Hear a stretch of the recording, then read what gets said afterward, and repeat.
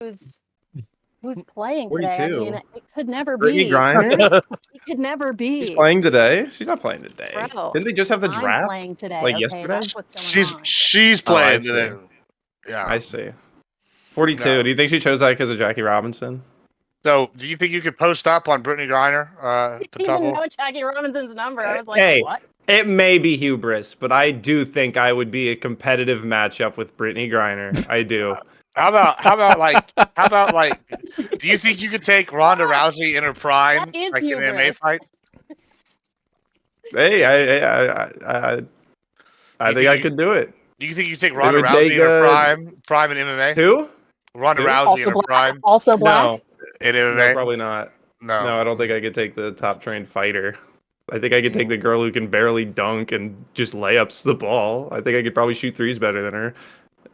Yeah. I think I could probably get the ball out of her dribble. What about Yeah, I think I could beat her.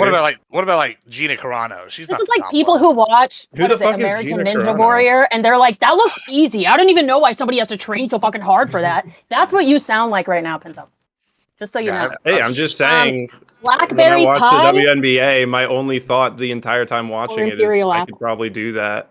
I don't think that when I watch Ronda Rousey. I don't even think that when I watch Caitlin Clark. I'm like, damn, she cooking up threes like pretty good.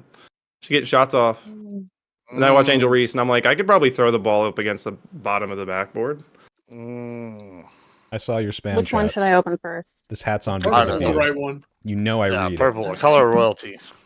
Is that This alcohol? one. Yes. Yes. Really?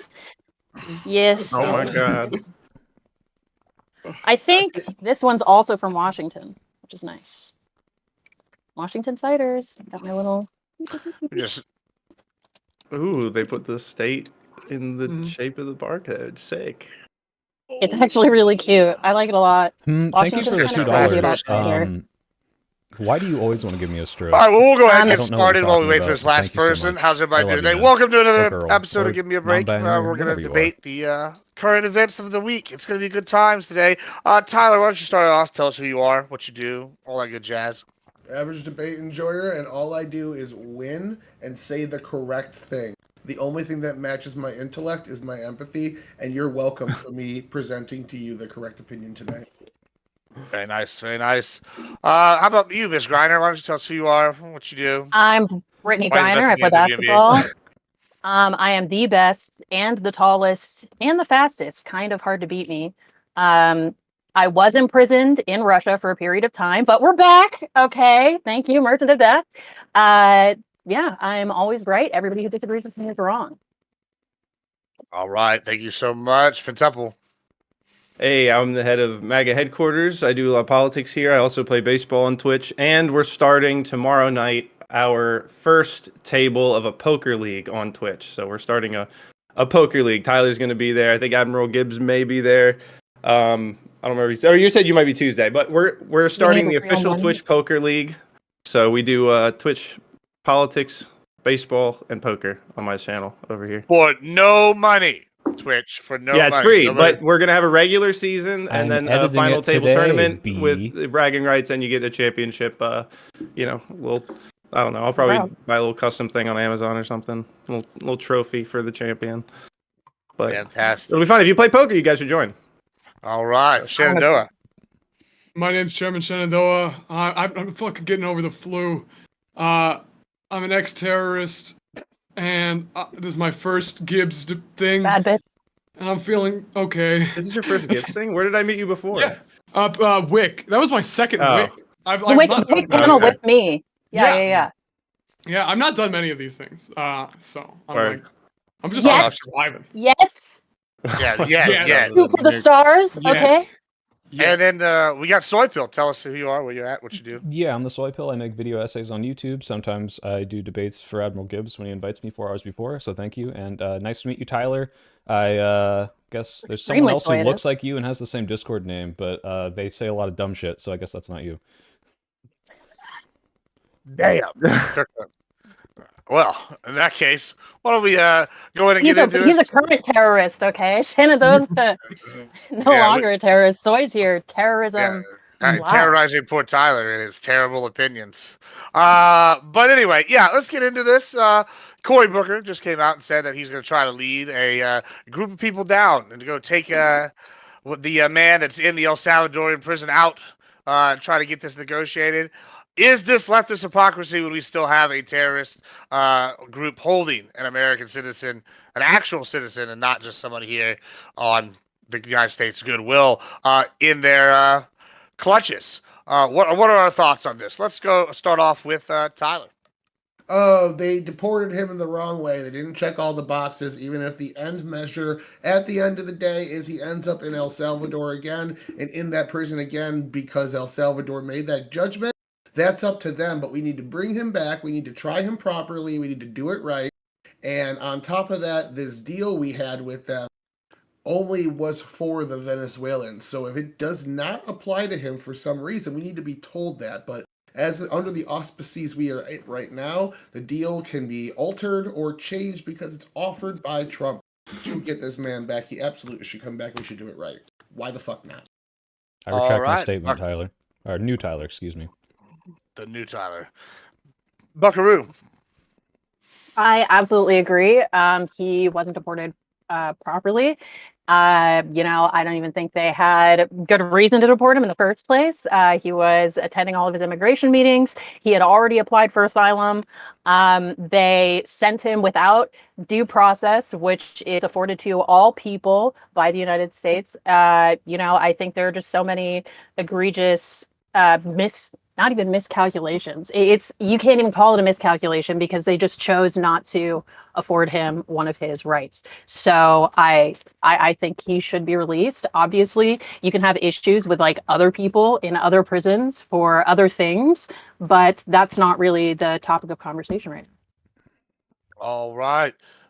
All right, we try to not ramble, but yeah, they violated a withholding order. Without the withholding order, his deportation would have been lawful. I think this hyperbole that there was no due process is ironic, given that we're all sifting through like 500 pages of court documents and hearings on the matter.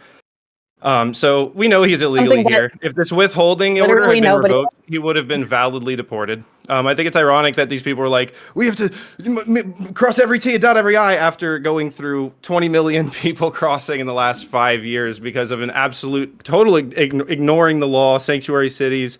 They've allowed the cartels to run the border. So, I mean, he was going to get deported anyway. They would have just revoked the withholding order, and he probably would have, because I think that the reason that they put that in place had expired, and we could look into that. But as far as what the due process question is here, what is the due process that the government needs before they can deport somebody back? This idea that we're like just doing it with guesswork is wrong. We're identifying these people, we're identifying their home country. We should check and see if there's legal exemptions or things that they can, claim. But a lot of this stuff is bureaucratic and completely designed to obstruct any sort of mass deportation program anyway. So, it's just a current thing, hyperbole. It's not a constitutional crisis. There's no due process. We're, even in this case, sifting through hearing after hearing, call these court documents. As far as whether he should bring him back, I think it's up to El Salvador. I mean, if we have an extradition agreement, it's not like crazy that we could even ask for an El Salvadorian citizen who committed a crime here back. But when that crime is, illegal immigration and these things, and the end result is deporting him, I don't think it's the type of case that we need to extradite him back here. So I think the courts are overstepping. I think it's political, and I'll leave it there. Fantastic. So we're 0 for 3 with the topic so far. Let's see if we get 0 for the fourth one here. Go ahead. Yeah. So, I mean, I think it's pretty simple. I don't really think it's justifiable to deport people to a foreign gulag without sufficient protections and due process. And I think it's abhorrent that we're possibly continuing to pay them to keep him in this foreign gulag if the senator, I forget his name, but he spoke to the vice president of El Salvador, has to say anything. I don't know, man. I mean, I think it's like 9-0 Supreme Court ruling is pretty simple. There was an administrative error, and we should be trying to do what we can to get him back, and at the very least, give him a trial. All right, thank you so much. Soy Pill. All right, so I don't know if anyone heard the moderator what the topic is, but it's about the hypocrisy of Cory Booker not going to Gaza to free one of the American citizens being held there. Now, as stupid as that is as a topic, sorry, Gibbs, that's a very dumb comparison to make. No, I don't think it's Hippocratic to not go to a war zone to retrieve a hostage held by a foreign adversary than to go to someone that we're negotiating with for holding prisoners that we've decided to place there in a way that I think is unlawful or not right. But yeah, based on what everyone else said, yeah, he was not afforded his due process. He was not. He was apparently administrative errored into this country, which is funny because he had this this withholding to be able to be deported to any other country. So rightfully so, Trump could immediately get him back and just throw him into Mexico or something, and I think that would probably be legal and fair. So what's interesting is that Pentuple, and I guess maybe other people might make this argument that there's due process because we have documents, and not the fact that there was a failure to file an injunction or an indictment or anything else like that. They just kind of threw him into a plane and shipped him off to another country. I think that is insane, and I don't think that's the same as holding a hostage in Gaza, though. It's much, well, I don't know if I'd say worse, but completely disanalogous. So that's my opening. I'm so glad one of the people here got the topic right. I'm glad. Thank you. We are 1-4-5. Just start off with responding to that. It was a withholding order. He was in. They had gone through the process. He was going to be deported, and they granted him a withholding order on the basis of fear of gang activity or whatever it was. So like this idea that they didn't go through process because they ignored this withholding order. Why? Which, yeah, they're right. They shouldn't have ignored, but this doesn't mean he wasn't going to get deported anyway. They had a withholding order. This is important and relevant. Right. So if I say I'm going to charge you, if I'm going to charge you for stealing from a convenience store, and then I throw you in prison for 25 years for a murder. Well, he was going to go to jail anyway, right? This is completely no, that's not the same thing. It's not the same thing. It's not the same thing because the withholding order could have been revoked, and he would have been already at the point where due process had been provided, and he was deported validly under due process. Pentuple, that's what due process would have uncovered. He went through the due process, was going to be deported. They provided a withholding order to hold and stay that deportation. Yeah, if that had been removed, he would have gone through the process already. But for the fact that there's this thing that says we cannot deport you to El Salvador, he would not have been deported to El Salvador. Yeah, I agree. But yeah, if he had been deported to some other, country with any other sort of deportation method, that's very different from sending him to the one country he's legally not allowed to be sent to, and specifically to a torture according prison. to the withholding order. Yeah. Yes, according to the law. Yes, that is what happened. And he's not been charged with anything. What? They had to do was remove that. So the immigration and they didn't. Okay, so anyway, this is also they just skipped a step essentially. So I don't even understand your argument. You're arguing is this hyperbole that there was no due process. They didn't do anything. What they established through due process. They were going to deport him. A withholding order stay was put in place to stop that deportation, and the Trump team violated that and deported him anyway. That's what happened. This idea that there's no due process. They're going to just deport people randomly. It's hyperbole. Everyone knows it. This is what you guys are known for at this point. It's just have fun. Do it. Go ahead. Why was he deported? What exactly was the deportation for? If he was going to be deported, what was it for? Because if I remember correctly, when he's here legally. He's a member of MS-13. No, he actually had legal residence.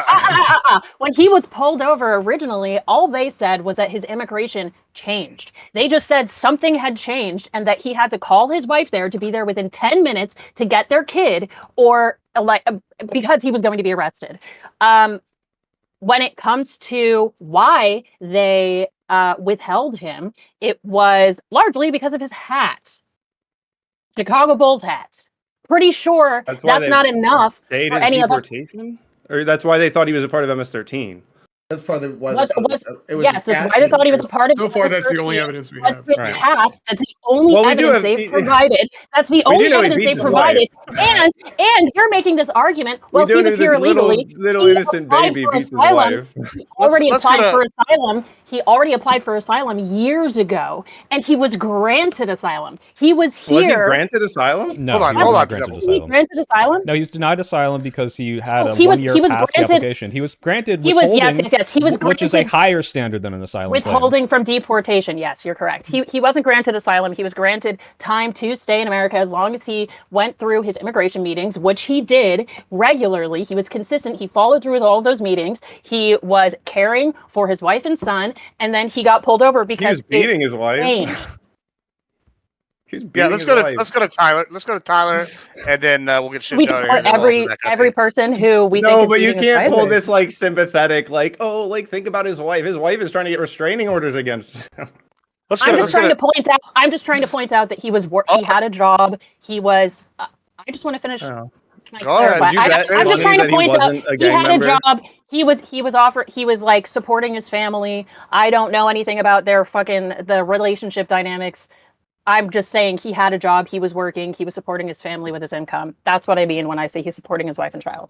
All right, Tyler, go ahead. Then we'll go to Shenandoah. I don't know if anyone else here has been to or is from like an inner city area, but lots of gangs wear lots of sports color gear that matches with their gang colors. I linked Buckaroo, the actual police report, where they're saying it's more than just his hat. It's the color of his hat, as well as the contents of his shirt, as well as the people that he was affiliating with. You have to be a higher up member or trusted deeply within MS-13 to be talking to other known higher up members. And then on top of that, there was a confidential source that also backed those claims as well. So there was a little bit more evidence for the police to say he was MS-13. The judges reviewed this evidence in 2019 and said that he was a risk. They ended up reversing that with time. But at first assessing this evidence, what they were presented, they said he is a clear and present danger. So this was all added together. So just saying it was a hat, it's a little bit empty onto what they're claiming the hat means. No. I hear you, and like, I guess a part of my complaint is like him wearing these clothes and associated with them. That's not evidence enough to me, at least, that he's committing a crime. That's just evidence that he's possibly affiliated with people. But he was like being. I just don't see that as enough for. I'll bite the bullet even harder. If he was both a gang member and he was beating his wife every day and kids, I still think what happened to him was not afforded due process. He needs to be charged with a crime before he's deported. And the withholding order did not say, and then we can just deport you whenever we want. There needs to be a court process, an official indictment, an official process, a very robust process that was not carried out. And if he deserves to be deported, first of all, he had legitimate reason to. The Trump admin had like multiple opportunities to ship him to another country, to appeal this withholding, or to just take it back to the immigration services. They could have done any of those three things, and I don't think many people would be complaining. And if they did, I wouldn't really be on their side. So all I'm saying is, if he gets a proper charge, that's fine. And Gibbs, I see you're frustrated. You probably want to talk about Cory Booker for some reason. Oh no, I was gonna say let's go. I'm gonna let Tyler say he looked like he wanted about that. Then I want to go to Shenandoah. I know he's not feeling the optimum, so yeah, I'm kind of like leaning back. So I'm gonna let you get in after Tyler. Go ahead, Tyler. Yeah, go ahead. I did want to point out that Hamas said, I think yesterday or today, they don't know where the last U.S. hostage is. So even if Cory Booker went there, he wasn't getting shit. So why would he go there? You just become another hostage. Hold on. The point is, this now my own side's turning on me. This is some bullshit. Yeah, man. Yeah, backstab.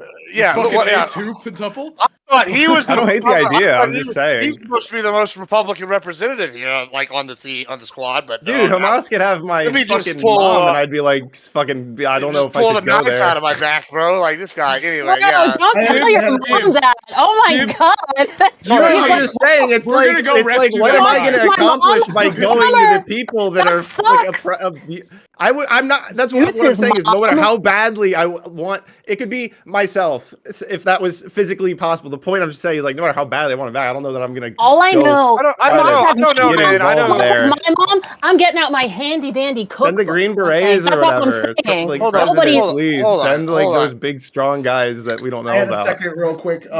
So throw this out there. Yeah, all the like 6'9", like genetically engineered specimens that I know they have somewhere. You cannot legally deport to somebody to a country that they are not a citizen of without authority of the country you're deporting them to. That was the entire point behind Trump's 2018 tariffs against Mexico, was to get them to agree to the migrant protection protocols and that executive order. They would have had to say, yes, we'll take your asylees, even if they're not from Mexico, in order for that to work. So a country would have to agree to take an El Salvadorian citizen in order for us to deport them there. And I don't think we have that set up with anybody else besides El Salvador right now. Okay, sure. If that was not an option to him, at the very least, he could have reopened the proceedings or, appealed. We do have that. So let's go to Shenandoah here. Go ahead. Yeah, I was just gonna say, I do think it's kind of sad that the Trump administration and the general state of our government has gotten so bad that the topic of this debate is comparing the actions of how we've deported people to like a fucking prison camp and how that's like analogous to Hamas.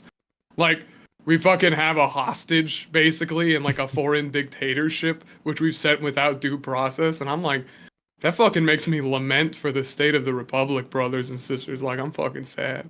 Like, I'm fucking sad. I am. Yeah. When it comes to like this, bro, lately, don't even get started on the sadness thing. I'm actually very sad with the state of the nation right now, and all just like the blatant ignorance, like blatantly ignoring the legal avenues just so you can fucking speed run deportation. Like, no. I was the soy actually have one. questions for you, Pentapple. If we were actually deporting people without due process, we would be deporting so many more. Whoa, Pentapple, I have a question, because when we were talking about due process, a part of your argument was actually, there were 20 million people who illegally crossed during Biden's reign. So, like, due process, are we really worried about that?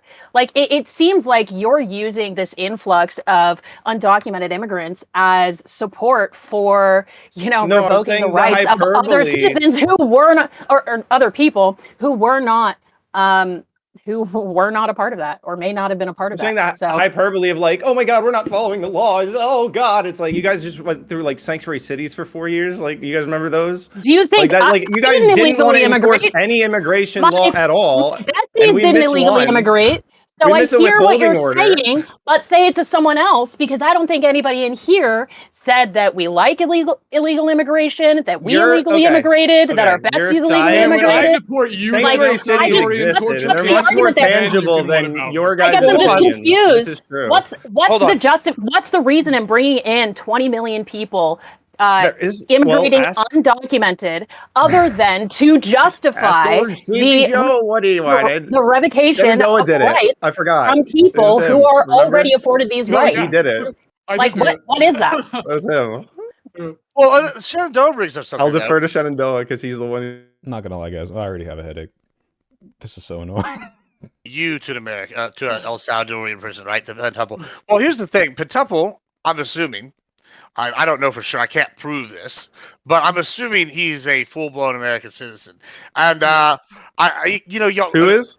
You are. Oh, right? yeah. You're damn right. Yeah. And Tyler here brought up the point. Oh, we're not negotiating with this government, this El Salvadorian dictator, but we are negotiating with. We literally had him in the Oval Office. Yeah, like, right. How long ago? No, sorry. And he said no. Hold on. He didn't want to break American law.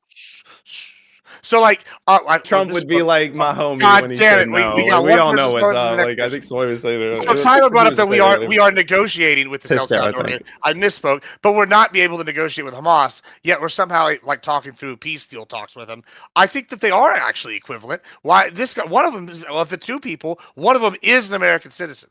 Why couldn't Cory Booker go to whatever representative Hamas is talking in these negotiations and go over there and go speak with him in Palestine or Israel or Qatar and be like, give us our guy back now? I have an answer, sort of.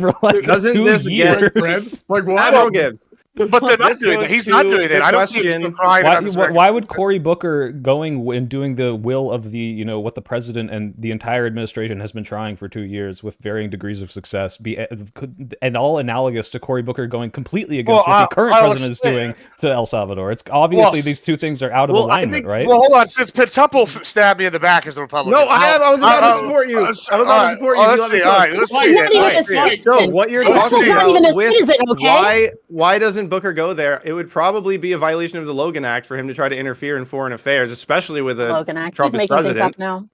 And then this is what people are accusing Van Hollen of trying to do by going down to El Salvador to negotiate with Bukele. I mean, this is what people were talking about. I'm not super familiar with the Logan Act violation, but it generally has to do with interfering with the foreign policy of the government, right? I don't think that like you can necessarily, although if it's in support of the policy, I don't know if that would violate the Logan Act, but I don't know if congressmen been? Although I guess they do that, right? Don't we have pictures of John McCain going overseas? when he Okay, was a wait. senator? Maybe you should give it back to Gibbs instead of figuring out your opinion in real time. That's so Yeah, dumb. Yeah, no, I mean, don't- it's an interesting hypothetical. Do you have an No, opinion so, on it? Yeah, I think yeah. Chuck is So probably hold on. not as This is true. the point that I was You making. have conclusions because you just give whatever you were told. This is You maybe don't the think. more the line of thought that I wanted It's to go for down. Neil. Right? The So ability a lot of people are going, hey, the Dems seem to be way more concerned about this guy who has what looks like fairly clear ties to MS-13 to most people. I think if you Fairly look at clear. it more, yeah, fairly His clear. I mean, outfit from how many years ago? or his 6, 7? outfit, the fact that he was arrested with a bunch of money, 8? the fact that his wife has a restraining order on him. Yeah, because he's 7 so years supportive ago. that she's You're got a like restraining post-hoc order. rationalizing all of this, and first No, of all, hold it on, I'm doesn't just- matter. By Hold the on, way. hold on. And like, listen, Yes. here's the bigger point. This is not even rationalizing because he's still not a citizen, right?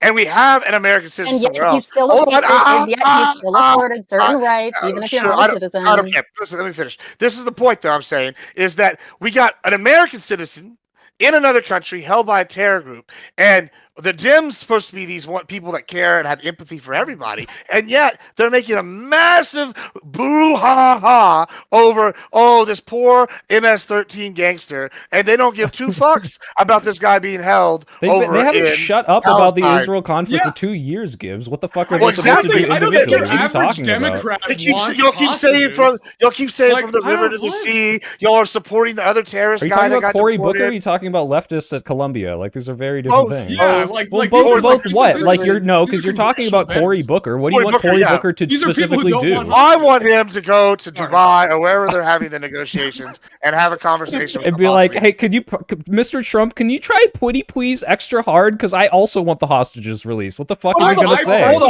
Hold on, members of our government go to other countries all the time without just the president's express permission. I'm saying, I- what I do you do want kinda him wanna to say add they to the don't. conversation in this hostage negotiation? Like, what the fuck do you think he's going to say that's different from him specifically going against what the current admin is doing? If anything, he would be completely in line with the admin. The admin wants the hostages released. There's not going to do anything. It's like, hey, like, can you get your son to go to work with you and also like file papers for you? It's like, what the fuck is he going to do? I Right. know how to file them. And I don't need also, him here. he might just get killed if he fucking goes to like Hamas. Like fuck, I mean, like Hamas is a terrorist organization. El Salvador is at least a legitimate government. Like fuck, that's like a whole different level of thing. It's like you want to walk into ISIS and be like, hey, Wait, ISIS, I have an idea. Wait, so You're you not gonna agree believe Hamas is just a terrorist group then? I think Hamas is terrible. I think they should That's be all be. That's a I bold can't say statement on that. Twitch nowadays. It's a bold statement. No, I can't finish that. I was about to break TOS. Sorry. That's a bold statement to say Hamas is a terror organization. Yeah, I mean, I see people saying that they're the rightful not. rulers I love of, Jewish people. of I think Palestine Hamas all is the bad. time. So there Oh, you that's go. true. I mean, considering the #1 Twitch streamer, but Yeah, I mean, I kind of gotta go there. All right, Yeah. go ahead, fight amongst yourselves. You're going. I got a couple things. So, one, Gibbs, we don't negotiate with terrorist groups. Adam Bowler going overseas and talking directly to Hamas and having tea and crumpets with them is pretty generally frowned upon by most people in the United States and the foreign policy of most of the West. Even though I don't think you care about what these people think, it just doesn't look good. And he did help maybe facilitate getting our second last U.S. Terrorist out of there. We don't know the full impact, but you're asking, this would be like asking Cory Booker to go and negotiate with MS-13, not to go and negotiate with a foreign government's sanctioned leader. Like, the comparison is off. Yeah, because we have foreign dignitaries go and talk to people all the time, and they can have antithetical views to the administration. The Logan Act requires some sort of quid pro quo. Like when Tulsi went to Syria to talk to Bashar al-Assad, she was in a way disagreeing with the administration's policies on Bashar at the time. Especially, I think that was right after the strike on Syria. Something happened with Syria and the U.S., and it was right after she was basically kind of saying like she didn't agree with it. So I just don't think that really lines up. And I really think Cory Booker is really doing what should be done here. Trump cannot effectuate the release. They're being told he doesn't have to effectuate the release. So Cory Booker can go as a U.S. diplomat and effectuate that release, even if you agree with Pam Bondi's definition that facilitate just means a flight. It doesn't matter who effectuates the release. Then Cory Booker's doing it as Emmanuel, why don't we just ask MS-13 whether or not he's part of the gang? That's hilarious. no. I'm in. That was a lot Bailing him out of jail. He's bailing him out. I mean, Let him free. let's all team up and let's go to the El Salvadorian prison together and get this guy out. Come on, you, me, soy. Yeah, fuck it. It'll be like a weekend at Bernie's kind of thing. I unironically think we have a better chance of like us five and maybe some of my redneck boys, and we go down to like Palestine of getting the guy back from them than we do getting. Let's do it, Gibbs. You and me. The dictator. We'll be the El Salvador. team. I'd love to watch. I'm just saying. I think our Live odds are stream better because we probably equal them in about the same amount of guns comparatively. Compared to, I think the El Salvadorians are a little more organized. You know, just saying. You know, Gibbs, you just gave me a new way to get around TOS for telling someone to, end themselves, and which is, I believe that you should enact your hubris. Go on a crusade? Yeah, that's a good idea. Crusade. Yeah, it's we get what, a little Deuce Volt or whatever. What is that? What do you had tattooed on him, Hexcath? Anyway, I digress. Temple, do you have anything to say for yourself after being a terrible Republican today so far? No, but I have a question for the panel. I'm curious about. Sure, So like, Is it the one it's you kind pulled of up a on your derail green a little screen in bit. front of everyone? Not a huge deal. No, that was the Logan Act because I actually was like, I wonder what that, like, why that's like always accused and never charged. But it just says without having authority from the government to go negotiate. I don't know who would give that, but it's probably someone in the administration. So it probably wouldn't like give Cory Booker the right to do it. He probably would have been able to under Biden, I guess. I don't know how it works. But when Trump's talking about like, oh yeah, we could send some people who are citizens to these places. When we're getting rid of the death penalty, would you guys like be always forever opposed to sending like a school shooter to this kind of place? Being like, yeah, we'll send them to like a supermax overseas. Like it'd be a good deterrent to like. Let's just change it. Why don't we just sell them into slavery? If you're on death row, you can sell them into slavery. I'm pro death penalty, but I'm wondering if we get rid of the death penalty, like, is this like this isn't worse than the death penalty. Yeah, this is absolutely worse than the death. They're sending them to a torture prison where they beat and strangle and kill people there. They're in like overcrowded, no air conditioning, I would send no the school shooter there. windows. Here's a button. Would you press it? Send the school shooter. Would I from send a FSU school shooter there. here? So would you do it? Obviously, would you press it? Hold on. Let me explain a hypothetical to you. I'm pressing that button. Okay, well, go ahead and press the button. I'm waiting. You should too. You haven't pressed it yet. All right. So when you catch someone red-handed doing a crime, and it's like very obvious, and you still have to go through the due process. So you catch someone in the middle of stabbing their wife. Right? It's like, okay, the cop arrested them. I saw them stab their wife. We have it on camera. And nevertheless, you have to go through the court system. That's part of our laws. Right. You have to go. It's like a violation of Fifth Amendment to not do this, right? So once that's happened, let's say that we're saying, okay, we're throwing these people into some sort of jail. I don't think that we should now throw them into El Salvador and then claim that we have no ability to get them back, because if you get that wrong just one time, if you make this the operational policy of, hey, we send the worst people here, and now we're sending potentially innocent people to a torture prison. One, I don't think we should just torture people as part of our punishment for crimes. But two, if we ever get it wrong, now we are torturing innocent people and we can't bring them back because it's not our jurisdiction. I think the greater point here, though, however, and you can say address both of these separately, is that Trump isn't doing this to say, oh, I'm so weak, I don't know how to make deals anymore, I don't know how to pressure El Salvador. He's doing this as a test to see how much he can get away with, because if he can get away with this without sending people away without their due process, and then he starts doing it with U.S. citizens, then who knows who else he's going to do it for. He's hey, I don't need to prove that you did a crime. My cops, my ICE, whatever, they said you did a crime, and we don't need to actually have any sort of court proof. And now go fuck off to this place, and now oops, whoopsie doopsie, if we made a mistake, we can't get you back. So that's actually what's the problem here. It's not just that he's being sent to prison. It's just that he's being punished. He doesn't deserve to be deported. It's all of these things at once. Yeah, the jurisdiction thing is honestly the biggest red flag to me. It's like, yeah, even if like say that, oh my god, fuck, we accidentally got like this school shooter guy, and it turns out, oh my god, he's the wrong guy. Fred Skull, I'm literally an aerospace engineer. And you can't like oversee them and like give them their fucking like legal rights as Americans. Like that's or just as people. That's one of the things. Like if I got something for you too. I was going to respond to that. So Trump definitely dapped his boy up Bukele, knowing that if Bukele postured as I'm not giving him back, that it would absolve him of what the Supreme Court ordered him to do with facilitating this. I definitely get that. Like, there's no doubt if Trump wanted this guy out. I mean, Trump's got people out that definitely don't want to, give people back. So this is definitely a case where we have a relationship. The idea that Trump couldn't get him back if he really wanted to is fair, but it's also fair to say, look, we're going to defer to him, and it is what it is. These are the people in power. But your argument about this, we might accidentally deport innocent people there to the prison. So this kind of mirrors the anti-death penalty claim, where it's like, Yeah, it's exactly the same. you know, we don't want to have like people who get the death penalty that are innocent. But I do think, and you pointed this out, the distinction between cases where we have, you know, a preponderance of the evidence, no confession, no like video. But in those cases, like you said, where we have caught him in the act, it's on body cam. We have confessions, like they're admitting to it. They're like all of those cases. In those cases, right?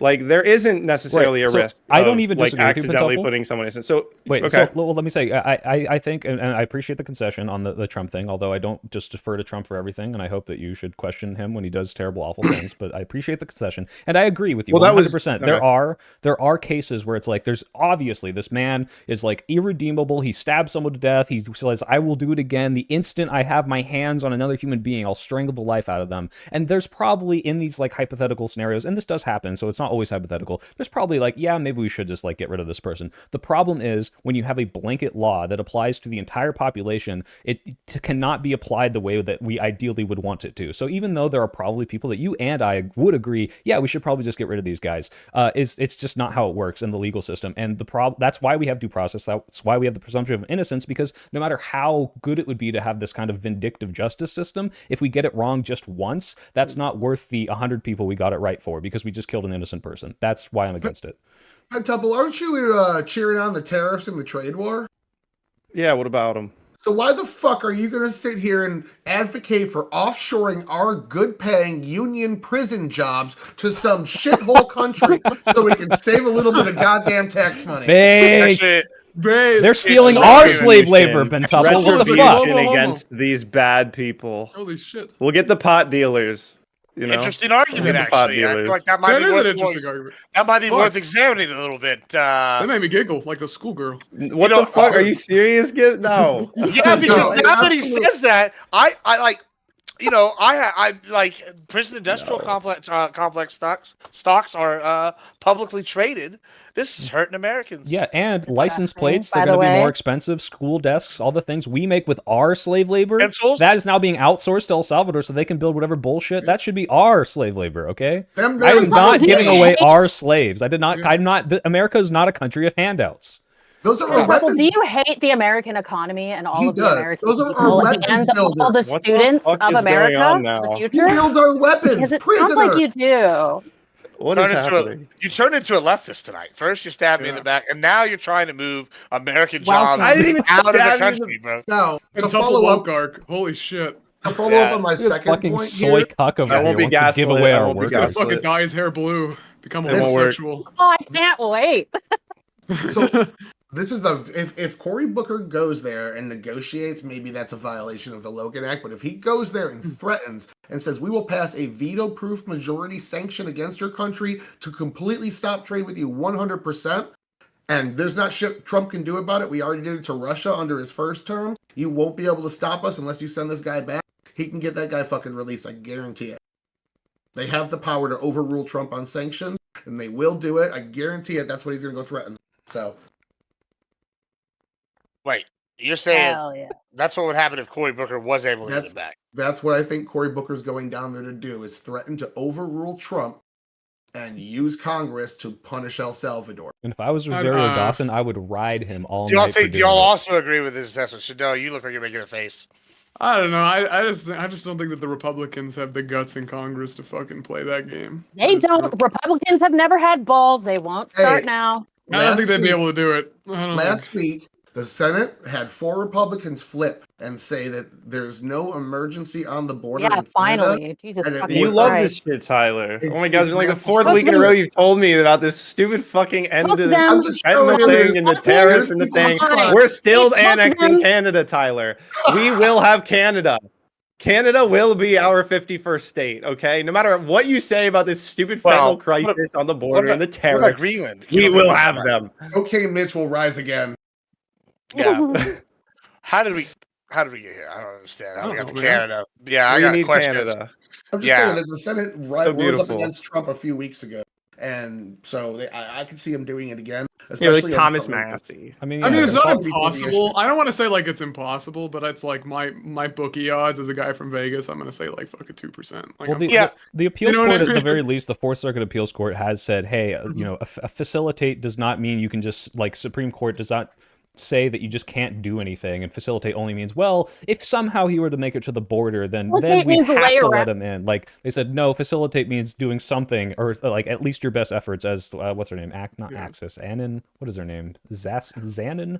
Zenus had prescribed that, like, hey, you have to give Venus. updates on what steps you're Zenos, whatever, Well, what it's steps also- you're trying to take, and actually like, report on the status of this person. Which, by the way, he might just be dead in this prison, which is kind of insane. Oh yeah, we don't know. You know what, Mr. Pill? You know what freaks me the fuck out is like, you know, like we could have taken like the coward's way out. And Trump could have just like pretended to do his due diligence in bringing this guy back home and just been like, whoops, sorry, and just like had a private conversation with Bukele and just said like, yeah, he's fucking there forever. But we don't even have that much. Like, we're like the conversation he had with Bukele, he very clearly doesn't fucking give a shit and doesn't even want him back home. Right, which is Like, what I he's was talking about saying. It's an sending indication homegrown. that he wants to do this more. He's seeing how much he can get away with right now, and Yeah, apparently exactly. people are going to run defense for him if he does it. So. Yeah, and we could like again, he could have at least like fucking pretended, and I would feel a little bit more at ease if he just like gave it a fucking fake shot. Would Well, be so, a loss of a waste of living there. time. Let's look at this Yeah, another thing. 'cause I Y'all feel like, brought- well, Go ahead. I was just gonna say, I feel like when it comes to ignoring what, like, even just having an argument over whether or not his rights were ignored, I think it really comes down to, like, at what point do citizens feel like their sense of safety is being undercut by the actions of the state against people who seemingly were legally here. You know, I understand there may be complaints about him, about Garcia as an individual. I'm sorry, I'm jumping back to Garcia, but there may be complaints about him as an individual. There may be, you know, thoughts that he has like ties to a gang. I'm not, even if I agreed with all of those assumptions about him, I would still take issue with the idea of, you know, just ignoring certain rights or not appreciating them with you're not respecting them at the level that they should be respected, because, you know, what does that mean for citizens? At what point should we start worrying that our state isn't there to support us either, if they're so willing to kick out all of these people that for years they said were legal, like Garcia?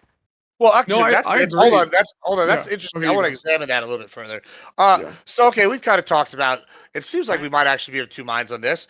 Should this guy even be here? Because it seems like there's been some questions about whether or not he should be here in the first place, or like because of his ties to the gangs, what he's done. It looks like he was picked up for something and then let go under Biden. I don't know.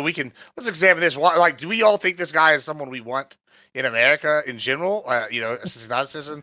Thoughts? Go ahead, Soy. You're laughing. Well, I think your statement is going to do a lot of, I don't know, burying The heavy lead lifting? there. Yeah, the heavy lifting. Yeah. Like, do I want him to be there? You know, it's like if I knew a guy and you told me, hey, this guy beats his wife, do you want him in the country? I'd be like, I guess not. I probably not. wouldn't want him, right? But the idea Well, that like this is somehow justification for whether or not he should be here is kind of a different thing, right? So this man fled from El Salvador because of gang violence, right? But for the technicality that he had over a year after he was supposed to file this asylum claim, he would have been granted asylum and then been a permanent, asylee who gets a bunch of, paths to citizenship, work permits, this sorts of stuff. So he would have otherwise, been granted that. And now, because of that gang violence, he was granted this withholding from removal, which is, again, a higher standard. You have to prove, and the judge saying, hey, this person is giving, good evidence and good testimony that all of this stuff is true, that he would be, killed or threatened by something due to his race, religion, nationality. So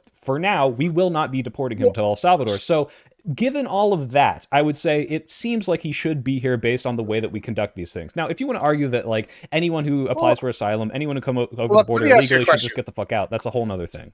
So let me ask you a Bill, question. so- Hold on, Dr. Hold on. Well, let me ask you a question. So I've seen a lot of this. It says gang violence, and I've advocated previously in panels that I didn't like the idea of gang violence being something people could seek asylum for, because it seems like a lot of times it's one gang loses an area or is losing territory, and then they decide we're going to either be informants or whatever, and they work with the government, and then they're like, oh, we need to claim asylum because this new gang is going to take us out, or like our rival gang is going to take us out. Like, so we just bring in a gang. This is an interesting hypothetical. What actually happened was he here? had his pupuseria, which, by the way, try pupusas. They're delicious. Bring Moral Salvadorians in. All right.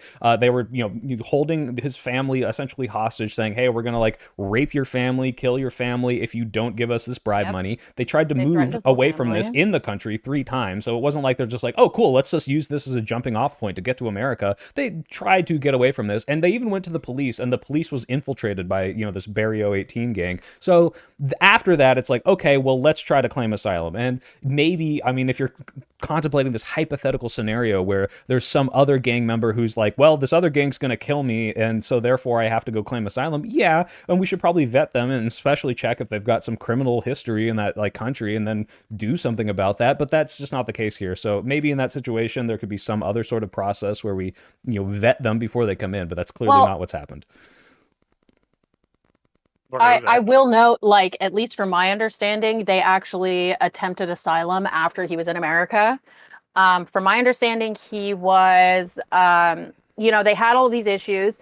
Then his mother sent him to live with his cousin in America. He was working with his cousin in America as a day laborer, and then he was picked up for the clothes that he was wearing, and then he applied for. He was like, I blah blah blah, or fucking remove the clothing part. He was picked up. I can't remember why he was picked up. The second time he was picked up for clothing. The first time he was picked up, he applied for asylum. They were like, "Yo, you're late. You can't do that. But we'll, keep you here for your safety." And I personally, I guess, like, to me, this seems at best like somebody who was, trying to escape violence and came to America and maybe didn't know the asylum process, if I'm giving him the benefit of the doubt, which I think he deserves. Sorry, Barrio, not Barrio. Excuse me. I've been pronouncing everything wrong. I'm going to say like El Salvador or whatever. I just think it's kind of ridiculous that we're even talking about whether or not he should be here when he was given the ability to stay here by a judge, by somebody with the legal authority. They said, "We will keep you here for your safety." And then abruptly one day they were like, "JK, we don't feel that way anymore. Sorry." Well, a withholding order and a stay on deportation does, in theory, isn't permanent. I mean, I don't think this one had an expiration date or anything. But the idea that he was supposed to think he was like off the like totally, basically granted total freedom. They had a withholding order of a valid deportation that would have been valid without that order. I understand and I respect that, but at that point, like, what do you expect him to do as an individual if suddenly the regime changes and he's just kicked out? I feel like he's done his hard work. He's like put his work in the American economy. He's, he has a wife from America. Like he's like benefiting America in all of these different ways. Like, I know you're laughing, but he's benefiting America when he's working here, when he's making money here, and if he's spending here. Well, no. I'm saying he's working here. He's spending here. I'm not even trying to talk about I'm not even trying to talk about him as like an emotional individual. I'm talking about what he is as a part of our culture, like separate. But I didn't want to deport him because I didn't think he was paying enough in taxes. That I don't like. That's not why we deported him. In the same country with, and yet they still stay here because they're citizens. I don't think beating your wife is enough of justification to ignore like what I think was the appropriately afforded due process. Good enough to ignore that he's here illegally. Hell yeah! Don't deport anybody, even if they beat their wife. That's not what I said. What I said is, like, there are tons of people who beat their wives that I would love to be deported. I'm just saying this guy's obviously like. I just don't think that's reason enough to deport somebody. I think even people who are beating their wives deserve due process because that's the fucking nature of due process. That's the nature of rights that are afforded to you by the American Constitution. But this idea is that they're offered to everybody unless you've done something this withholding order hadn't been put in place, he would have been validly deported. Why do you keep making up a scenario where that didn't exist? That's the point. My point is that he wasn't deported at that point. Like, again, no, I know, but you're saying, there was no due process. Yeah, and if my mom had wheels, she'd be a bike, but she fucking doesn't. So why the fuck are you making this argument? Guys keep using They this did hyperbolic violate due language that process no by due choosing- process had taken place. And I'm They telling you, violated hey, due the due process had process when taken they- place. What's the They due violated a process? withholding order. What? Like, this is Violating what the I'm withholding telling you order is a guys. violation of That his Fifth is- Amendment Yeah, but rights. that's- You're that's literally what- no one. No Oh my due God. process. This is What the do you point think of due due process people without due is? process. That's what technically deporting the someone whole without due point- process is, dipshit. whole What the fuck are Now you it's talking semantics. about? You know that's semantics. whole- It's not It semantics. is. He didn't Hold get on. charged with anything, and they kicked him out of the Let me country. get some order here. Let me Yes, get it some order is. You here. guys The are whole acting like point they're of due deporting people process- without doing any Hold sort on. of anything, which is just wrong. All right, let's Like, go. we're Let's go. talking Hold about on. all of these To have an hearings. appropriate- It's a withholding order. Right. Oh. All right, Tyler, go ahead. Yeah, I'm sorry to cut off Miss Repeal the 19th over here, but it is still Gibbs adjacent streamer Tyler, who once argued. Oh, here we go. it is still due process, even though it is semantically due process. Even though he's going to end up in the same place as Stephen Miller said in that meeting, it is still a process, a part of the process that was skipped. Pam Bondi admitted she skipped it. She's saying it's a waste of time to bring him back. It's a waste of time, money, and effort. That's It's what also saying. not And the no whole due point process. of due process, the whole point of due process is to have a system where you go through and you check all of these things. You check every box. You make sure you're doing it all correctly, because at the end of the day, somebody can argue that they were Let me try to build a bridge with you here, though. Wait, Like, this is Admiral, what can I this. say Yeah, I one thing, will. Admiral? Sure, go ahead. There's a whole reason. Let me just say there's a fucking Papa's- reason for due process. Yeah, what Papa's saying is true. This is kind of like a binary thing. Like, yeah, oh, well, there's some things that they did and some things that they didn't. Okay, so if you arrest someone, you don't read them their Miranda rights. It doesn't matter if you caught them dead to rights. That is, in certain cases, justification for releasing them because you didn't fucking follow the process. And the reason that process is there is so that you don't do something that gets someone who doesn't deserve to be fucking arrested or deported. So if it's like, hey, I saw him wear the Chicago Bulls hat, so it's okay. He was a gang member. We can deport him. That's not due process. You have to show up. You have to go through the injunction in the criminal court, and you have to show, hey, this is the proof, and then the judge or the jury has to agree on that. So if you skip part of that process, it's not, oh, well, we did most of the due process. No, his Fifth Amendment rights were violated. The Supreme Court has said as much. That's why it fucking matters. Well, yeah. So that was We're getting all of this I information agree. from Actually, about the yeah. outfits and stuff from Well, hold the on. very process you just described. No, that is this not is- even this is- part of what do why you he was mean? deported. They didn't even know They're this when like, they sent him off. They just checked his hat and sent him away, and it's like, how do we even know all this? It's from Because the someone case where just they said argued it. all of what you just said. Oh my god. No, this was Oh, not. so hold You're on. talking about the Also, 2019 wouldn't case and it comparing it to the not today be- case. Let me Completely try to separate. Can I just- You guys are Hold on, let me stuck just trying hold to on. Let me just- rationalize. Can I Let me just just this hold on. is- Let me just try to frame this, because this is what I think it seems to be coming down to right here. Well- So, like, I'm hearing both of y'all, right? So, what it seems to be like Pip-Tupple's saying, all right, and maybe he could correct. I'm sure he'll correct me if I'm wrong afterwards. But what it seems to be is like they have done steps X, Y, Z, or A, B, C through Q, and then they did whatever afterwards, right? It seems like y'all are saying, well, it's kind of like the Miranda rights. If they don't read the one thing, it doesn't matter if they do A through Z correct if they skipped, like, I don't know, R or whatever, right? Like, if they skip one step, then you didn't get due process. That seems to be the general summary here for both of y'all. What are y'all's objections? Because I hear y'all both just screaming at each other. Let's go to that, go ahead. but specifically in this case, he's not been charged with any crime, and he has zero criminal record. It is the illusion that they think that he might be part of this thing, based on these documents that say, hey, someone claimed that this is gang affiliated, but we can't prove it, and we absolutely have not ruled that he is part of this gang, and therefore, that is the justification of deporting him, when it's like you can't just lump all this together and say, well, that's due process because we have some documents from some cases of where he might have been. It is not we know nothing and we just picked up a random guy who looked Mexican and sent him off. That's also a violation of due process. It's just much, much, much worse. This is just something where he has not been charged with anything. Let me just throw one other thing out here real quick. Why I brought up. Well, let me throw one more thing out there. So there's also this aspect, and I mean, maybe the righties can, or my token righties here can, enlighten people here in a second to why, like, what this argument. But it seems like there's an argument coming from many people on the right that this guy should have already been kicked out under Biden, and this is all agenda-based enforcement. And so they're like saying basically rectifying a wrong that should have been done previously. Now, I know y'all are going to object to that, but go ahead, Buckaroo, and then we'll let some other people go here.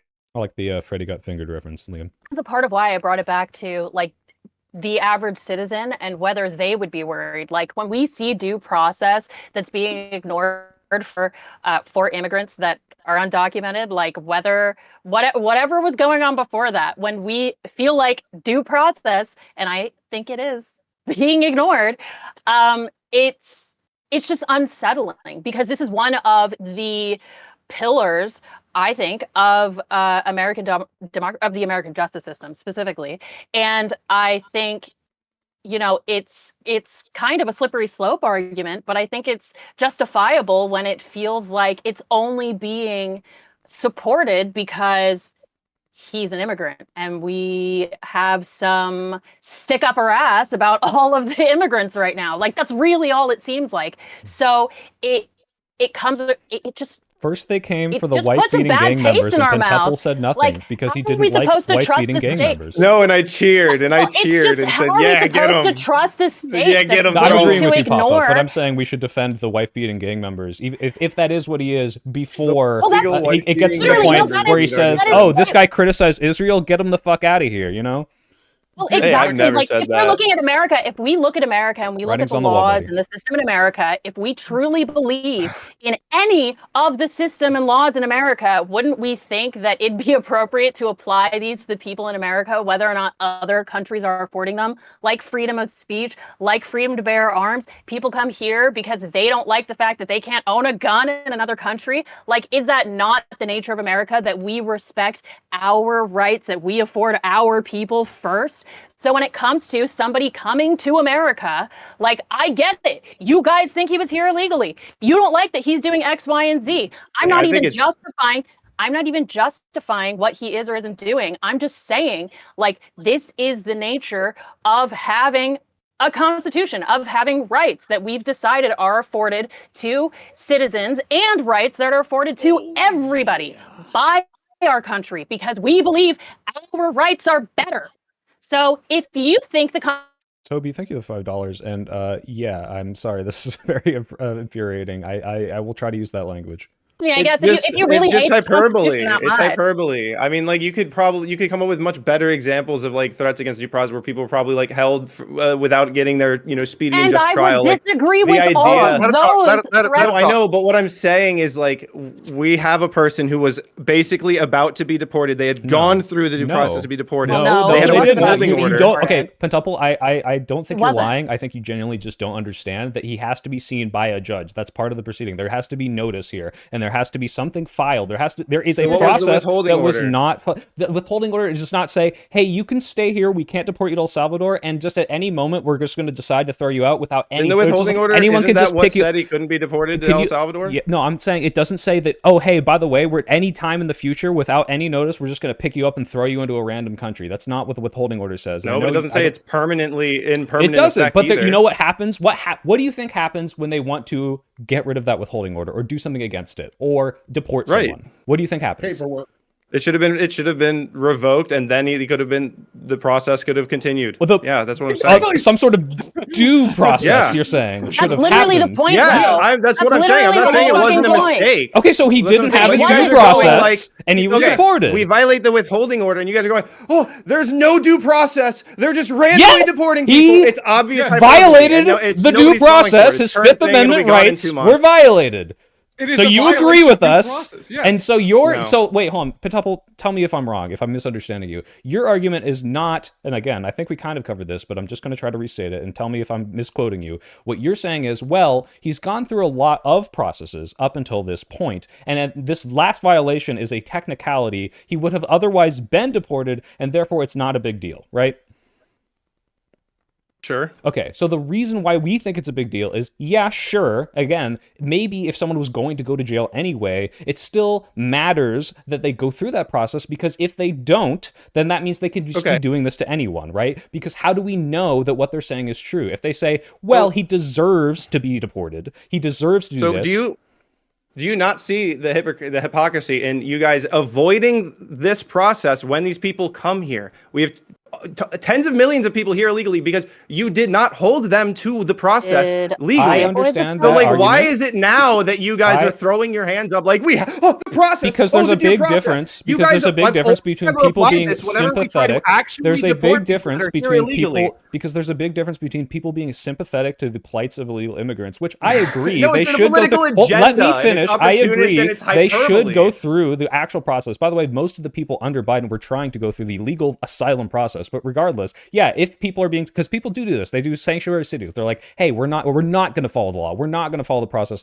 We're going to give, amnesty or something to these people in these cities because we care about them, because we don't agree with this law, right? And you're saying that's hypocritical. I agree. That is a little hypocritical. The difference, however, is the magnitude of, hey, we're sympathetic to these people who are trying to, come here and maybe make a better life for themselves. And hey, we're shipping people to a torture prison where they're going to get whipped to death or in El strangled, Salvador right? in El Salvador. That's what we did. Do you see? Wait, do you see how you just had to reframe that as, oh, we just put him back to his home country? Salvadorian Like, to El hey, Salvador, like, oh, we just sent this guy to Abu Ghraib. Like, it's not a big deal. That's where he's from, right? Like, it's a fucking torture prison, dude. Like, that's the problem. I agree with you guys that we should have due process before we deport people. But this idea that we aren't doing that is hyperbole. We literally just didn't know do it. We're What do you deporting. mean? We know they're not here legally. Like, we're not just randomly guessing. You guys are using this hyperbole because it's emotional. Fine if they have political attempt to try to win. No.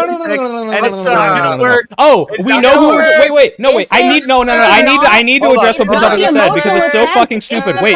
Let me speak. Let him cook. All right, look. You just said we know who we're deporting and why we're deporting, and yet this completely contradicts what's exactly what happened, which the Trump admin says, oopsie doopsie, we deported someone we weren't supposed to deport because he had a fucking withholding order that said we can't put him in this country. So obviously we don't know because we're not following the process. This is clearly him saying, I don't care, which is happening, or I want to keep doing this. And that's why we're upset about it. It's not, and to be clear, nobody is even arguing he could have theoretically been deported elsewhere. It's literally that he was deported specifically to the country where, from where he was seeking asylum. If he was deported to another country, this wouldn't be the same argument. But he's literally being sent back to the exact country where he was like, I need to be kept safe from this country. They're all going to claim kill me. So Pentuple. Okay, the judge agreed with him, Pentuple. You fucking eat. Even if I agree, and the judge also agreed he was an MS-13 member, didn't he? No. Oh my god, no, you didn't even read it. Oh my god. Even if they're all going to claim that, it was already argued in 2019. It's not like he did this just now. He was about to be deported, and then he was like, wait. Like, this was in 2019. This was already figured out to some extent. And again, I'm not even ignore everything that he's doing here. When it comes down to it, I think we still should follow due process, dot all of our I's, cross all of our T's, because what you were bitching about, you said this exact phrase. You were bitching about the fact that we were arguing for dotting all the I's and crossing all the T's. I'm just saying it's hyperbole and it's hypocritical because you guys just want to stop him from deporting anyone. If you have issues with people not with other situations where people haven't been as thorough, like with immigration, then fucking go have that issue elsewhere, because I don't think that's the issue being discussed here. And I think you guys are dying on a weird hill. I don't know that this guy is the guy you want to put your neck out for. Well, that's it. No. My point, though, is that every guy should be somebody you put your neck out for when it comes to due process being afforded to people by the state. Why don't you put the neck out for all the people being affected by the mass illegal immigration that was allowed by this very ignoring of process? I wasn't on Twitch poll at the time. I'm so sorry. I didn't give a notice to everybody publicly about it. Why do you think we have this scale of worry about deportation? Because we have so many people here. We're pretending that we've started an issue. This issue started when we started allowing tens of millions of people to come here illegally. That's where this problem started. That's the problem. It's relevant. Fireman ruined everything. Yeah, okay, taking control again. Listen, hey, I like the passion. I like it. It's good. All right, Tyler, you gotta raise your hand. Y'all been yelling for a moment there. They're great. They go back and forth. Gives me time to write up some notes and look some things up. So a few problems. First, I want to address Pentuple. Can I just most give you a little more time? Yeah, most of the people that were brought in under Asylum, as Soy was saying, came in legally. They were using the Asylum, I guess we'll call them loopholes. I'll get to that in 1 second. We saw that illegal border crossings, or gotaways as they're called, the border jumpers, actually the arrests went significantly up during Biden at a similar rate to how we saw border crossings generally go up. So it seems as though we were catching arguably a slightly lesser but similar per capita under the Biden administration of border hoppers specifically. Guys, I agreed to do another one of these tomorrow. I think I'm going to use that extra 2 hours to work on the video because I already have 2 other content-related things. So, yes, as fun as this is not a good spending of my time. This is such an obvious, like, yes, obviously this is not okay, and the fact that we're having an argument about it hurts my head. Point is that's where the problem started when we had 15 million people somehow come in here. We're obviously not enforcing the law. And by the way, I don't think it's 15 million. I don't think it's 15 million. Hold on.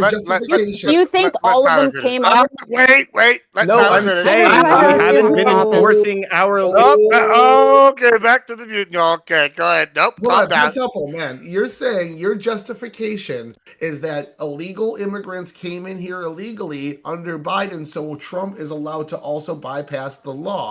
It doesn't work like that. Like, if Biden did things illegal, like that visa program with Venezuela, 600,000 people came in that ended up being potentially illegal. If you want to argue that, 22 states sued him, shut it down. Huh? I'm just saying that's why we're dealing with this issue at scale, because we've allowed this problem to get this. I'm saying you don't let 15 million people come here illegally if you're actually enforcing the law.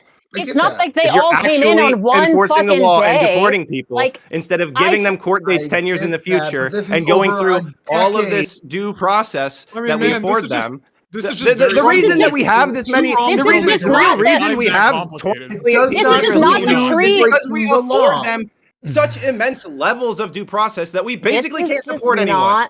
Yes, they can just claim asylum. They can claim this. They can claim that. They can say, let's go to my attorneys to qualify.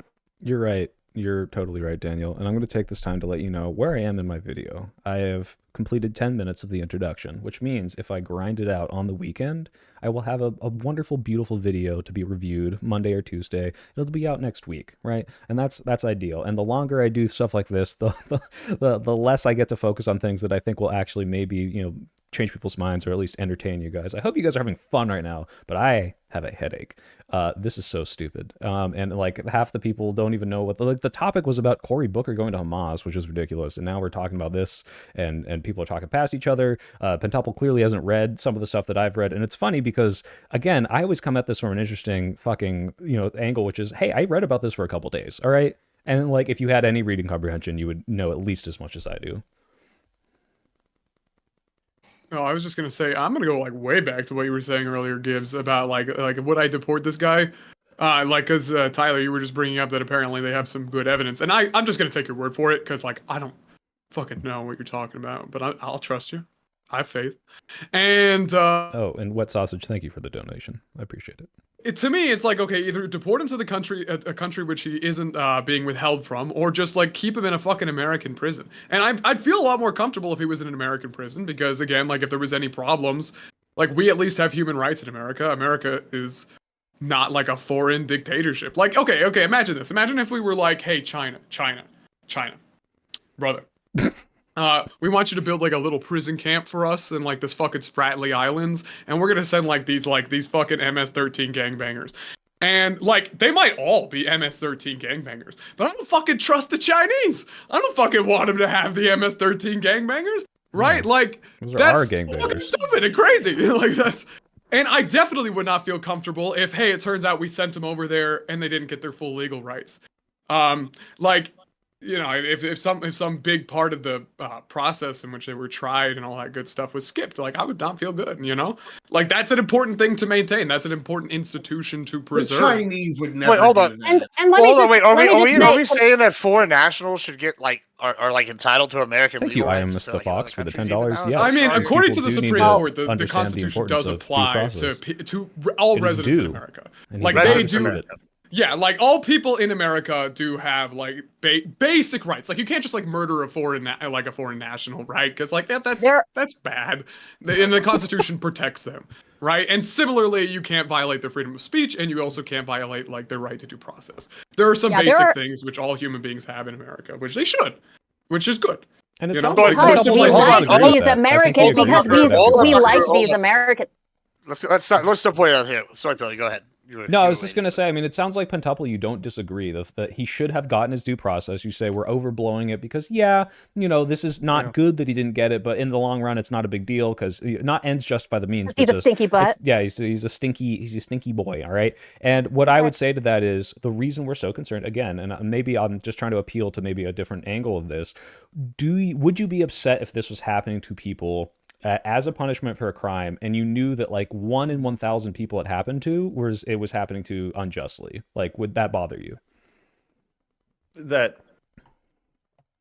What exactly is happening again? That people are not being correctly charged with crimes because the due process isn't being followed. So 1 in 1,000 people. Right. So this is why it's like this is not the worst thing in the world, right? Like I didn't see this happen and think, oh God, right? Like this potential gangbanger, a person who shouldn't have been here, got deported to the wrong place. And like, yeah, that's bad. It's bad that he's in a torture prison. It's bad that like he wasn't a good person. But like at the end of the day, if it just stopped here, it was like, okay, like they fucked up, maybe they'll fix it. Like I'd be upset, but this isn't like I'm not gonna die on that hill. Well, it's just not. I'll admit, I think he should have gotten his process. Would you admit he should probably get deported ultimately? Yeah, that's what I'm saying. Like, I would have zero issue if today Trump got him back into the country, appealed the withholding, and said, all right, or not even appealed the withholding, just said, fuck it, where you have an extradition agreement or whatever with Guatemala, you're in Guatemala now.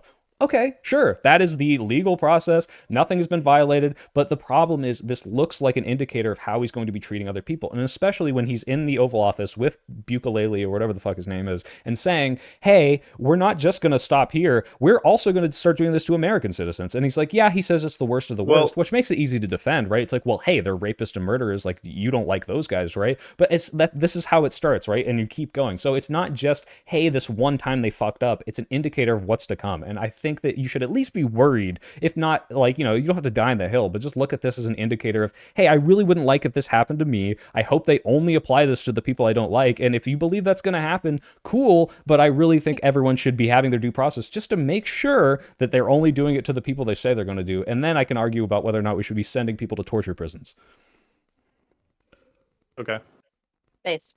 Agreed. Well, do you have anything? That's my position as well. Yeah. That's completely my position. I think like we're deporting people, and the process should follow the process to deport people, and yeah. Agreed. Okay. Cool. Well, hey, you we did it. did Gibbs, we did it. He should be deported. And we got it. We're there. All right, Yeah. good. Moving on to the next one. I think it's. I think it's a little hyperbolic that you think like him ignoring this withholding order. I don't even think he's going to continue withholding. Or like the theory here, if the Supreme Court hadn't said anything, is he going to continue to like just ignore all of this type of order? Like anyone who has like an order like this has to worry. I mean, we're not even in that like scenario right now. Trump hasn't indicated he's going to continue to do this or anything like that. But it's reasonable to assume that like the layman might.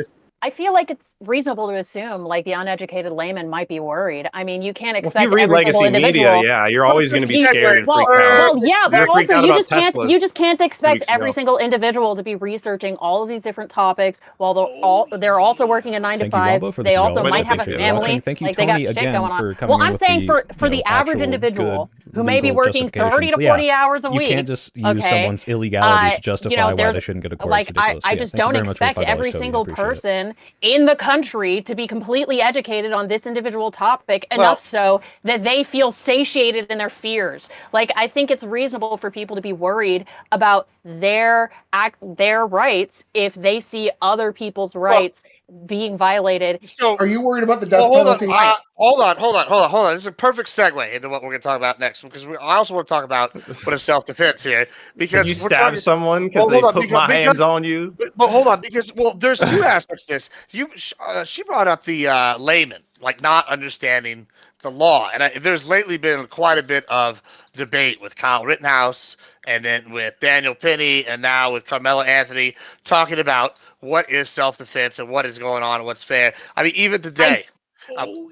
Even today, I was watching, I was I am arguing with Fox, people thank you online for about it. $5. I was like, well, what do we think here? Guess you'll have to What is the fight rule? for I who gives me posted more the Texas money, Penal although I Code do somewhere. appreciate it. I mean, everybody's arguing. So, like, what are we calling self-defense now? Is this is everything, all free game? Are we all, you just call it everything? Like, anything can go. Do the laymen have to worry that they no longer can keep their guns in their pockets and shoot people trying to rob them? Or is this all big brouhaha? What's happening? Since you seem so excited, Buckaroo, you can start us off. Yeah, I just wanted to say my position on Kyle Rittenhouse, even though I didn't agree with his like I thought bad idea, probably shouldn't go to the city, probably shouldn't be armed. When it came to the argument about his self-defense, I actually agree that it was self-defense. I think he was being attacked and he had a gun in his hands and he shot the guy that was attacking him. I think a lot of leftists are very unwilling to accept that because they judge him on an individual level, kind of shitty decision to go to this rioting city to bring a firearm. Like all of these are messy choices, but I don't blame people for their messy choices that get them into other volatile interactions where they're being assaulted. So why am I going to fucking judge Kyle Rittenhouse, a teenager, for doing similarly? On that count, I do he was think asking it was for it. Look what he was carrying. Yeah, exactly. I was disgusted by the justification offered by the right that the guy he shot was a pedophile, so it was fine. Like, even if he was breaking the law, the guy he shot, this is an argument I saw a lot. You guys can tell me your positions, but it's something I heard a lot, which was just, well, they were bad people, so even if he was breaking the law, it's okay because he removed people who were a detriment to society. And that's another case where I'm glad you brought this up because I was thinking about it too. It's another case where even if we don't like the people, there are some cases where we want them to be afforded, well, the right, man, the justice system. Principal, but I think that argument online was more to justify making memes about it. Hold on, why are you justifying that? Hold on, we're just going to go to circle here. We'll let everybody get an opening on it, and then we'll turn it open. I just want to turn it back. That is what allowed Kyle Rittenhouse the right to argue that it was self-defense. And I think that's why he won, because, even if we're affording these rights to the people who were attacked, we're also affording it to Kyle Rittenhouse. That's the nature of having a government, of having a system where there are rules that we actually try to follow when we apply law. So when it came to the Kyle Rittenhouse circumstance, again, I think it was self-defense. I think he's just a dumbass, but he's a teenager. All teenagers are dumbasses. Man, wife beaters and now pedophiles? You're fucking me here, bud. You're like, I'm it's almost as if I care about the law more than I do about my personal opinion. Oh. Yeah, let's go to soy pill next year. Go ahead. We'll go back. For the specific case that came up with the stabbing, I mean, I don't know enough details about it. I don't think anyone does, other than the witnesses there, to really know what happened. I mean, just based on what we've heard, though, it's interesting. It sounds like a guy got in a scuffle and he brought a knife to a fist fight and then stabbed a guy to death, which I don't think is self-defense, unless there's a very rare circumstance where it turns out the guy was like, hey, I'm about to grab your head and slam it into the bleachers 100 times until you perish, and I'm going to make sure you're dead. That maybe he could justify that he feared for his life, but I don't think this person should get off. He, had an unparalleled use of force on this guy. However, what's really interesting is the narrative about it. The only reason I know about it is because the right won't shut the fuck up about it, and I think that does have to do with the races of the people. It's a black guy who was the knife wielder and a white guy who got stabbed, and I'm seeing now people are doing the biggest protest maybe in all of history to protest this guy's bond where he got released, $250K or whatever, and it's just very interesting that they're comparing this because there seems to be this outrage at BLM because they will go out and protest when someone gets unjustly killed by the police, but when someone dies in what is very clearly a crime, I would think, people get all up in arms, oh, why isn't BLM out protesting this white kid's death? And it's well, because he was killed by someone unjustly, and there's nothing to protest. He's probably going to go to jail for it. Now, if he gets out for it and people want to protest, I think they should. But the same with the Rittenhouse thing, and same with the Daniel Penny thing. It's this weird scenario where sure, there's some process of the law is followed, and people have their opinions on the rulings. I personally think Kyle Rittenhouse, as to quote my favorite Rittenhouse rapper, was innocent innocent, innocent, innocent, innocent. However, it's more of the fact that now, if I killed two people in a way that I didn't want to, and I cried about it because I clearly have PTSD, I would not go up on stage at CPAC and brag about it and become this like right-wing hero, because you're not a hero, right? Like, you got into a very unfortunate situation. Same with Daniel Penny. I think the weird lionization of these figures is disturbing, and I think the outrage about it is kind of weirdly racially motivated against BLM. All right. Yeah, I mean, I want to say before I turn it over to Shenandoah, I will say it's interesting you say that, because I've actually had a very opposite experience. I only picked this as a topic because the only people I've seen post about it are people that I consider leaning left. And so that's the only. So I was Maybe like, it's my algorithm. Yeah, I mean, it probably. I definitely think social media algorithm and clickbait. Yeah, is I'm huge sure. here. I'm sure that's a big factor, and my Twitter one's kind of weird because I follow like all sorts of people left and right, because I only use Twitter for politics and like shouting shit out, right? So I don't know what it's thinking with that. I mean, but I don't know. I find it kind of interesting that you're saying it's only the righties, and I had a very different experience today, and that's literally the only reason I'm up. But go ahead, Shenandoah. Oh, I got nothing. All right, fantastic. Go ahead. Fair enough. I got nothing. I'll say, yeah, as of the facts right now, there's just nothing justifying it. I mean, it's hard to imagine a fact that wouldn't already be out there that would justify it. And just respond to that one thing, the words alone wouldn't actually be enough, but if the other kid had a knife, or if he genuinely believed the other kid had a knife, or like this kid had a death grip around his throat, well, the words alone, I think if you're threatening someone and getting in their face, that's enough, right? Like, I think that's what happened in the Daniel Penny case, right? Like, he wasn't physically. It's explicit. Let him get it's explicit in Texas that words alone will not justify self-defense. That's like in the 9.32. Sure. But what I mean is, like, words and getting in someone's face. I'm not even trying to argue. I'm just curious because, like, but that's now we're talking about the action associated with it. Yeah, sure, right. So, like, getting in their face and being like, "I'm going to kill you," and like, doing a show of force, and he put his hand on him, right? So it's like, like in the Daniel Penny case, I think the guy that was strangled, right, was not physically doing anything until the point of which he was grabbed, but he was saying, "I'm going to kill you," going up in people's face, threatening people, right? Like, so, and I would say that, you like, have to go to the action. Were this this going to be white kid doing the same thing? This is going to come down to like what he put his hands on me looked like. They were going to literally have lawyers in the courtroom based on witness testimony, like trying to show the jury physically like what that touch was, because there are lines there where it can be crossed. I don't think any of the facts justify that, but I will push back. I think the reason this is big is partially because social media and clickbait, but also I think because of the Give, Send, Go funds. I think there's a lot of money being raised for this kid under the impression that he's going to argue self-defense, when all of the facts suggest he's probably going to plead guilty to first-degree or second-degree murder. Like, I don't even think he's going to take this to a jury. So the story is interesting because it's like there's this clearly large group of people, they've donated hundreds of thousands of dollars, that for some reason, the question would just be to them, what is the fact that justified this as self-defense in your mind that you felt like you wanted to donate? Like, how is this not just a classic murder case? I think it is. I think it'll finish up as one. Like one, but we'll have to see. Yeah. I will say the facts that we have right now make no sense. Like, it literally doesn't make sense that this kid just stabbed someone in the heart, like, as soon as any altercation started. So, like, but they're also saying, like, the kids had no prior altercation, which I think is going to be huge as far as first or second degree murder. I don't think it'll get him off of murder, but I mean, maybe he's just like this whacked out kid that got mad at him, and he was just a random kid that fucked with him. You know what I mean? Like, this does go sort of to the, like, crazy fucking, like, he's just a crazy guy. Maybe he's pleading insanity. I don't know. Like, it makes no sense what the fuck happened here, I will admit. But as far as any sort of fact coming out that justifies Carmelo being in reasonable fear of deadly force, we literally we don't have anything close. No. And it's funny because if you look up, like, how can self-defense fail?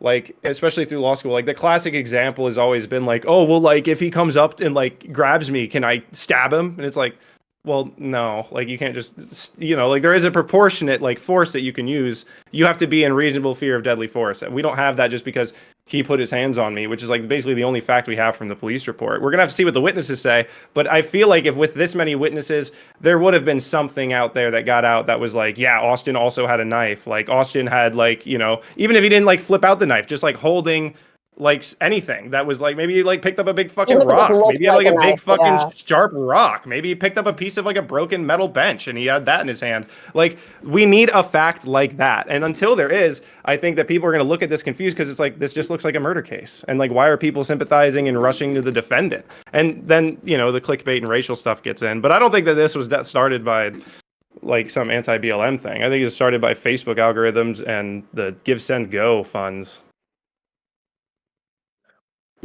All right, so Tyler, go ahead. I think that the judges should actually just skip this small step and not put the kid on trial and let him go, because it was due process. Hold on, it was due process up to that point. I mean, what's the point? We already know he's guilty. Yeah, it's Oh due my process. God. Up to that. Send I him mean, to El it's so Salvador. obvious. Like, just put Nah. him in prison. I don't. I mean, like, fuck. See, that's when you realize he's a lawyer on camera. You're getting me. You're He's getting me. like, I don't actually the. Hey, this is my opening right now. I want to. If I was Pisco, I'd be really pissed right now. All right, so Would you sue them? I want to use this opportunity. I don't think again. I want to bring up that our society punishes people for being informed on these cases. So generally, I don't look into them, because if you're too informed, if you care too much, if you formulate an opinion, you're not allowed on the fucking jury. And I want to be on a murder jury. I think it sounds fucking cool. True. That's so real. Oh my So god, true. that's the Bimbo realest thing. Tyler. Oh, I double agree with you right now. Yeah, I want to. I be served a on murder two jury. juries. I served on Yeah. a rape jury, and I served on a civil. I served on a criminal rape jury, and I served on a civil car accident jury. Jeez, so that's Wrong exciting. to be, is it wrong to be jealous of jury duty? No, I want. Dude, honestly, if you get jury sounds duty, so you should good. go. Yeah, yes, You you should. Yeah. should go and do I- it and I be proud. can't. And The it's problem actually is, really see- interesting. Yeah, And I I can't fucked do up. that. I I should would have been have to harder in that lie- civil case. All right, all right. I This can't this lie guy, this about my woman, positions annoying Hold on, woman. I'll tell you later. against the I'll tell state. you I just later. have to say I would Yeah. have to lie about my positions. I against can't All get on jury duty either because I'm a racist. So anyway, All right. Yeah. as Penn alluded, Go ahead, Tyler. if Say it there out. is a bit of Come on, things Tyler, that say the N-word. incredible fear Just of do it. death. Yeah, and that's what the judge is Yeah. gonna do. And if you don't say it, he's gonna arrest jury you for duty is perjury. not when you're the defendant. So there is a credible fear of death component that needs to be added to self-defense, even in stand your ground state. You have to show that you are a credible fear of death was there and present. But one part you're leaving out is, what if the kid's 3 friends were standing behind him, cracking their fucking knuckles, not saying or doing anything, but showing that they were Or like ready to one Yeah, of like these- hoodlums. Yeah, exactly. I Yeah, don't exactly. know. And so, like, if you had this They situation going flip on, their hat down, they You- cover you're an gonna eye, and convince you're a like, jury oh, no. that- yes, all he has to do You is thought- say, if all 4 of these dudes attack me, my life is in their hands. And If they weren't at a high high school No. track meet and they were in like a back alley, you might have a better argument. But I don't think a Hold jury on. is going to be like, Hold on, yeah, hold on, let these him 3 finish. high school kids were going to Yeah. kill You you might in be Let him the right. finish here. stands. Tyler, You finish. might Go ahead, be I don't finish know. out. High school kids Hold are on, pretty God brutal. damn I it. trust We're none not of community them. people. They're pretty brutal, but I don't think Y'all we're are gonna real should- bad today. Real bad. Y'all are bad. Yeah.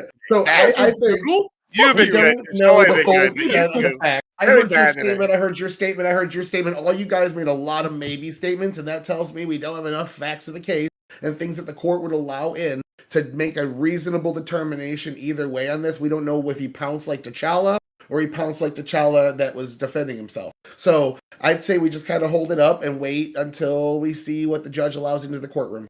Why are you All alluding right. that he's Black Panther? What? I don't know. Black Panther uses blades. I never saw that movie. Because he No, has he has access to a claws. ton of Just say vibranium, blade. okay, brother? We all know he's hiding the vibranium. Nobody can know. if you let him pick a superhero, he'd probably pick. I'm so glad you Why referenced would you Black say Panther. that? Literally the Maybe only he likes fucking Marvel Spider-Man. movie I What the see. fuck? Maybe, Well, maybe. I needed the knife. I needed the blade for the analogy. You know? Yeah. And Pentuple, you know being the defendant does not count as Wakanda. jury duty, right? Whoa, hey yo. That criminal case was not nice. All right, I didn't. Yeah, nice Oh save. my God. Nice save. It was a wild case. Not guilty, by the way, if you're curious. Not guilty. I'm sure you'd say Yeah, that. that's why you're on right now, obviously. You know, my high school language arts teacher was on the jury with me.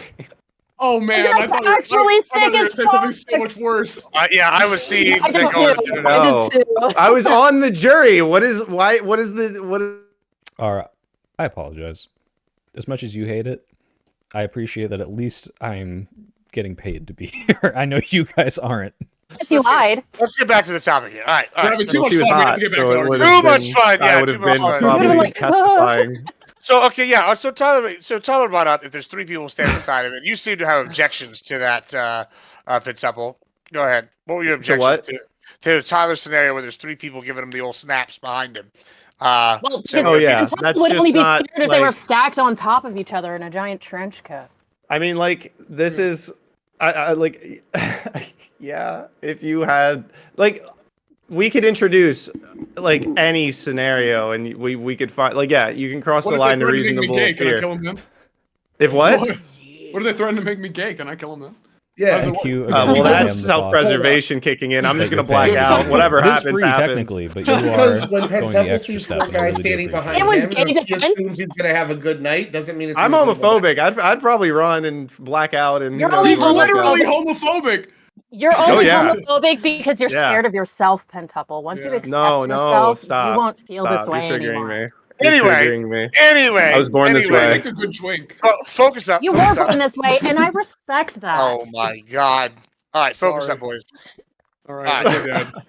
Okay. So yeah, is 3 guys standing behind him at track meet potentially enough? No, I don't think that's going to be enough No, not for unless the there's like an jury to be obvious- like, yeah, you were definitely like about to die. Yeah, So I- Yeah, Why not is unless this- they were showing like signs of violence. So why or is this any aggression or different whatever. than say like in the Daniel Penny scenario where the guy is over here yelling at old ladies and like flinching at him, but Well, not I don't know. I don't know the facts of Daniel Penny as well as like maybe Rittenhouse, but Well, like the thing about you Daniel need Penny reasonable is- fear. It's the same element. I mean, they met that element in the Penny case.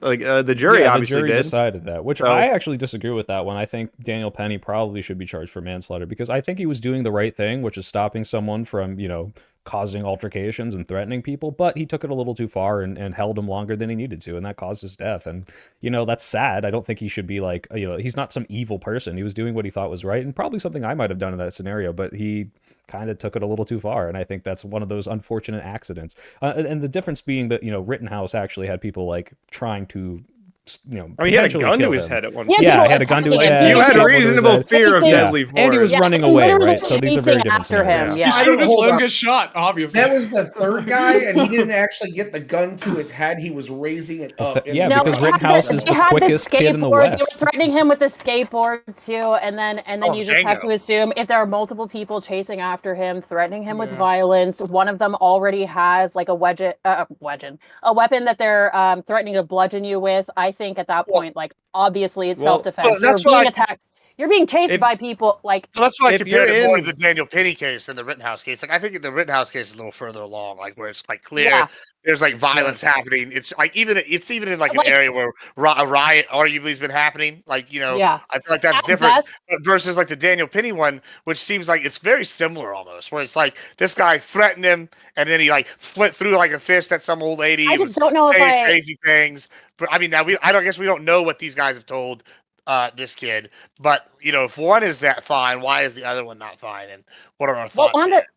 the Daniel Penny case, don't it know. seems like he chose to take action against this man. And again, not to like, I'm not making comments about the actions of all these people being justified. He chose to take that action against him, where Kyle Rittenhouse was put in a circumstance where he had to take some sort of action to defend himself.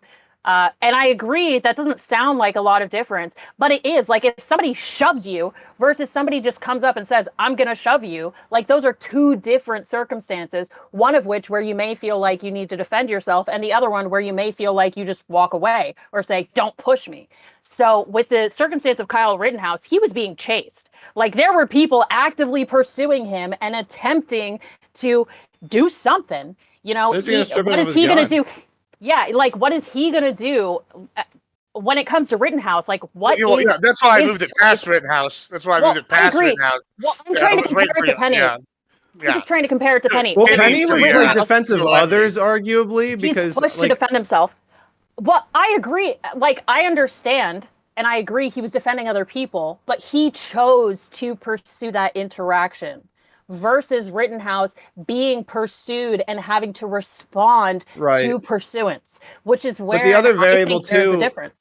is that we're talking about Daniel Penny, who I think, and I'm not that familiar, but we're talking about someone who's acting in self-defense of others, which is in the same sort of argument, but like Daniel Penny may not have been in reasonable fear himself, but maybe this like elderly woman that, was thrown to the floor. So I don't know what the facts were, but there was something that put someone else in reasonable fear of like serious bodily harm or death or whatever. So Goob, that would I don't know be why it blocked that different one. than like, I don't know. I mean, there's just that variable is sort of in play here with what you're talking about.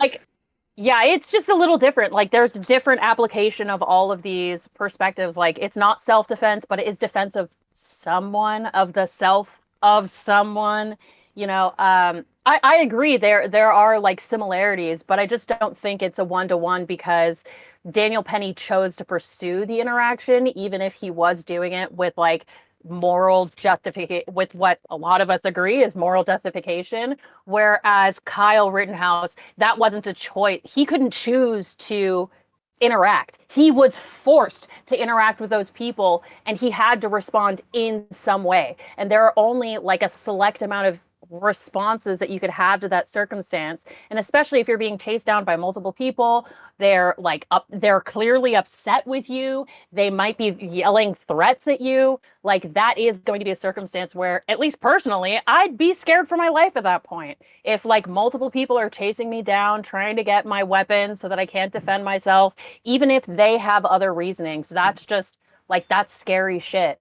Where I just don't think it's the same kind of interaction with Daniel Penny, even if you guys see it as justified. I'm not even trying to argue whether it's justified. And Gibbs, just like over on the legality. the most recent one with this stabbing, I think the hard part is that we really just don't have the facts. Like we have no idea what happened. Now, on its face, like Pentuple said, like based on what we know, it's probably not justified. There are very few things that I could think of that would say, yeah, it's justified that this man with fists should have, been stabbed to death, and maybe he didn't even know he had a knife too, right? Now, I'm not saying that it's impossible to kill someone with your fist. One punch in the wrong spot can kill you. So, but the jury has to be shown that you actually feared for your life, and I think it's going to be incredibly hard for him to prove that. But there are scenarios where it could happen. And I don't think we necessarily even disagree on the minutia here. It probably wouldn't even matter because what really matters is what like a jury will think or what the precedent for this is.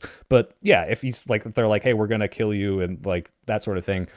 That's like kind of the only thing that really matters. So that's why it's harder to talk about this case. It's happened a very recently. The facts aren't there, and like speculating on it could be fun, but we just don't know. But it just seems bad. Well, I think it's fair to point out everything you just said. I totally agree with. I think the fair thing to point out is that it's hard to imagine what fact could come out that justifies it that wouldn't already have come out. So like we do have a significant amount of facts. We don't have, I don't think, sufficient facts like that. It's like that this is that we could argue the court case or anything. So we'll have to see what comes out with all of the evidence, but it's just hard to imagine that there's any evidence that will come out. I think that's what makes it so interesting. And I was wondering, because like he's the kid spending all these articles, and I don't know how much of it's true that the kid's like blowing all his money on like cars and a new house and stuff. But I think it kind of makes sense if he's going to just end up pleading. There's like, yeah, write up the pleading, and then we'll take all that self-defense argument money for the trial and go, get a nice place and enjoy my last year before I spend life in prison. Because I think he's going to plead guilty. And I think he could plead guilty to second-degree murder if he argues like, oh, I didn't know him. I was just provoked and really like upset and freaked out. And they're like, okay, topic. Let's. I think we're kind of in similar stances on this. So let's just go out in left field. Oh, go ahead, Tom. Did you want to say something specific, Tom? No, I said we're circling the drain here. Yeah, was saying some bullshit about. There's no lore, R. I just have a big mug. And y'all that you just brought up was the GoFundMe thing, right? And I think that we've seen several cases where the GoFundMes for people have been used for pretty wild stuff other than what they were supposed to be used for and fundraising. Do we like I mean I guess the on the conservative side the argument would be like, did you see what the BLM heads bought all mansions and shit, and and then on and then I guess like there's like on the I don't know what the equivalent left one is. I'm sure there's one that we all can point to like a GoFundMe or something, go into some crazy shit. But like Like the wall GoFundMe that Trump set up and didn't spend it. I was trying to think sure. Should there be more heavy charges sought after people that use these GoFundMes for fraud? I don't know what it should be. Okay, actually, I want to commit fraud, so I say no. This is one of those cases. I mean, and we can use any case here. I'm just kind of throwing this out here because I don't really see any ramifications happening that often for people that get these GoFundMes that go do wild shit. What are our thoughts? Can I go before Pent because I think he probably is more educated, so he Sure. can maybe answer the questions. Well, I on don't that. have that strong of a take here. I was just gonna say, well, go ahead. Well, I was just Yeah, gonna say, go I ahead. think some of the question there is like the difference between legal and social. Like, where are the ramifications reasonable True. enough to reach like legal issues? You know, some of these I think are just, you know, there are some issues where it's like, bitch, I don't care if they're arrested. I just want that bitch yelled at. Like, sometimes I don't need them to be sought out by the court of law. I just need them to be belittled enough by their peers that they just don't do that shit again. And there are some things that I think are, you know, based on precedent, but also just if you think within the future, there are some things you don't want to pursue legally. Yeah, guys, I'm doing another one of these on Monday about masculinity again, and I asked if I could do like a 1v1, and they said no. So I think I'm gonna start pursuing that instead of panels. Comes to fraud. Well, I was also gonna ask, like, is there any specific terms on these fucking like GoFundMes? Yeah, I don't know. Like, It doesn't feel like it. because is it just No. like Well, give I me did money a because I am GoFundMe. sad? To be clear, I think did a ultimately it probably GoFundMe. does have some sort of disclaimer that like the people can.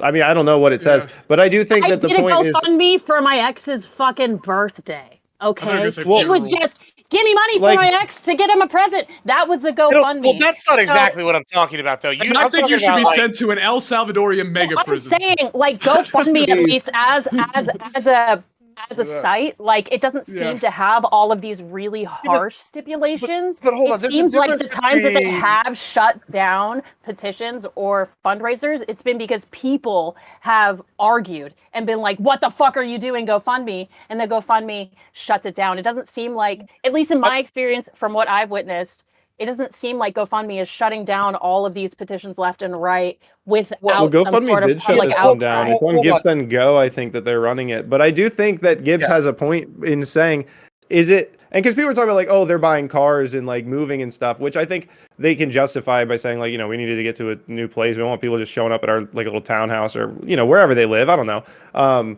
But I do think that there's something like, I mean, that's equally fraudulent, I would argue, as to saying like, hey, we're raising money for self-defense, and then they end up pleading guilty. I mean, like that's going to do reputational damage to these funding websites when they're like, we're raising $300,000 to argue.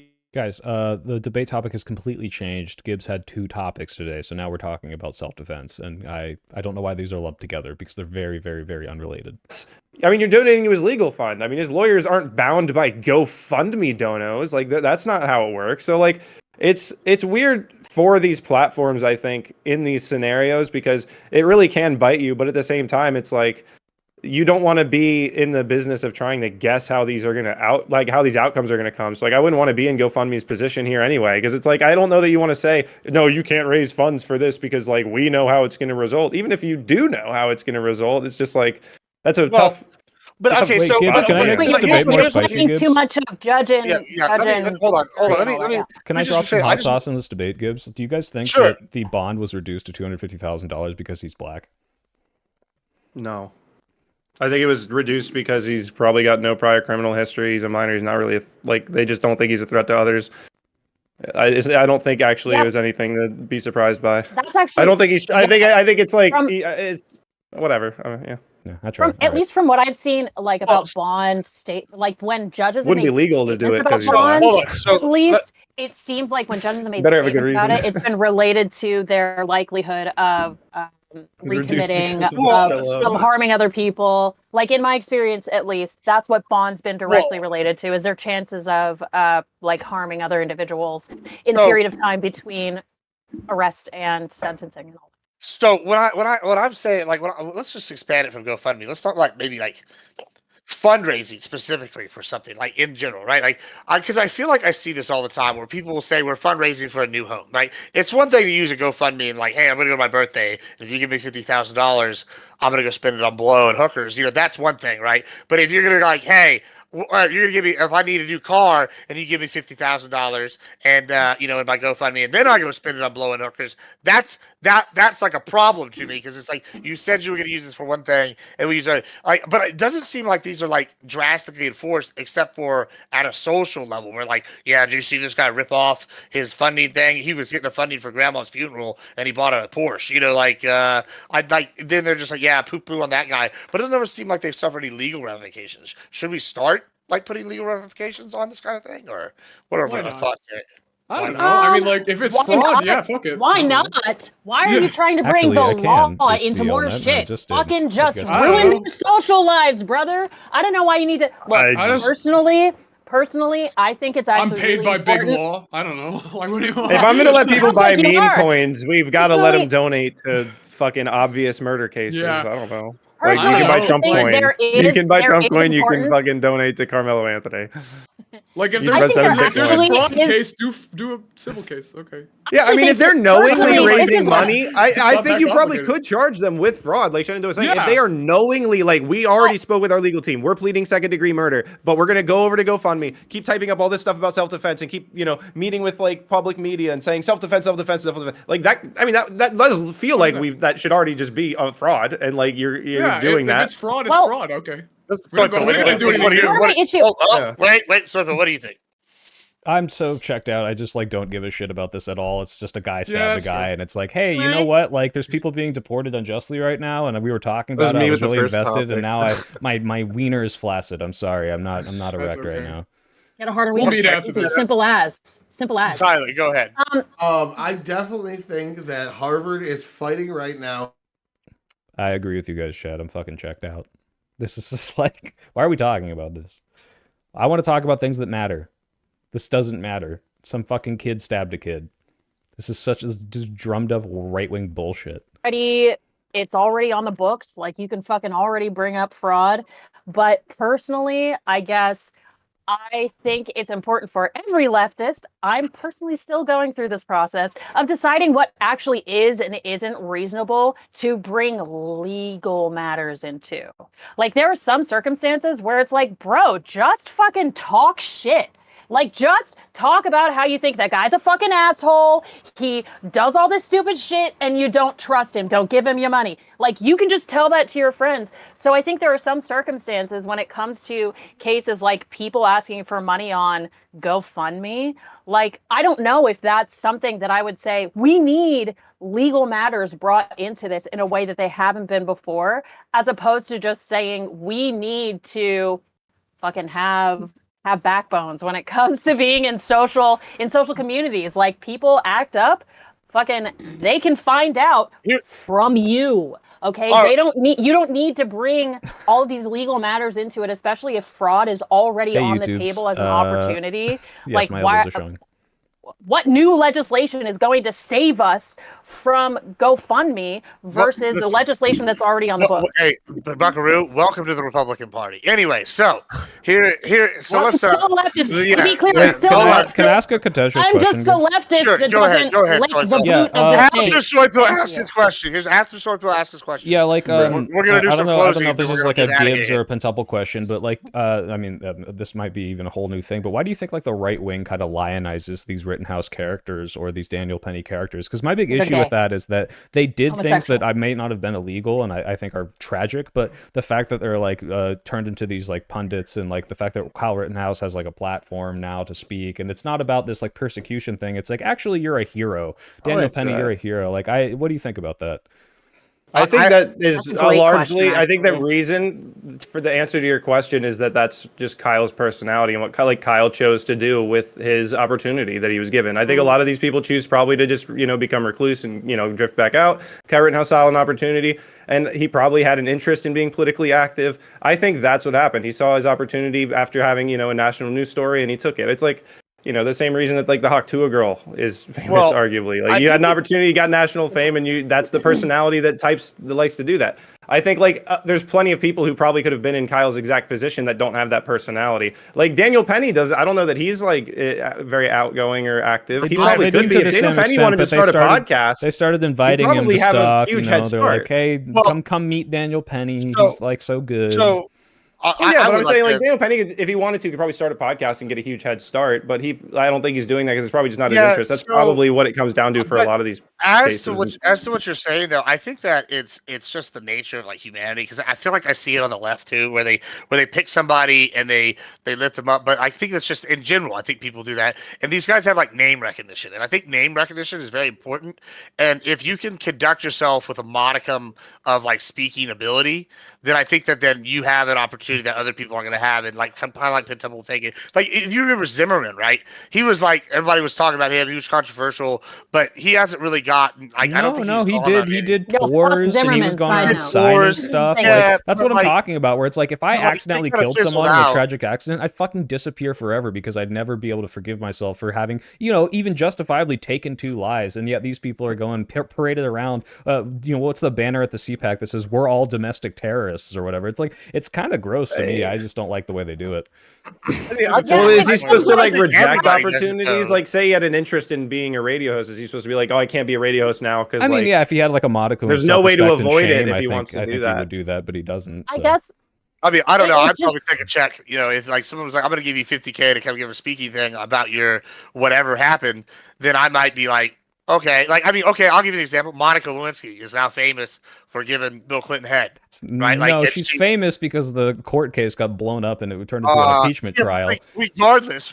She didn't blow that up. She's a victim in that situation. But she sold. But that court case wouldn't have existed. Are we talking about? Like Monica, but I mean, it's the same thing. She's kind of like, like she's in a scenario where it's like, oh, I'm famous for being a hoochie mama. Yeah, but she also didn't kill anyone. She sucked Bill Clinton's dick, so I think they're not exactly comparable. I mean, it's not exactly comparable. Yeah. What the crime she committed was slobbing on the knob? That doesn't seem like a crime to me. Process. It's similar. It's similar. Anyway, let's give some closings and tell everybody where to find y'all, and we'll get out of here. Don't apologize. It was funny.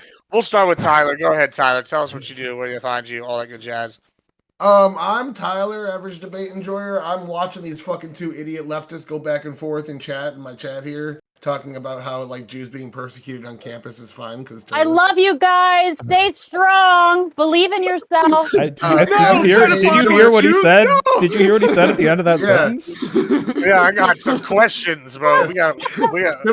Wait, did he say pedophiles? I heard the Jews part. No. I was like, wife beaters, pedophiles, and now anti-Semites. It's like I can't fucking take you, man. Rich guys. Hey, I'm so sorry that I believe in supporting the law before supporting the random whim of every person, like when they wake up, however they feel, just supporting their fucking whim. No, thank you. I support the laws that I do, and I challenge the ones that I don't. Simple as. Well, I guess that was Tyler's closing, but yeah, see you later. Okay, I guess it doubles for Buckaroos now. Pit Temple, go ahead. I guess. What? Oh, for closing? Yeah. If his legal team's any good, he'll plead guilty to 2nd-degree murder. Fantastic. And anything else? That's probably 1st degree. All right, fantastic. That was good. Pit Temple's got poker coming up, guys. Check it out. Poker, let's go tomorrow. Yeah, Shenandoah. Shenandoah, that's me. Hi, my name's Chairman Shenandoah. I like due process, and I don't fucking give a shit about this guy who stabbed another guy. I don't know. Sounds like a bad place to be. I kind of got nothing else. It just sounds like it fucking sucks. He's one bad hombre, it seems like. He's one bad hombre. Yeah. Soy Bill. Yeah, I think everyone should be very scared right now of the current Trump admin. He's talking about not stepping down as president, running for a 3rd term, saying, hey, we can't let me stop being president because then they'll undo all the stuff that I did. This is like, 5-alarm file, scary fucking shit. He's deporting people. The writing's on the wall. I'm really not happy with the current situation. I think this fucking stabbing thing's a huge distraction. I don't know why everyone's so up in arms. It could have been 100 people stabbed at a game. I really wouldn't give a shit. I'd just be kind of curious as to why it happened. You should have a little bit of it. Garcia should not have been deported. Well, actually, he should have had his due process, and whether or not that would have resulted in his deportation is irrelevant because it didn't get it, and so he should get it. And I am very upset by that. Everyone should be upset by that. I'm the Soy Pill. You can find my videos on the Soy Pill at youtube.com. And Big Papa Buckaroo, I hope you were listening to Tyler, but he was talking about like persecuting Jews, and you were kind of cheering that on. So I think you might not have heard the end of that sentence. But if you did, chat me up later. We have some stuff to talk about. Anyway, thanks for having me, Gibbs. Oh, yeah, thanks for coming. Also, tomorrow. So sorry. Tomorrow, 6 million, really? All right, real quick. Yeah, No, tomorrow. I'm just an idiot. Don't listen. Yeah. And final thoughts I'm here, not a guys. Tomorrow, Nazi. I'm just not listening. yeah, I see. Goddamn, we're just getting wild over here. Tomorrow, 5 p.m. before Twitch comes to cancel this, we're going to be talking about the economy. 2 of these people will be here. It'll be exciting. I'm pretty excited about it. I'm sure there'll be lots of weeping and gnashing of teeth, and I'm gonna probably think I have brain cancer after that one too. So it'll be fun times. I'm looking forward to it. That's tomorrow. And also after that, we're gonna be doing Modi's comedy dating show. It's a good time. Good time. Like You can see me just have, the Indian Modi? Yeah, the Indian Prime Minister, he has a dating show. That's awesome. That's really funny. That's really funny. I never made that comparison. I'm definitely gonna make fun of Modi later. Modi as in Modi 201, and I'm gonna like, yeah, an that's Indian great. accent. Just to Yeah. Yeah, well, he does like butter chicken and tiki marsala quite a bit. So maybe they are one of the same. I don't know. But yeah, that's tomorrow. It'll be at 7:30, and it'll be fun times. Come check it out. Thank you everybody for coming. Y'all have a good rest of your night. Woo, guys, woo. Oh my god. All right. Maybe I'll get out of this one tomorrow, guys, but that's oh my god, man. Like, I just, like, we're not even arguing about the facts. It was like that, watching that lactoid debate. It's like he's talking about, like, the things that the Russians don't even claim. And it's like, okay, you're over here saying, well, he got some due process. Like, this is, like, we're not even... I should have, just knowing the subject, when I see these and they're just so obvious, part of me is like, oh, I'll take the easy win. This is such an easy argument. I don't have to, like, research, like, 17 scholarly legal documents because I just know this guy did not get his due process. And it's so obvious, too, when the government, the administration is saying it. It's like, okay, what the fuck are they going to argue? And then I get into this and it's like, well, he got, like, 30% due process in 2019. It becomes this brain dead bullshit. And then this fucking stabbing thing. Like, I swear to God, like, I know he said, oh, the left was talking about it, and to a degree it must be talked about in these left circles because this guy got like hundreds of $1,000s from this GoFundMe, but like, who fucking cares? You see this all the time. If you go on like the racist Twitter fucking like threads, and it's like, why is no one talking about this? Like a person killed a person, and it's like, because it's normal. People kill people. It's bad. I hate it. But you see like a crime happen and you're like, this is the same as George Floyd. This is the same as Breonna Taylor. It's like, no, those cases are different, not because someone killed someone, but because a process that is supposed to protect us, like the police or any of these other legal systems, has been subverted and is acting against people, and people are fucking upset about it. And they don't even understand what they're mad about, and they try to like be like, oh, where's BLM? And they never go out and protest because they don't actually give a shit. They just don't like BLM. And so now this thing is happening, that protest I saw where it's like, oh, go to the it was like, it's going to be the biggest protest in history, and it takes place in like a parking lot in front of the school where this guy got stabbed, and it's like, who fucking cares? Like, yeah, if he did it and it wasn't self-defense, he should go to jail. Done. Like, yeah, I probably, like, if you donate to his GoFundMe without knowing all the facts, like, you're an idiot. But like, why the fuck are we talking about? There's just a guy. Garcia's been confirmed alive. That's good. I hope they get him back. It's so stupid too. He says, oh, what am I supposed to do? At the same time, they're talking about deporting these American citizens. They're giving them money, telling them to build new facilities, and they are going to send more planes there. Just put them on one of the planes back. It's that easy. And they're just obviously obfuscating because they want to keep doing it. Ridiculous. That hurt my brain, guys. I want to work on the video more. It's I work in little bursts, and this was a good little break, and maybe I won't have time because, guys, tomorrow, I can't tell you what I'm doing in the morning. I don't know if I'm allowed to say it yet, but I'll say it afterward. I'll ask if I'm allowed to talk about it, but let's just say I was invited by Mr. Beat.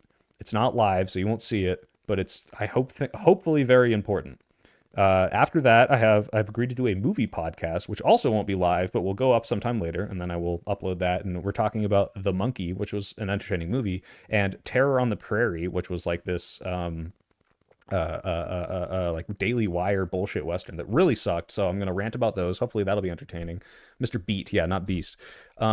Then afterwards, I don't know if it would be rude to back out of this debate last minute, but maybe I'll take a little break, argue about the economy for a couple hours, but then after that, I'm doing another thing. So tomorrow's very packed. This weekend, you're like, hey, what's the soy pill doing on his weekends? Does he go hang out with his friends? No, I'm grinding this fucking video out because it has a sponsor. I want you guys to watch it, and this is what I do now. It's just this. So I need to get my flow. So yeah, Mr. Beat's great. He's been we've been chatting a little bit.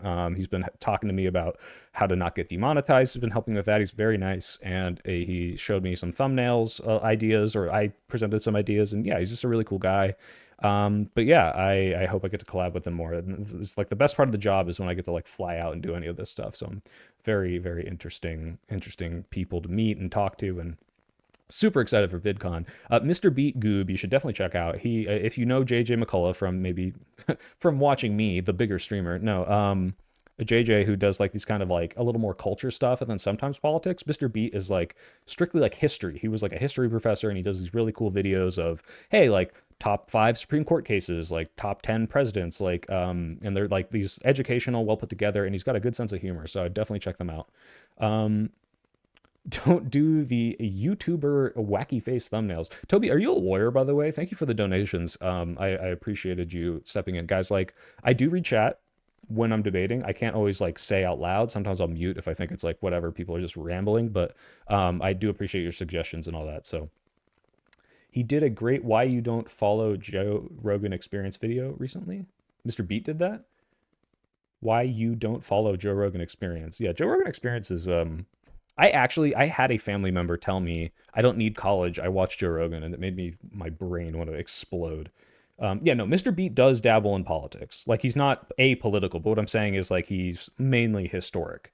But it's literally, he's been on, Bridges or whatever, and he gives, like, opinions. Have you brought up how it would look if any other foreign government did what America is doing right now to Americans? I have not brought it up, and I think that's kind of a good argument, but unfortunately I don't think it like rhetorically works as well. I understand it, like if you're like, hey, look, if China was deporting people without due process and throwing them in gulags, we'd be up in arms about it.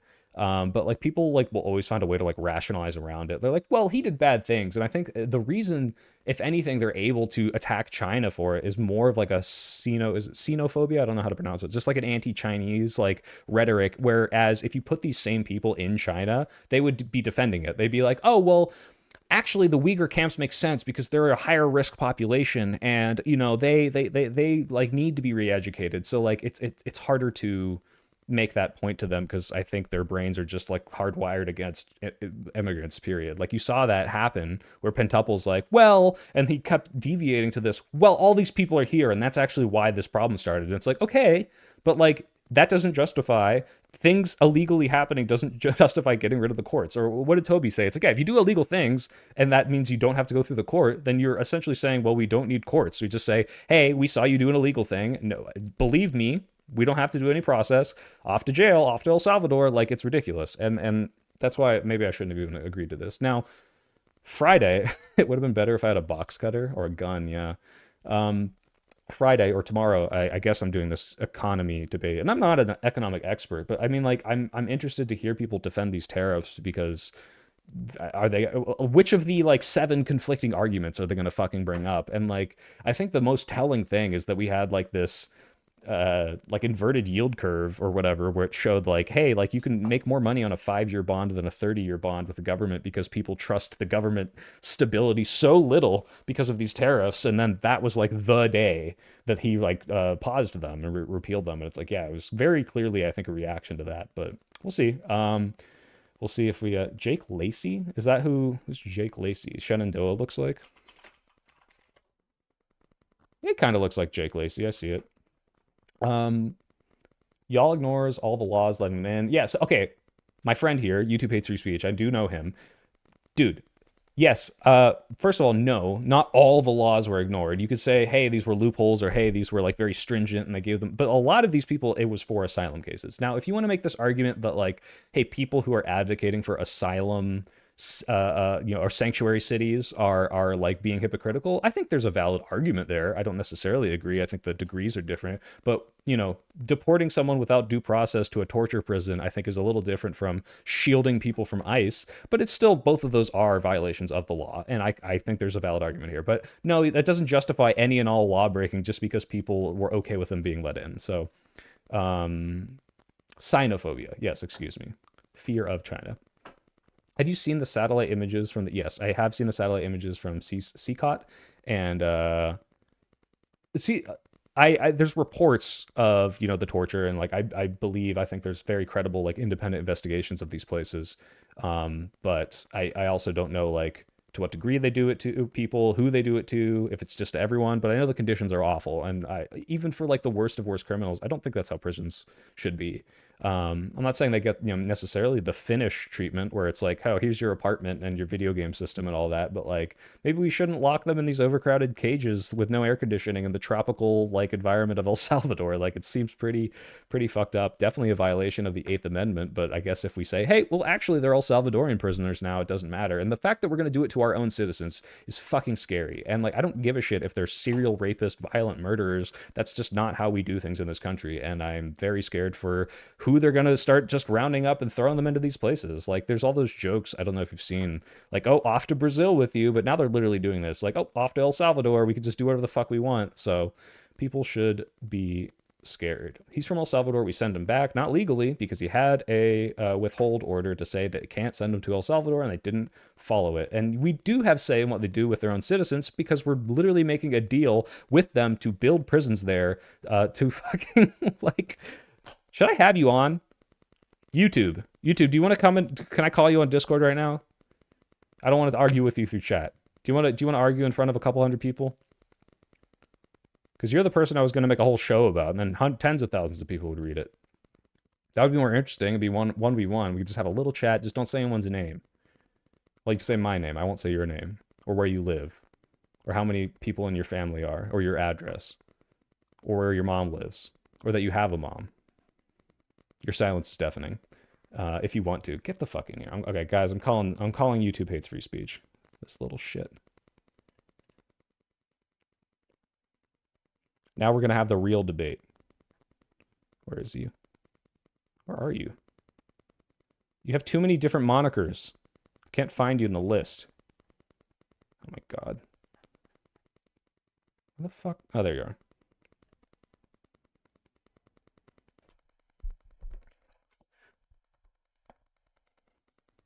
Is it working? Yeah, it's working. Yeah, can you guys hear him? Can you guys hear YouTube? One's in the chat if you hear YouTube. Say something. Say something, YouTube. Oh, I'm gonna have to mute. You're blah blah blah blah. You're real quiet. Oh, I have you down at 60%. Say something again. All right, they can hear you. Okay. All right, so you think are you okay with what they did to this Garcia guy? Yep. Okay, why? He's not an American citizen. They have 2 immigration courts that declared him as part of the MS-13 gang. That's not true. Not a single court has declared him a part of a gang. That's just not true. Pam Bondi said that. Pam Bondi said that. 2 immigration judges. Let me see if I can find the. If you can find that for me, but regardless, let's just assume he is a gang member and a wife beater and a human trafficker, right? Are you okay with the violation of due process? In what way was his? I don't think he's entitled to due process. Okay, well, yes, everyone here is. That's like the whole point. Even if they're illegal.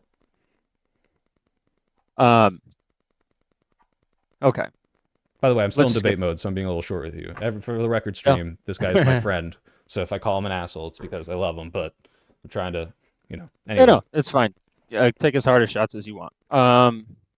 Let me just, well, I wasn't prepared for this in any way. So yeah, typical right. Am I right, guys? Uneducated on the subject. No, don't worry. I was just reading about this for 48 hours. I popped into the stream like 20 minutes ago. And I'm like, oh, you have this opinion? We'll defend it with your... Well, you seem to think strongly of it. At the worst, I would say, don't you think that you don't know... Well, because at this point, we've had this discussion before, where that my patience with the left when it comes to immigration is completely gone, because there has been absolutely no duty by them to enforce any of the laws that have been on the books. They've just allowed people to flow across the border, and now that we're stuck in a dramatic situation where we either just kind of let everyone stay, or we kind of take drastic measures to correct the wrongs that was committed by your side, it's not a good position for us to be in, but I don't think we can just allow that to have stayed the way it was. We have to do what we can to rectify the wrongs that were done. So This is kind of what Pentuple was saying, but let me propose a hypothetical and see. Like, think about this hard, because I'm going to say something which I think is kind of radical. Would you be okay with us, like, having just killed this guy, just shot him in the back of the head to disincentivize more illegal immigration? No. Because that is like a drastic thing, right? But that's a clear violation of his rights. Like, that's not legal in our current system. So my issue, obviously, that's extreme, and I guess you wouldn't agree with it, which is good. Well, the reason you can't do that is because, like, at first glance, without actually taking somebody in and detaining them, you can't actually know whether or not they were here legally or not. Right. And so you can't just go around shooting people because you may shoot an innocent person who is an American citizen. Well, okay, well, hold on. This is kind of leading to what I'm saying then, right? So, like, no matter how bad this guy was, how justified it is to deport him, and he actually, this of all cases, this guy was justified in being deported to other countries, and if they appealed and got this withholding revoked, justified in being deported to El Salvador specifically. But he did not go. Is he not from El Salvador? He is from El Salvador. He had the withholding, so he applied for asylum a year. It was a year over the year limit. So he was not granted the asylum on the technicality that it was past the year in which he was supposed to apply. But he did apply for this withholding from removal. And what that is, hey, if you can provide sufficient evidence that your life is under threat based on your race, nationality, political opinions, which it was based on what the judge said, he proved this is a higher standard than an asylum claim. You will be. Life will be under threat if you were to return to El Salvador, and it was from this Barrio 18, right? Then we can't deport you to El Salvador, specifically that country. So if I disagree with that, because at this point, with what El Salvador's done by locking up their gang members, they have actually created themselves one of the safest countries in the Western Hemisphere. I think it is the safest country in the Western Hemisphere. So his life is not in danger by sending him back. Now, if you're going to argue that it was in danger because he went to YouTube, you might be right. Hold on, I almost said your name. You might be right? So that's why what the Trump administration should have done is appeal this, right? They have the power to appeal this. They have the power to take this back to the INA, the Immigration and Nationality something. I don't remember what it stands for. The point is they have the power to do this, right? To say, hey, look, El Salvador is much safer now. Barrio 18 is not a threat in the area of which his family is from. He can open up his pupuseria again, send him back. It is very possible that what you just said is true. But the problem is they didn't do that. They didn't take it back to the court. They didn't charge him with anything. They just rounded him up on the street because he was in the system and just said, get out, right? And they did not go through any sort of like criminal injunction or anything. And that's the issue, right? Because people aren't saying this man doesn't deserve to be deported. People aren't saying, hey, nothing could justify, like, no matter how bad he is, what we did to him, it's inhumane. I mean, some people are saying that, but that's not the core crux of the argument for most of the serious people. It's that the due process of he needs to see a judge, and that judge needs to determine what his case is and what they should do with him. And then they could do whatever the heck, is within the legal means. That's what's not been happening. And until that happens, you're right. Like you brought it up yourself. We don't know exactly what should happen to this person because he didn't go through that process. So yeah, we do have some things on the record, and people are post hoc rationalizing and using that to justify why it's okay to deport him, but we don't know for sure any of those things until he goes through that process, and that's why it's not okay. And that's why the Supreme Court is like, hey, based on the way that they're arguing this could easily have just been any U.S. citizen for any reason, and it can't do that. Like why would it be a U.S. citizen? Because let's say I say, hey, YouTube hates free speech. You're an illegal gang member. You're from Guatemala. And you say, no, I'm not. And how do I know that you're not? You're wearing a Chicago Bulls hat because you just happen to be a fan. And then I throw you in a fucking van and I send you to El Salvador. And by the time a judge says, hey, you did not give this person their due process, and you admit, or I admit, I made an error throwing you into this country, I can just say, oops, I don't have to do anything about that. That's the issue. Clearly, that's not the case with this person. He was an illegal immigrant, but the problem is the way that it is being argued. Deportation orders, if I'm not mistaken, now you can argue that they were on a stay from this asylum claim, but he still had deportation orders. So I don't think he had deportation orders. He had a withholding from removal to El Salvador. Now, that needs to go through a process where they say, hey, this is in place. We can't put you into this country. However, based on, even if you did check in and you did your immigration meetings, we are going to deport you to this country because you are here illegally and you don't have asylum, right? That asylum claim would have been something that allowed him to stay for some extended period of time, maybe get work permits. And I think they even have path to citizenship for certain people. I don't know what the exact process is, but you're right. He didn't have this, but I don't think there was just some like red flag on his name that's like, you need to be deported and we're just going to do it arbitrarily in the future. That's not how the process works. That's why you have to go before a judge and they review your case and they're like, okay, based on this, bam, you're out, right? So that didn't happen. I think if that had happened, I don't think many people would be talking about this. And I'm sure you get, bleeding heart lefties that are like, hey, he was a great member of the community. I don't think this should have happened, period. But the problem is the circumventing of the law and the kind of blatant disregard from the admin for that law and saying, well, oopsie doopsie, nothing we can do about it now. And the indication that they might continue to do things like this and they'll call them mistakes, but it'll affect people who deserve that process. I think if this were to happen to an American citizen, I'd be right next to you saying, this cannot happen. This is not okay. But you're not going to get me to care about this happening to an illegal who was okay, so I'm trying to have a conversation and read the report. Yeah. Do you want to take 10 seconds or maybe 30 seconds to read it, and I'll go to the bathroom and you can just formulate it just slightly better? Because I'm talking like really fast off the top of my head. So. No, it's if you need to go to the bathroom, give me 60 go seconds. ahead. I just drank a beer mug full of water. So.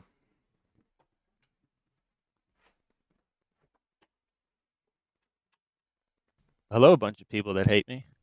Let's see what the chat's. No, I gotta read this.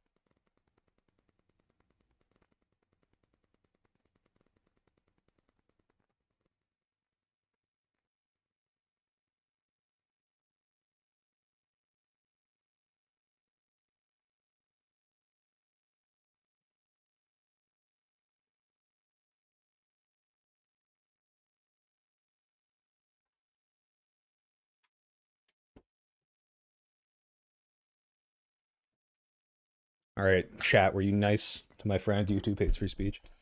Swipeill's the next Sam Cedar. I wish I was half as smart as Sam Cedar. All right, what were you saying based on what they said in the article? Yeah, so in the report, there was a point where he was detained when he was with 3 or 4 other people. Like I said, I'm skimming this, but he's caught around numerous MS-13 gang members with gang tattoos, drugs, other things. The people he was caught with were had extensive criminal histories for multiple assault, concealing dangerous weapons, can you pause burglary. there? Because really quickly, again, I think this doesn't necessarily. Let's just say, like, we could assume that he was a murdering gangbanger, and still I would have an issue with this. But based on what I know, that he went to Home Depot to look for like day labor work. There were 2 people there that he had interacted before, only in the context of being a day laborer with these people, and they were gang members. I don't believe that we know for sure that he was. But again, even if he was, I still think he should have due process to make sure that we know for sure who he is, where he's supposed to go, and like just be given his day in court. Like, this is what everyone needs to have. And so I understand that you're like, in this case, I have a lot less sympathy for this person who is an illegal immigrant who did bad things, right? Well, they also declared the MS-13 a terrorist organization. And if you're a member of a terrorist organization, you aren't entitled to the same protections. Is just being declared a terrorist organization means you don't have like the Fifth Amendment anymore? I mean, don't get me wrong. Maybe that might be the case legally, but again, first of all, yes, I don't agree with the way that we've treated people we've accused of being terrorists. We've also floated, if not declared, the BLM a terrorist organization for certain contexts, which again, I think that's very dangerous. But I also don't think that now this is going back to the fact that... You mean officially or just like in the common lingo? Well, in the common lingo, of course we have. I think officially they were floating this idea. But for the MS-13 thing, then again, this is why we need due process, because the fact that there's some sort of ambiguity as to whether or not he was a gang member is something that would have to be exposed in that process, in that criminal proceeding, right? Because without that, we can just say, hey, I think this is the extent of the knowledge right now. The police had information from an informant that may or may not be credible who said, this guy's a gang member. That's why he's wearing these things. And that could be true, right? I'm not saying that's impossible. I'm not saying, oh, that's a wild accusation. That could very well be true, okay? But the problem is, that's not enough to say, well, therefore, it's okay that we did this thing to him that violates the law, right? Like, I'm not giving this person leeway because I think they're a good person. I'm saying, is this like I don't know if this is a categorical imperative thing. Maybe you've read more Kant than me, but like, it's like a golden rule thing, right? Like everyone deserves this because if I they haven't don't. read Kant. Huh? You haven't read Kant? Okay. I haven't read Kant. It's the golden rule thing. It's like, everyone deserves this thing. This should be how everyone is treated, because if it's not, then we're going to start making exceptions for certain people, and we're going to eventually that can erode to anyone. And it's the whole, hey, first they came for this and then I didn't say anything, right? Like, I'm saying this for someone that I firmly believe may not be a good person, right? Like, he allegedly is beating his wife, but that doesn't justify, I think, then subverting his rights. And that's what I would be upset about, because it seems like the flagrant disregard for it is something that they're throwing out here in the wind to say, how are people reacting to this? And if people don't get upset enough about it, it's like, okay, well, who else can we violate rights for, right? Oh, well, we're going to send, super violent U.S. citizen criminals to El Salvadorian prisons. And that, I think, is a violation of the Eighth Amendment. I think that's a cruel and unusual, torture punishment. No matter how much I don't think they're good people. But like, I mean, just on that point, like, what do you think, would you be okay with that? Because you mentioned like you wouldn't be okay No, with I already said no to that. Okay, so specifically because they're U.S. citizens. So the only thing limiting you here, it doesn't really matter like if he was a good or bad person. I'm sure that makes it easier for you, but it's specifically the fact that he's not supposed to be here, right? Yeah, I don't think he's entitled to be here at all. No, he's not entitled to. Necessary is fine. Now, where my distinction would come in is if he had no gang associations and then they sent him to this particular prison, that would be a different story. But okay, let's just say theoretically they didn't have that, and then we deported him to El Salvador, and that's what El Salvador did with him. What do we do at that point? It's not really our problem. We don't have a say with what they do with their own citizens. No, awesome. I think we've narrowed this down, because it's like, even then, like, we can leave out the torture prison, right? Like, that's almost a separate thing to be upset about. Like, it's very specifically, I think, the main thing that everyone should be. It's not a torture prison. Well, they're torturing people in this prison. How so? If you look at the reports from people who have made it out of this prison, and as well as like independent, like, I don't know if these are NGOs, but there have been investigations into it.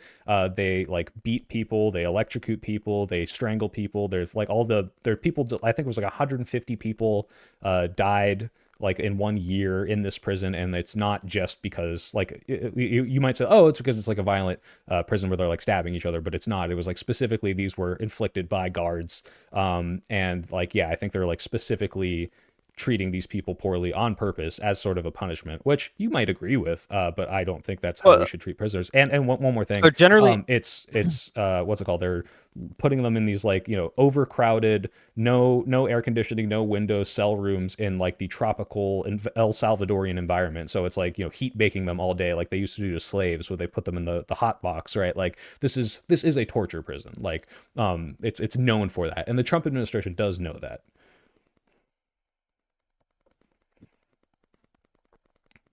But even if that's not true, let's just say it's just a place they put gang members. My point was, it doesn't matter where they sent him. I mean, it does, but like the main issue is we didn't give him his day in court, which is what everyone should be afforded. And it seems like you're saying, well, he's not entitled to be here, therefore he's not entitled to the day in court. I would argue that he's not entitled to be here.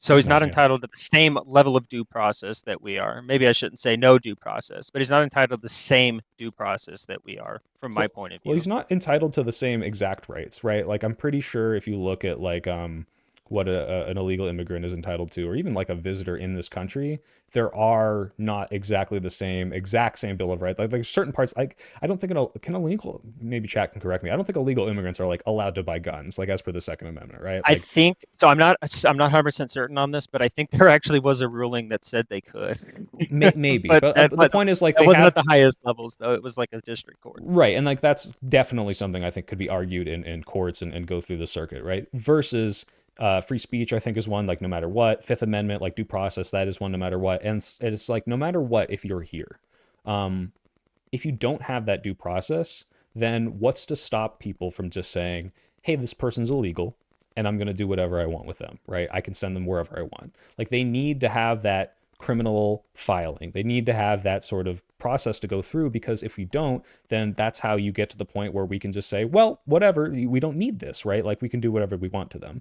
And we'll first address that, and then I'll talk about kind of, because I think you're maybe even a little past the Overton window of what the Trump administration is even arguing. But yeah. What do you mean past? Well, so they're not arguing that he shouldn't have had due process. They're saying it's a mistake, right? So you're saying like he's not entitled to what he was deprived of, but the Trump admin is actually admitting like we didn't mean to do this. The Supreme Court, and like every single justice, saying this shouldn't have happened. Now whether or not, I think, there's some arguments about like, Zenon or Zanin or whatever her name is, she should overreached by saying facilitate and effectuate, right? Like she can't order the Trump to conduct a trip or some sort of plane thing to go and pick this guy up. She can't tell them to do that. She can say, hey, you should do this. You're legally obligated to do it. I can't order you to do the actual thing, but like you need to figure this out, right? So that's kind of what they sent back. But like the Trump admin isn't saying illegal immigrants don't get due process, except for maybe like JD Vance, I think maybe is kind of gone there, and probably Stephen Miller. But they're like legally are not arguing where you're arguing. They're just saying, who cares? We fucked up and we're not going to correct it. So that's where I'm saying it's a little separate here. Like whether or not you're okay with him even getting that due process, I think is one argument, and we can talk about that. But then it also seems like you're, I don't. It's interesting to me that you're arguing that he shouldn't get it just because he's an illegal immigrant. Like he shouldn't get that day in court. I don't know why that's unusual to you. Like I've already expressed, it's quite clear that after watching decades of Democrats violate immigration law by not enforcing the laws, have sanctuary city policies, do everything they can to bring in more people, provide them protections, include them in the electoral college count, everything that they do to constantly violate the law to get there. And now you're saying to me like, oh my God, we gotta stop them from getting these illegals out of here. It's like, well, maybe you shouldn't have let them in the first place by actually enforcing the borders. Right. So right. this is kind of more of like my whole worldview. Well, also I understand the grievance of like, well, you didn't follow the law, therefore, but like, how would you feel if, the January 6th stuff happened and people tried to, stop the Electoral Count Act and, let's say, install Trump as president through Mike Pence. And then I said, okay, let's take these protesters and let's like whip them to death. Right. Like that would be a violation of their due process. A lot of them. They threw a lot of them in prison without without having a trial. They locked up Jacob Chansley for being guided around the Capitol building by the police themselves, and they basically threw him under the bus and vilified that man. And it's like, yeah, but do you because think he had the most. Okay, let's just. I don't think that necessarily the way that they treated them is wrong based on the charges, but let's just say it was. Let's say everything you said is like they were too harsh on regardless these of the charges. 6. Do you think that's okay? If we want to go down this pathway, regardless of the charges, what did Jacob Chansley do that deserved him being thrown in solitary for years? I don't know exactly why they did that, and if it was unjustified, maybe they did treat him too harshly. But this is kind of my point is, regardless, let's just assume everything was as bad, if not worse, as what they're saying, the way they treated these people. Is it justified that they did that because of the way that these other people tried to overthrow the election? Like, I would say no, that doesn't justify, violating their 8th Amendment, violating their 5th Amendment. Right, but right now what we're back to is that when we do it, we're just going to look the other way. But when you guys start stepping on the line, we're going to scream like it's at the top of our lungs about everything and anything that you guys do. Sure. Yeah. Again, I understand. There was no complaints about what's happening to them. None at all. It was celebrated. They're called terrorists, or not terrorists, insurrectionists, vilified in every way. No, you can call it hypocrisy. That's fine. We can argue about that specifically. But what I'm saying is that doesn't justify it happening, right? Like in your eyes, like it's not okay what the way these prisoners were treated, let's say, hypothetically, if it did happen that way or if it didn't. You're not okay with that because of what the protesters did, right? You don't think that justifies their treatment.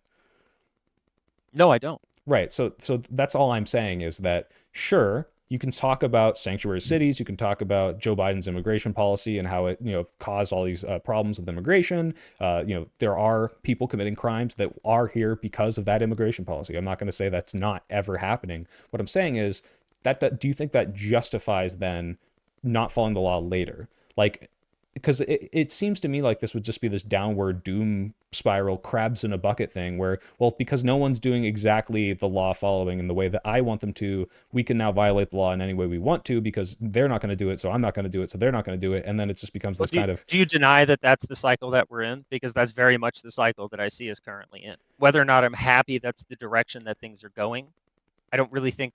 I think we're there. I think we are at that point.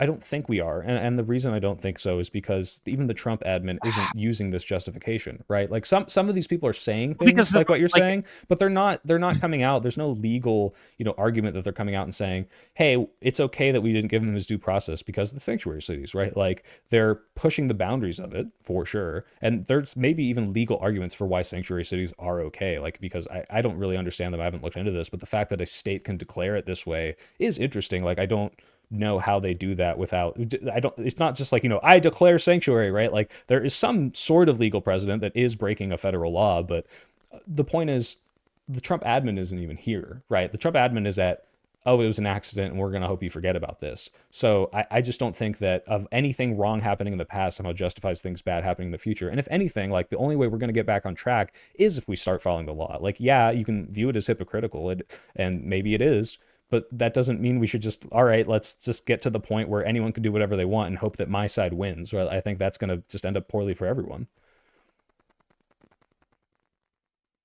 I agree. I don't think it's going to end well if we continue down on this pathway. I agree. I don't know how to tackle this going forward, because what it seems like is happening is that we're in this position where the left can get away with basically whatever the hell they want. And then the second that there's a flip in power, everything's on fire. We have to stop everything that they're doing. And from my point of view, it's like, well, what the, can I swear? You can swear. I don't know. You can swear. Just no slurs. Yeah. From my point of view, no intention of that. My point of view, it's like, what the fuck? Like, I need to be concerned after I've just been raging, watching what's been happening over the last 4 years, and nobody seems to care. Everything's fine. You're just called hateful if you have an issue with the people coming across the border, even if it has nothing to do with hate. It's just wanting to protect our borders for economic reasons, cultural reasons, social reasons, whatever the hell the reasoning may be. And we're demonized for just wanting the law to be followed back then, but now we're demonized because of, I guess, the opposite reason, because it's like, okay, we're not following the law like they weren't following the law, so we're getting the same results no matter what we do. So okay, well, I understand that, but here's what I'd ask of you, and I'm not going to expect you to just change on a whim. First of all, real quick, Toby the Robot, thank you. Apparently, I think he has a legal background, or she or they, says sanctuary cities are a prosecutorial discretion thing, and the authorities can choose like whether or not to prosecute. So it's essentially, it's not like not when the city explicitly says that our law enforcement are not allowed to cooperate with federal agencies for the purpose of deportations, which is what I think it is in New York. Like, they're specifically restricting their law enforcement from cooperating with immigration authorities. Yeah, in the same way, I guess the example he gives is like, they can say like, would hey, like they can let you marijuana off laws with a warning for, weed. Would be like the marijuana laws. Yeah, Some states have legalized it despite it still being a Schedule 1 thing. Regardless, it's controversial. But back to the main point, which is what I would ask of you, and you don't have to like change your mind on this right in a second, but this is what like I'd ask of you, is that when I see like something like Joe Biden pardoning his son for like everything past, present, and future,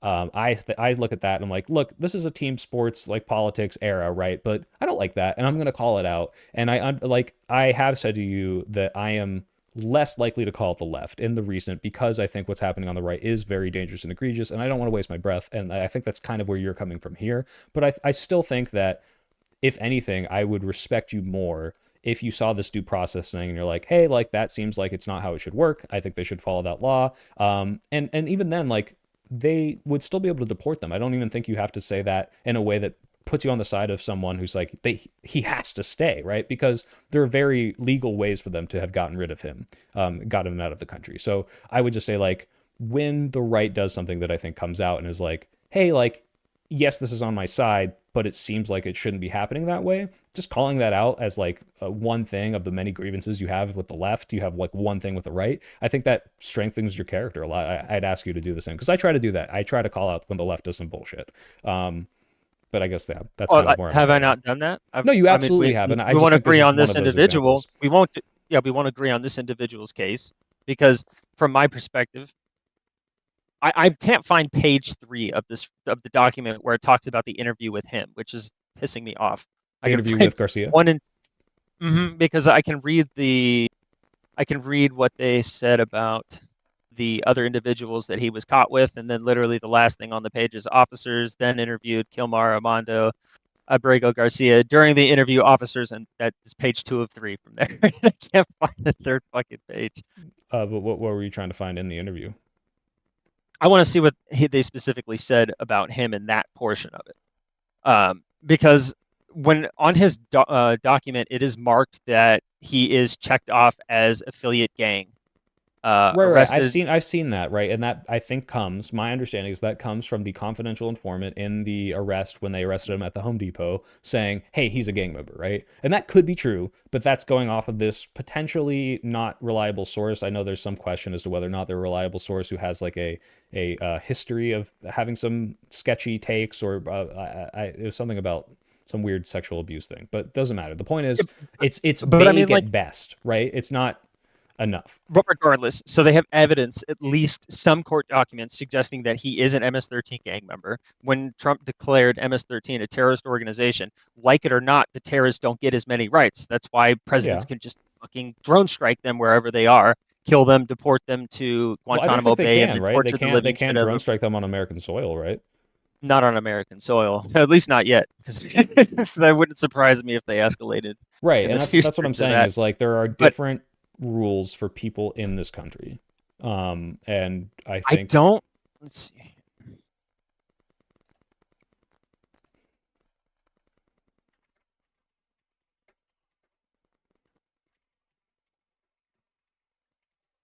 I'll look it up as well from the doj.gov.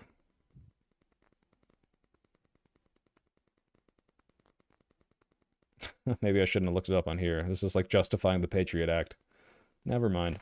But yeah, I mean, Toby, maybe you're the legal expert. I don't think that just because someone is... Well, okay, actually, this does kind of matter. Regardless of whether or not he is regardless of whether or not terrorists do have these rights, there's been no proof of this gang affiliation to the point of which I think it would justify it in the way that they've treated him. But even then, again, we're moving off the point of the Trump admin doesn't claim this. They don't claim it's okay that we did this because terrorists don't have this right and he is a terrorist, right? They're saying, oh, this was an accident. This shouldn't have happened. We did violate his due process. Oh, well. Like, that's kind of where we're at. So if they were making that argument, and I'd have to do more research then on the rights of terrorists. Can you just send that to me in the Discord, wherever you're getting that statement from in particular? Yeah, I got to remember who this guy is. Trump admin error El Salvador. I forgot the name of the guy who said it, but they do admit that it was their mistake.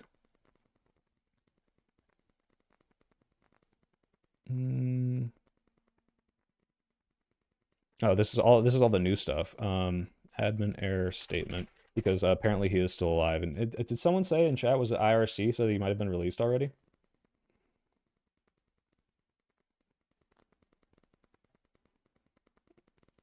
Yeah, here we go. Here's just an article about it from AP. By the way, I trust AP. Is it in the Discord? I just sent it to you. There it is. Yep. Oh, why did it open in this browser?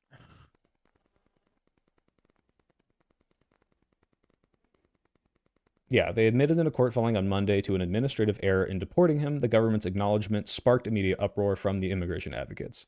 And then JD Vance was someone who came out and says, well, actually, he was a gang member, right? So it's like the legal argument here is not, oh, it's justified because he is of this thing. That's kind of the post hoc, well, he's a bad person, therefore it's okay that we did these things. And, Pam Bondi fired him? Is that true? Yeah. For saying that? Oh, God. And this is what I'm worried about, too, is like Trump has surrounded themselves with these loyalists. So eventually, like, there are just going to be legal arguments like what you're saying, where it's like, hey, if people do bad things, we can do whatever we want to them. And like if Pam Bondi is coming out and lying about the status of this guy, it's like, well, so, I don't even know if I can trust these now, people in supposed positions of power to even tell the truth about it. If they just fire everyone who says anything against their argument. Before? Huh? You trusted. I guess you did trust him before. I think the partisanship and the blind loyalty to Trump is much more egregious, but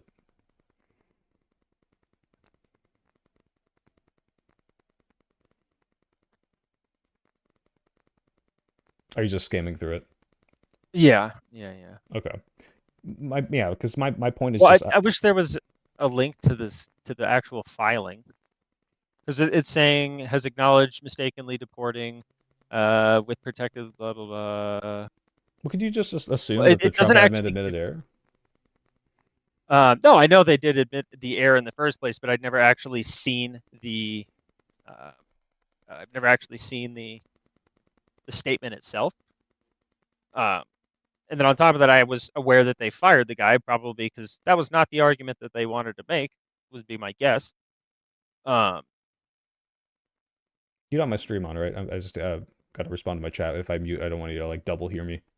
I guess you would be double no, I hearing have it. you. I have it muted because there's like a 1 second delay between our call and what happens. Gotcha. Yeah, so I had to mute the stream. Yeah, Natalie, I've said as much before. Using that word like fascist doesn't change the mind. This is how I have pulled him farther left on things like this because of the way we talk about this stuff.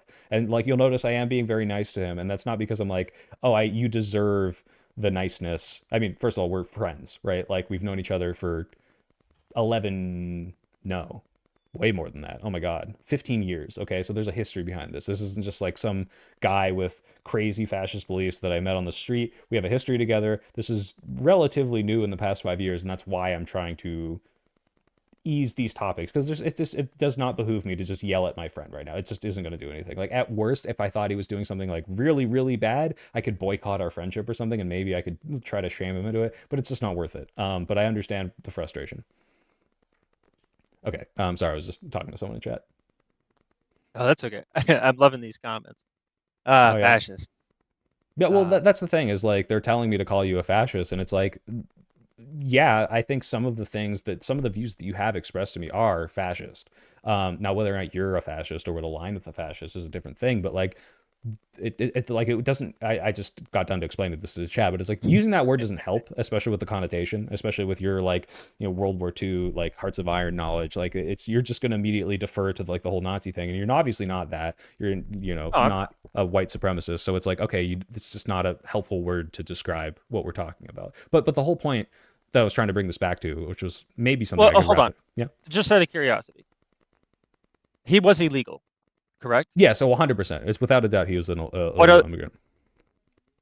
And so your entire position is that because he had this asylum claim, that he was allowed to stay. No, he did not have an asylum claim. So I don't even know if he was allowed to stay, right? This is the whole point. He missed the asylum deadline.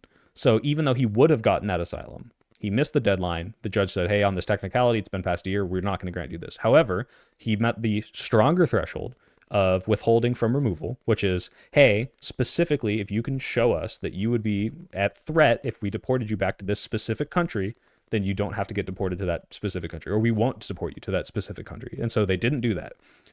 So he's not legally with that withhold in existence, is not legally allowed to be deported to this country, El Salvador.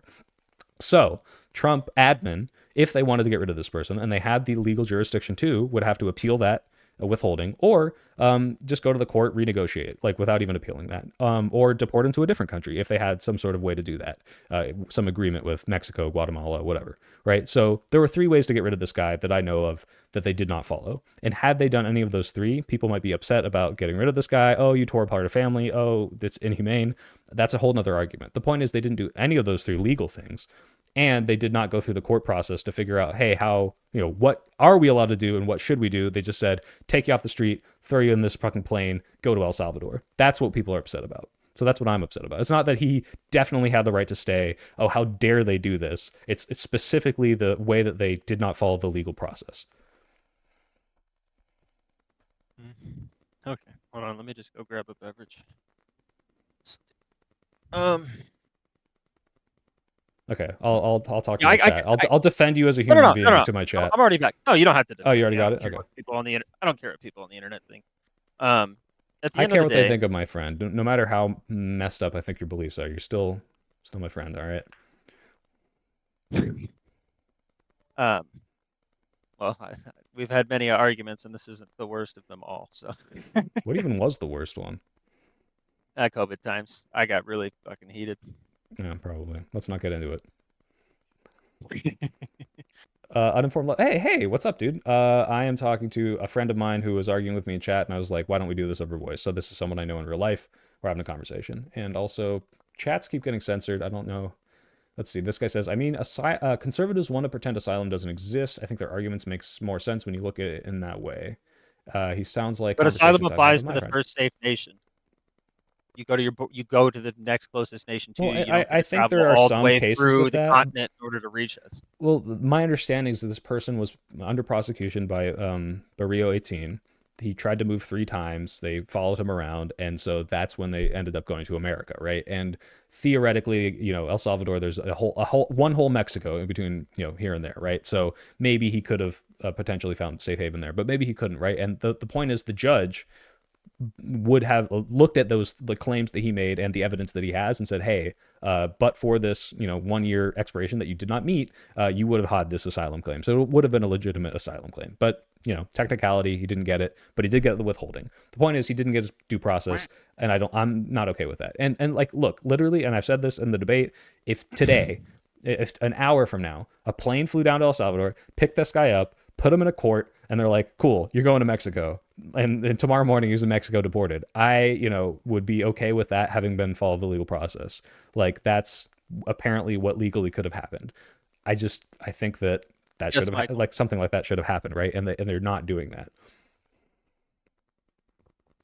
So yeah, could I get you to say, like, I think I would respect if you had the opinion that, hey, I don't want these people here. I think they're causing problems. However, I do think that they should follow the rules in getting them out, and then, do it in the way that is on the books. And if they want to change those rules to do it in a more egregious way, I'd be okay with that. But as long as they're following the law in getting them out, that is how people should be treated regardless of their status.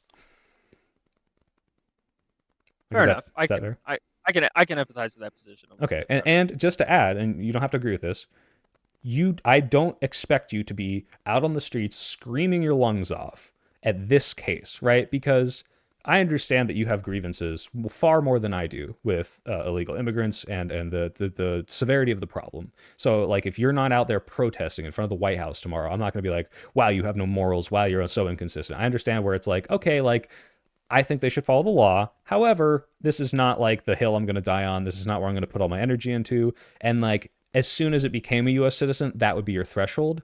I get that.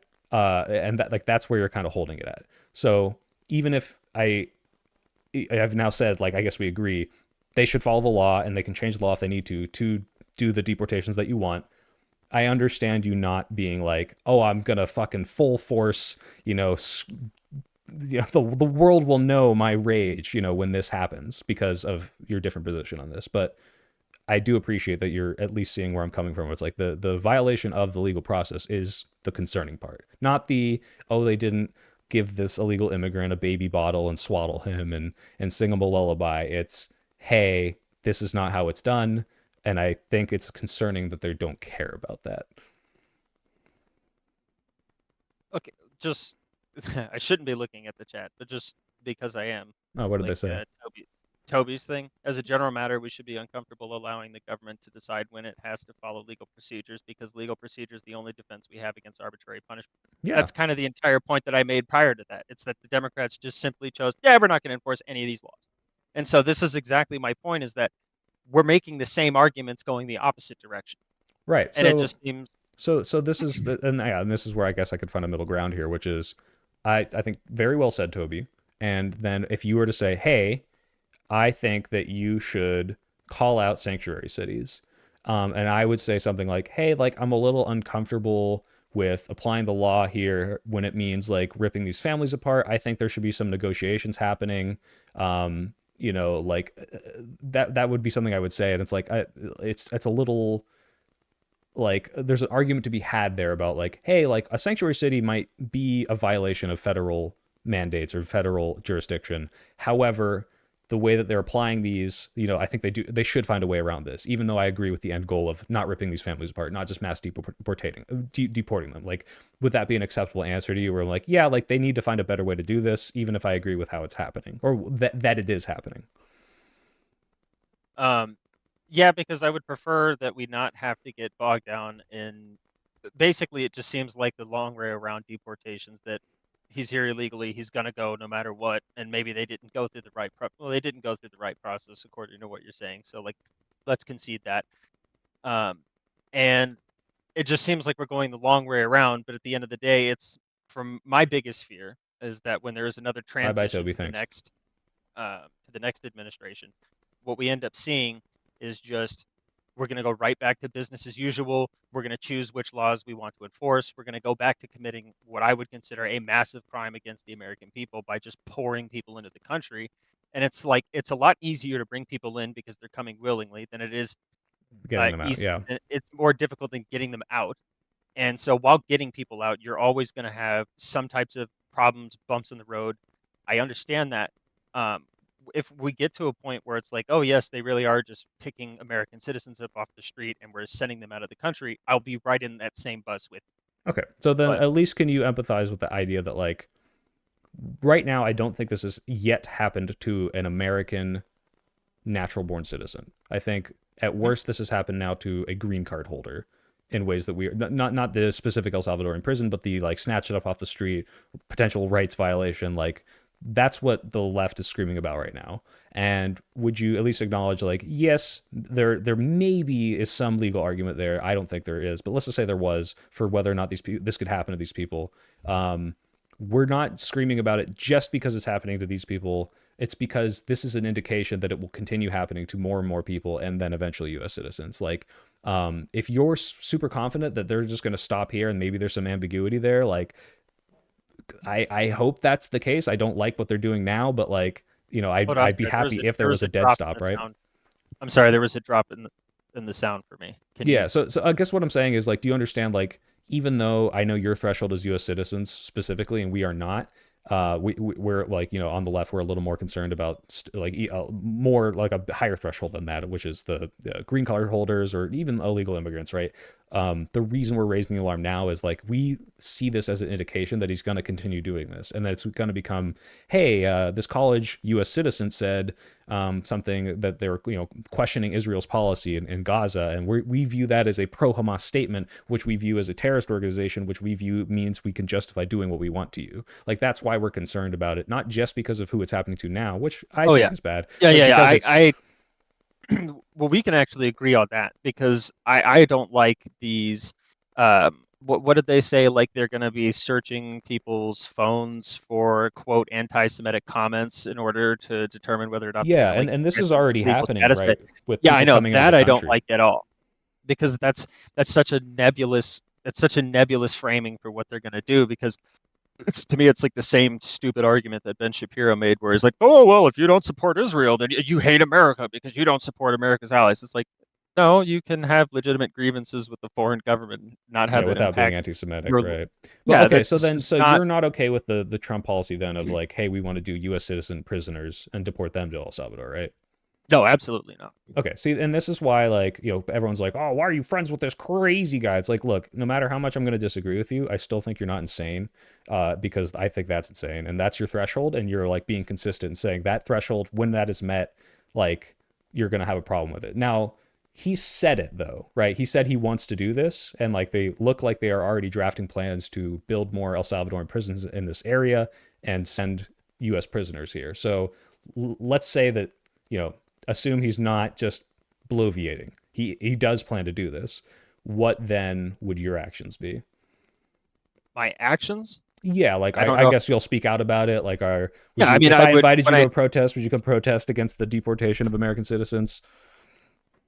I definitely wouldn't protest, because I just don't protest. But I mean, I would be right. Like, I would be verbalizing my discontent for those actions. I mean, I already do this when I'm talking to other Trump supporters, and when they're like, oh yeah, how do you think it's going? I'm like, yeah, I'm not quite that happy right now. I don't like how things are going all that much. Okay. Well, I know I haven't convinced you completely. I hope I hope you. I think we're on the same page. Due process should be followed. There are ways that we can concede that certain laws that are broken do expose some degree of hypocrisy, and that yes, we're not okay with the deportation of U.S. citizens. So we're gonna talk out about it. So I don't know, chat. What do you think? If you were at all entertained by me trying to reach a middle ground with my friend here, this was the test run prototype for our parallel reality show that I was thinking of doing, which is me and him look at some event that happens and then see why we have such differing opinions. And I think this was pretty fruitful. I feel good about the way we've done it. Don't try to reach middle grounds with fascists, says James. Oops. Oh, after all that, I think there was some goodwill here. And I think tell me if this is wrong. YouTube hates free speech. I hate saying not your real name. Tell me if this is wrong. If I had not spoken to you about this, would you have had a much stronger radical opinion about it that was probably like, not because you're like uninformed necessarily, but just because like you just didn't look into this as much and you just heard musings of it? Like, did I at least lower the temperature for this topic? I don't know if I'd say that, because I wouldn't even say it was like that high of a temperature for me. I mean, to me, this is just as things are going on. I expect the deportations. I expect there to be constant complaining about pretty much everything that's going on. I think one of the, like, I know you guys have not had a good basis of this or a good conversation in the past, but Rob Noor does a really good job of arguing why there needs to be bright red lines, because what's happening is that when he's going into these situations ambiguously, it's creating room for these types of issues to come to the surface and gives the left an attack angle against Trump. And I really think he makes a good point in arguing that we need to make sure we are defining clear lines about when it's okay to deport people and when it's not, so that way we can have like solid standing and not be bogged down in each and every individual case because of careless actions. Yeah, okay. I mean, I actually do respect that from Rob. I think I saw him call something out that was like, hey, like, I'm not okay with this specific thing. I think it might have been on this case where he's like, this is not okay. This is a red line for me. And like, I don't want to give more ammo to my enemies. In the same way, like, I might call out, someone on the left for doing something like egregiously wrong. Like, hey, we should abolish, I don't know, every single private healthcare institution tomorrow, which is like, hey, I want a public option, but this is pretty radical. Like, I don't think this is a good way to win people over in the middle. So, okay. Yeah, I agree. It seems like, hey, you found something that Rob said I respected, and I respect that you also think that those red lines should exist. But yeah, mixed opinions in the chat of whether or not I should continue doing this, because I mean, it doesn't matter. I'm not going to get you to vote Democrat, sure, but I think this would be useful for like people who want to talk to someone who does have, like, I mean, you and I have, I don't know, 70% opposite opinions, although probably 95% aligned, outcomes for people. So I think it could be useful. And I think people will probably want to have you on again when we talk about when this actually happens and he does deport these prisoners, just to see your reaction to it. But yeah. Are you happy? Would you be down to come on again? Maybe, we'll see. It's difficult with a baby. What if you don't? Oh, because you have a baby. Yeah. What if you don't? I am the Fox. Thank you for $5. Liked this so much that they voted with their money. So you know what? Look, if you care, I know you care about your family and your baby, but you know what? Don't you care about your friend who needs to make money? Like, doesn't that matter at all to you? Can you look me in the eye and tell me you don't want me to make money? This is my Witcher time, and you're over here profiting off my retardation. Come on now. All right, go play The Witcher. I'm gonna sign off. I gotta go work on a video and just say bye to chat. So thanks for chatting, buddy. I appreciate it. All right, I'll see you later, man. Talk to you later. Love you. Yeah, I thought that was fruitful. I enjoyed that. I mean, I talked to him anyway for free. So, but I think if you guys think that would be useful to have those conversations, I would be down to monetize that and maybe just do it on stream, not necessarily like, because I was thinking of making a whole show and cutting it together, but I think the free flow form of it would be nice. So like, he's consistent. You should keep him on, if nothing for that's part of the reason I'm still friends with him. Like, other than the fact that we enjoy each other's company and we make each other laugh. I appreciate, like, he's my like litmus test for like, okay, I remember back in like high school and college, he would watch Tim Pool, he'd watch these right-wing figures, and I would say, I want to go talk to him and figure out what he thinks about this, because I think this is insane. So I need to, like, this is why I go on right-wing forums. This is why I subscribe to right-wing channels or follow right-wing people on Twitter, because I'm like, what possible defense could they have for this? It's interesting to see that, and it's good to know these things. It's important to know what the other side is thinking. So I think this would be good. Again, I don't want to exploit my friend, and I know I'm going to slip his name in at some point, which is going to suck, because I don't want to dox him, because that would suck. But yeah, I hope this would be useful for people to listen to, and I'd be willing to do this like once a week, like, or just every time something really grinds my gears, just bring them on. The defenses are so weak and relying on assumptions. Hey, I didn't say these were like opinions that I necessarily respect. I respect his morals. Okay, I don't necessarily respect his conclusions, but that's because I don't think he's following the right train of logic. But I don't think he's like an idiot. Well, sometimes I do. I'll call him an idiot. We call each other idiots. But does he have a channel? He doesn't. But hey, maybe if we do this enough, he'll make a channel. So as someone with lots of Trump supporting friends, I appreciate that you attack. Natalie, don't you live in Berkeley? How do you have so many Trump supporting friends?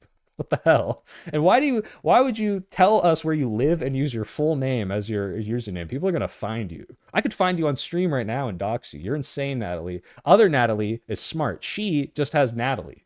I have no idea where Natalie lives. I just know that she's struggling financially. She could be in a totally worse position. Sorry, that was a tangent. Do you see what I mean by saying drawing lines on fascism with people? They're going into la la land, not realizing how far they're slipping. Well, sure, but if I just say fascist, that does nothing, right? I can't just say, hey, you're fascist now, buddy. Then what? Like, I don't, like, that's not going to help. Now, the way that I was able to, like, I think, tone the temperature down there is say, hey, like, this isn't about you being an evil racist. This isn't about you hating immigrants. I know for a fact he doesn't hate people of a different color. It's more about the fact that we're upset about this process not being followed, and we should do something about that. Oh, you want to be called the meat pill? Can you change your YouTube name? Natalie says, please don't dox me. Well, you've already done enough, Natalie. If he's the opposite, is he a meat pill? Yeah, we can call him the meat pill. Right? Why not? I want a cavalcade of all my friends that are all pill variations. That'd be really funny, if not a little bit narcissistic. But I think it would be funny. Politics becomes so hard on labels, people forget that it's not a versus game. Well, that's the thing, is like, that's why I appreciate having YouTube as a friend, right? Because at the end of the day, like, I do think him voting for Trump is like material harm to people I care about, but like, I can see that we want the same goals, and well, maybe it is. I guess it is a versus game, but it's not me versus him. It's like our ideas are versus, and like the outcomes of what happens when we vote for these people are versus, and it's kind of trying to take these different reality bubbles and mush them together and try to find some empathy and a way forward. How can you respect this guy? These guys have always been one disagreement away from throwing a racist slur at me. Hey, look, I know this guy pretty well, and I'll tell you his slurs per minute have substantially dropped since high school. I'll just say that. IMS says, thank you for going up there. Yeah, if you're still listening, YouTube, like, thanks for coming on. I know, like, you just got in front of 100 people to talk about yourself, and like, I've been doing that for a while, so I'm used to it. But like, yeah, it's a good thing to do. Call him the Sigma pill. No, that's lame. It's meat pill, dude. Because he always gets on me for saying that veganism is the superior thing to do. I appreciate the common sense arguments you give. Well, thank you, Mr. Wilkes.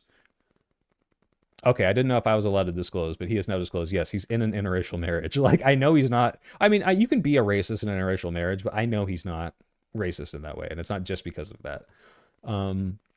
How do I have right-wing friends? Every right-wing friend is one heated argument away from calling me a dirty slur.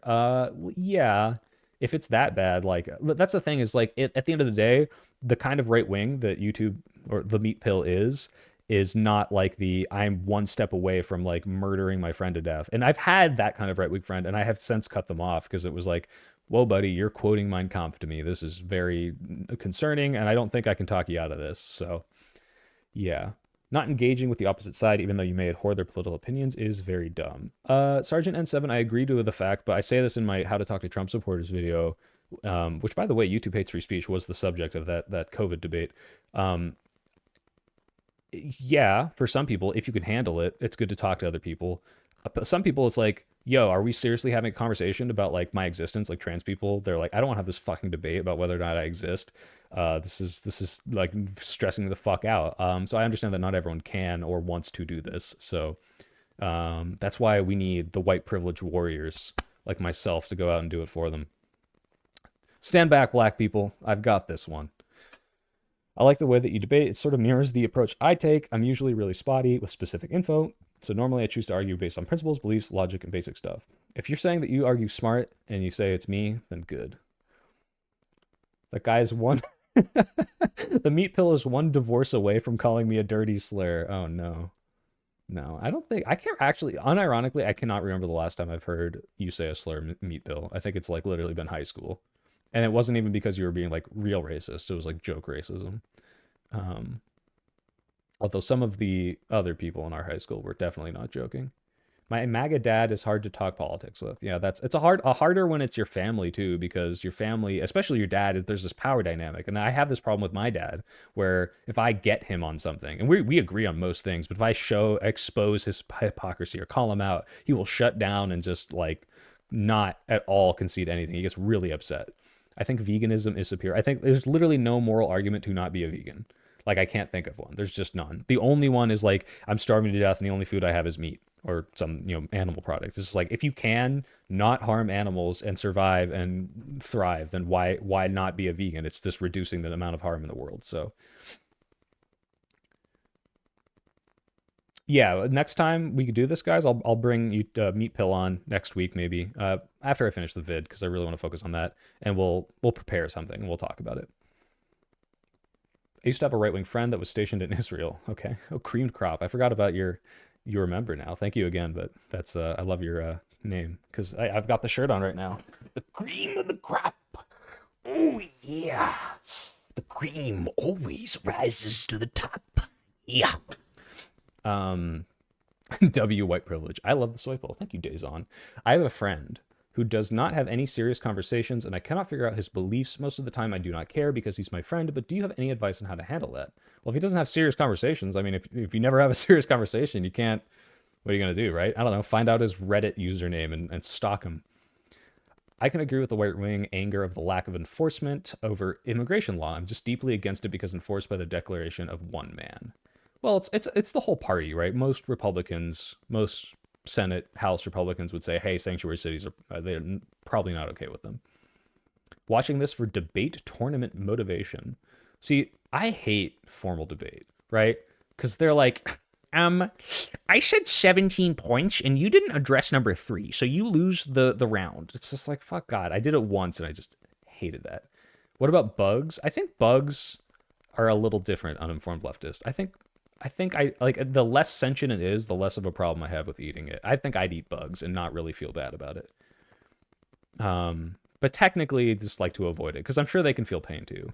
So reducing harm is for betas. There are people that claim they need to go to carnivore for their health. Okay, yeah, that's the thing. Is like, if your doctor is like, you need to eat more meat or you will die and there's no other way to get this, then I could see there are edge cases on this. I just think most people could be vegan. Creamed crops, quoting it. What's the vid about? The vid is about Elon Musk and Tesla, specifically Elon Musk. I didn't know you did live streams. How often are you live? Usually it's like at most once or twice a week. I might go again tomorrow. I guess this week has been 3 though.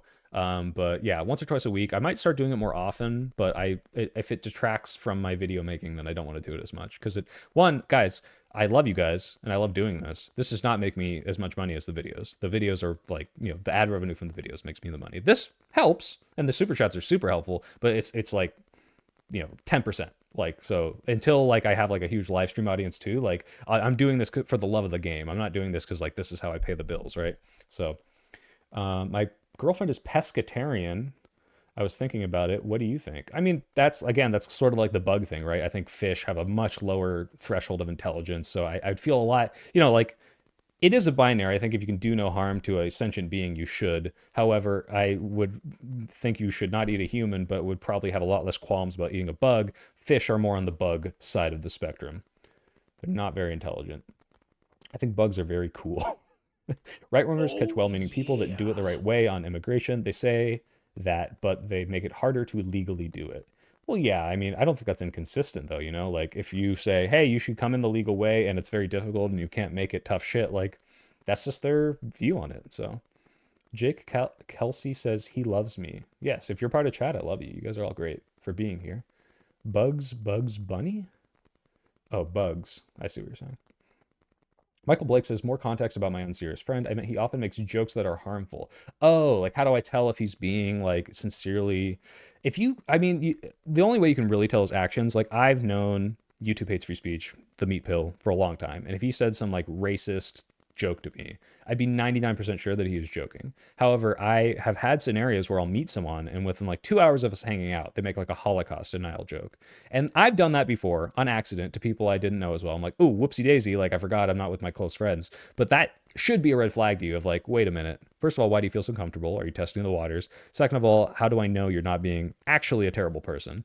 You can ask, maybe they'll admit it, but it's one of those things where like if you've known them a long time, you can tell when they're joking and when they're being sincerely, like look at the intention of the joke too, like the context. It's hard to give examples off the top of my head, but it's like if I made like an anti-Semitic joke and I was like complaining about my Jewish uncle, it's probably not me being like I hate the Jews versus like, you know, I'm criticizing like I don't know, like the or I'm like disparaging people that died in concentration camps, and like the punchline is just like, haha, isn't it funny they died? Like maybe I'm just being edgy, but like you know, like it's hard. I'd have to look at what he's saying though. I think it'd be cool to have more hard leftists on my stream. Thought Slime or Jovan Bradley.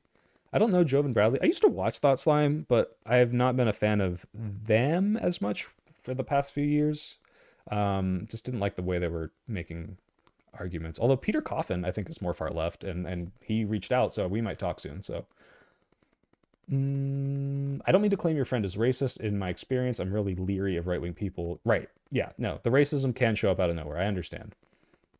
If being vegan becomes cheaper, then it makes sense to me. I think you can be cheaper as a cheaper vegan than you can a meat eater. Meat's just more expensive than like lentils. It depends on what you do though. I guess Oreos are vegan. Shri, thank you for the $5. Nice to see you, and thank you for the work. Why is it that I guess this is like the you know, if you're already a member, which is costs money, you're more likely to also want to give more money. But I also see like my members donate, and I'm like, well, you already give me money. Someone else give me money. You don't have to give me more, but thank you. I appreciate it. Pescatarians are worse. Bullshit propaganda. Wait, why? I can never tell if a right-wing person is just normal or if they're faking being normal. Yeah. Do you think animals have souls? I don't believe in souls. I am incredibly uncomfortable with people eating octopus because they seem to be very intelligent. I'm uncomfortable with it because they taste bad. Why go through all the effort? Like, imagine people like cannibalizing each other, and then we just tasted like shit. And it's like, you're gonna end a human life for like a really shitty chicken sandwich.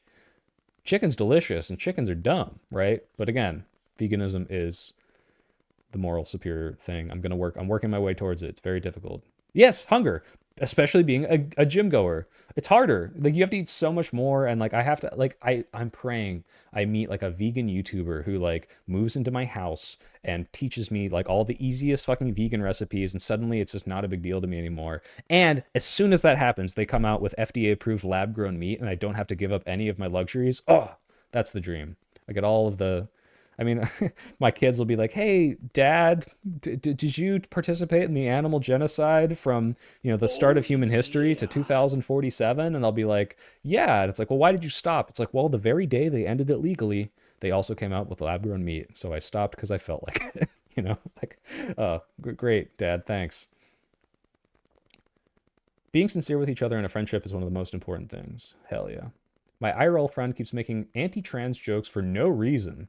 Well, if it's for no reason, I mean, yeah, if it's over and over and over again, that you can probably question their actual beliefs. Just ask them. Just be out of nowhere. Like, hey, like, what do you think about trans people? And like, not like accusatory, just say like, hey, what are your thoughts on this? Or like bring up a trans story that's like one of the most defendable ones. Like, hey, this person transitioned. Not like any of the weird edge cases, just, hey, this person decided they were the other gender.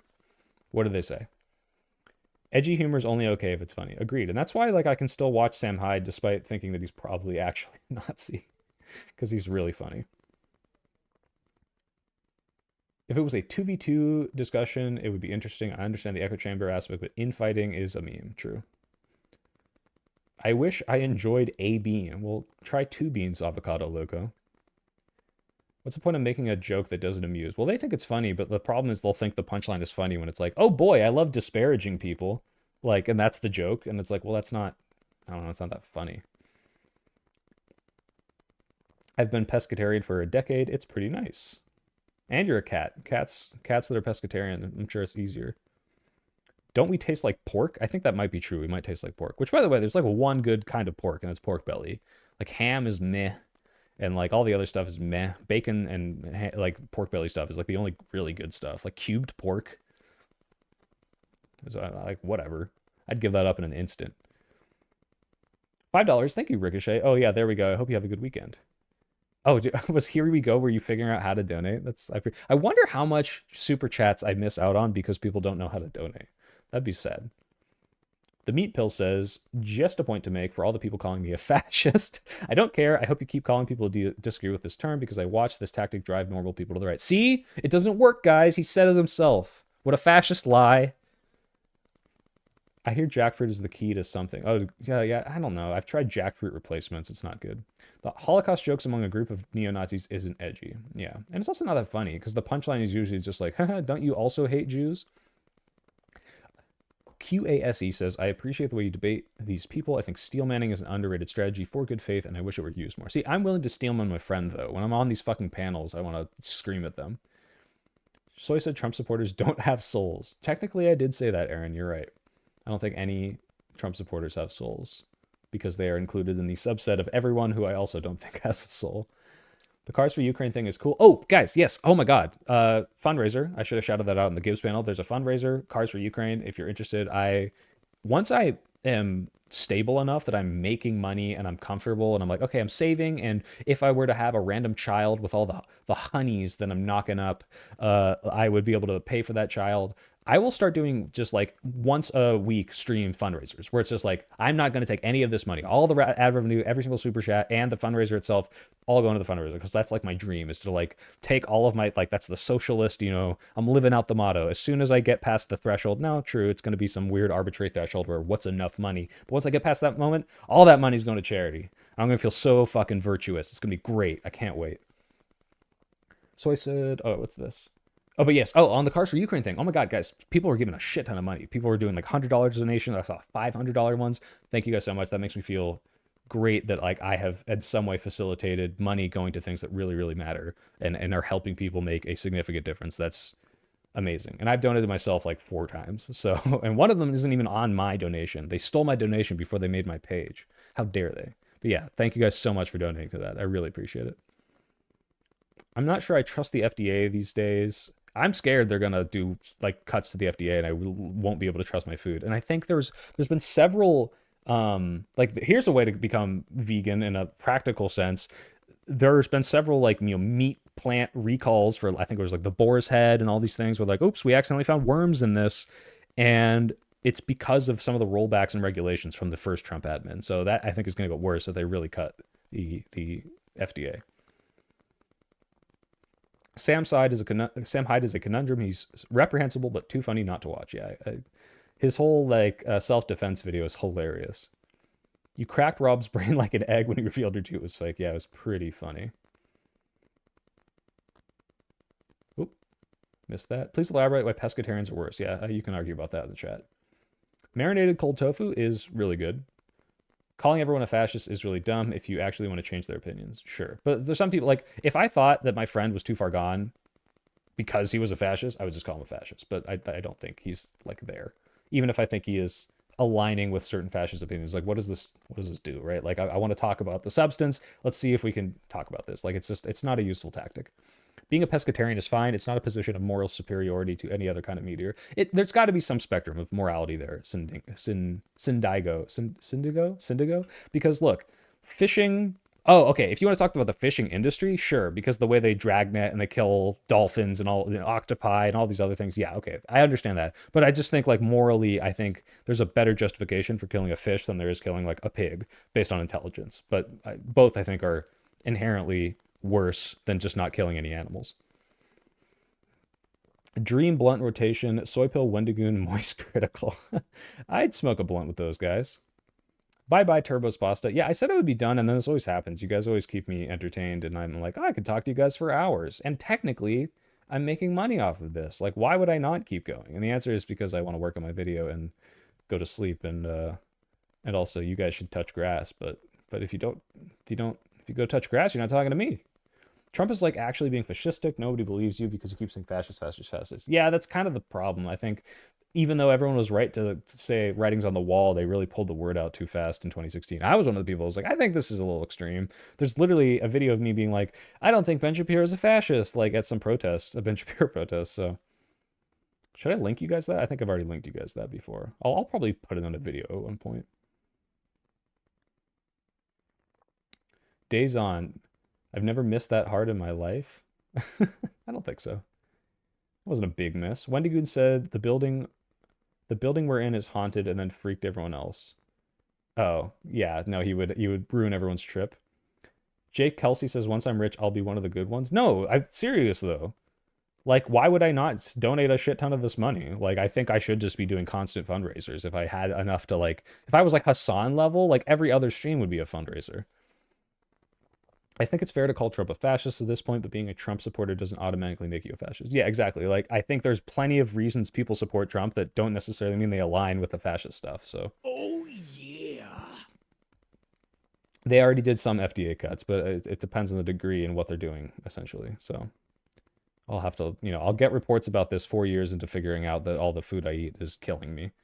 But I already got microplastics in my balls. It's fine. Yeah, I don't like people who say, like, oh, they support the right because the Democrats took it too far, or like, the thing is, Ilyich, like, yeah, you might say you're being blind if you support Trump, but for being a fascist, but like, I'm watching people fall into this step by step, and it's like, what's the thing they say in Andor, which, by the way, everyone should rewatch and watch the new season. They're strangling us so slowly we don't realize we're about to die. Like, because these things are step and step and step and step. Like, you look back 10 years and you're like, holy shit, how'd we get here? But because these things are like, well, that's just slightly worse than this, and that's just slightly worse than this. Like, it's easy to see how people fall into this and don't say like, oh, this is like, fascist. Like, I understand how it's happening.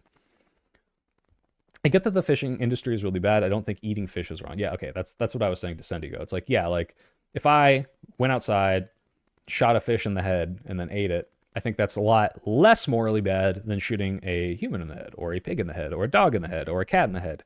But the fishing industry is immoral. In the same way, like, I think you could be an ethical vegan.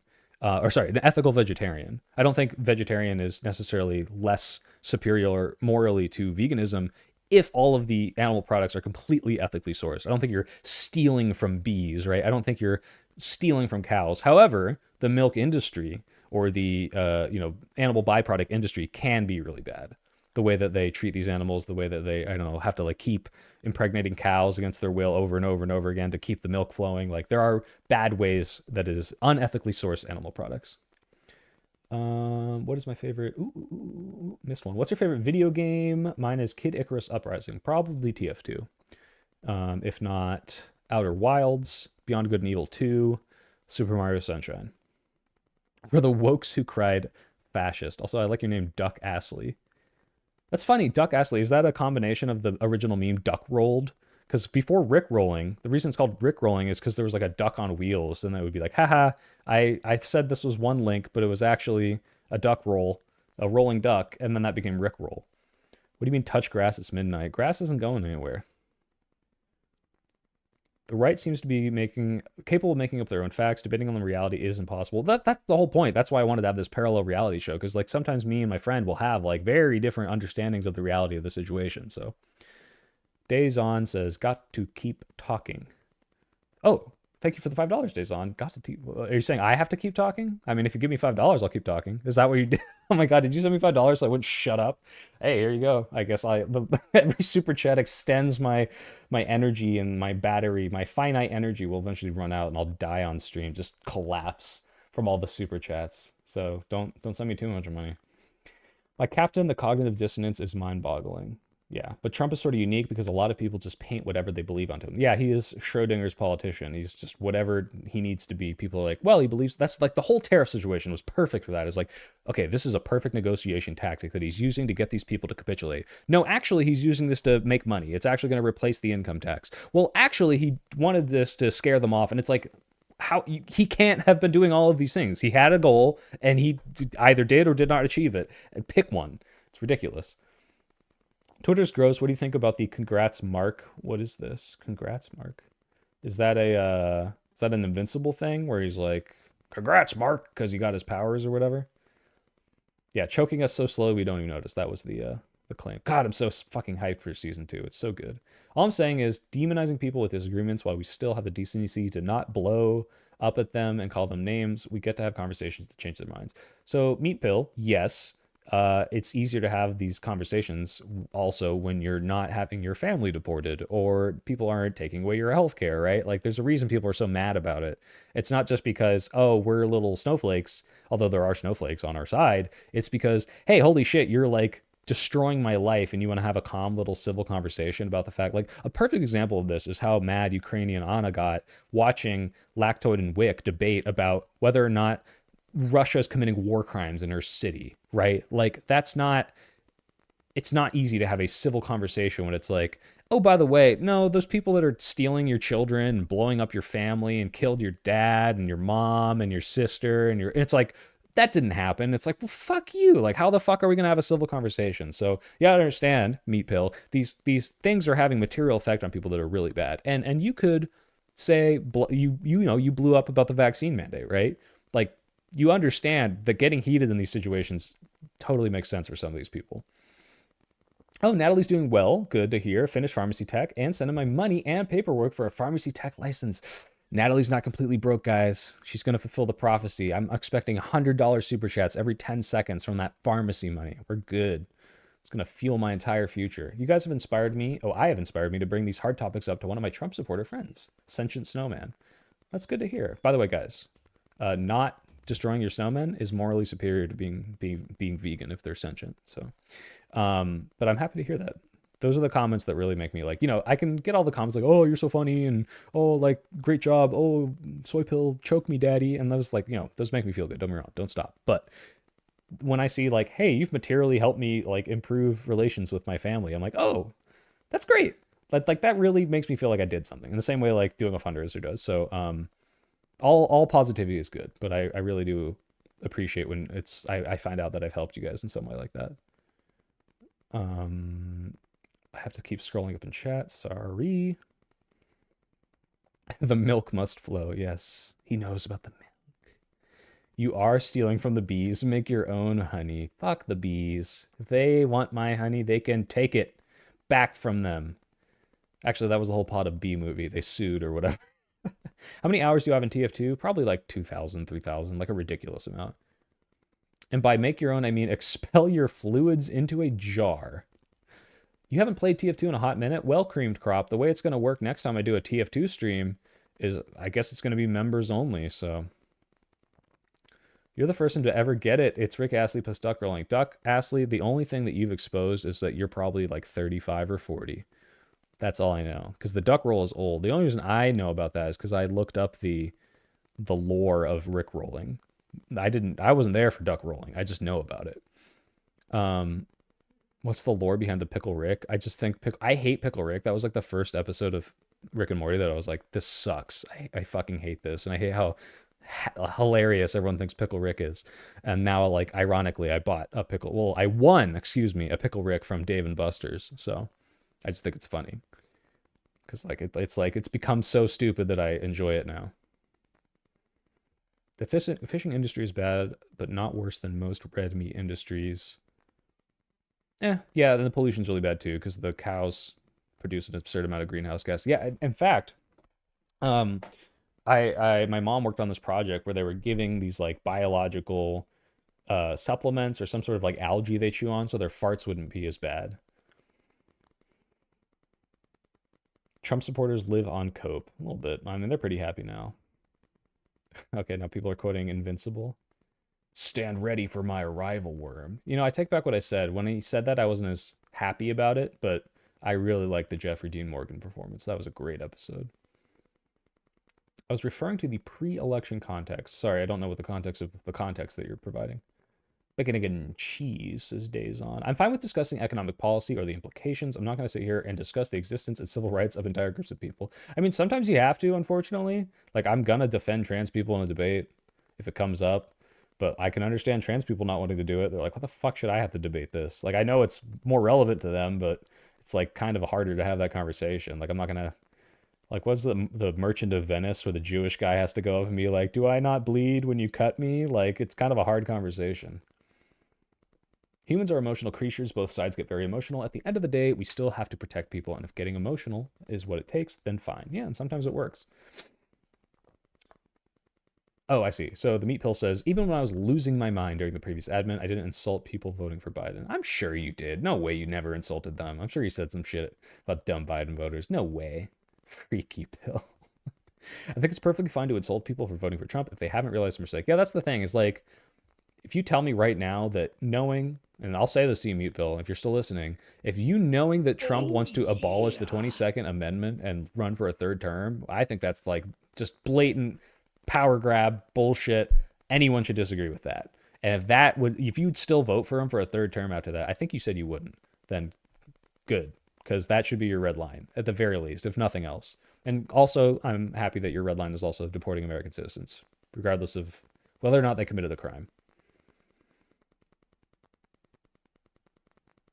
I think it's perfectly fine to insult people for voting. Okay, I already read that. Is that why you put the hat on him? No, I just put the hat on him because he's a good little hat rest. And it's not a MAGA hat. That's a MAHA hat. It's the Make America Healthy Again hat that I got from my Georgia rally video for doing 24 pull-ups, which I was very tired post-gym, so they weren't good pull-ups. But I won the hat, so it's my trophy. Thank you, Mr. RFK Jr. Having a pickle Rick as decor is not okay. Well, you live so close, Natalie. Come through my fucking room and get it yourself then. I don't think I would insult a Trump supporter, but I would think they're potentially dangerous. I like when a guy only has crazy ex-girlfriends. True. Did the algae pills work? I don't know if it actually worked out. I turned myself into a maggot, Morty.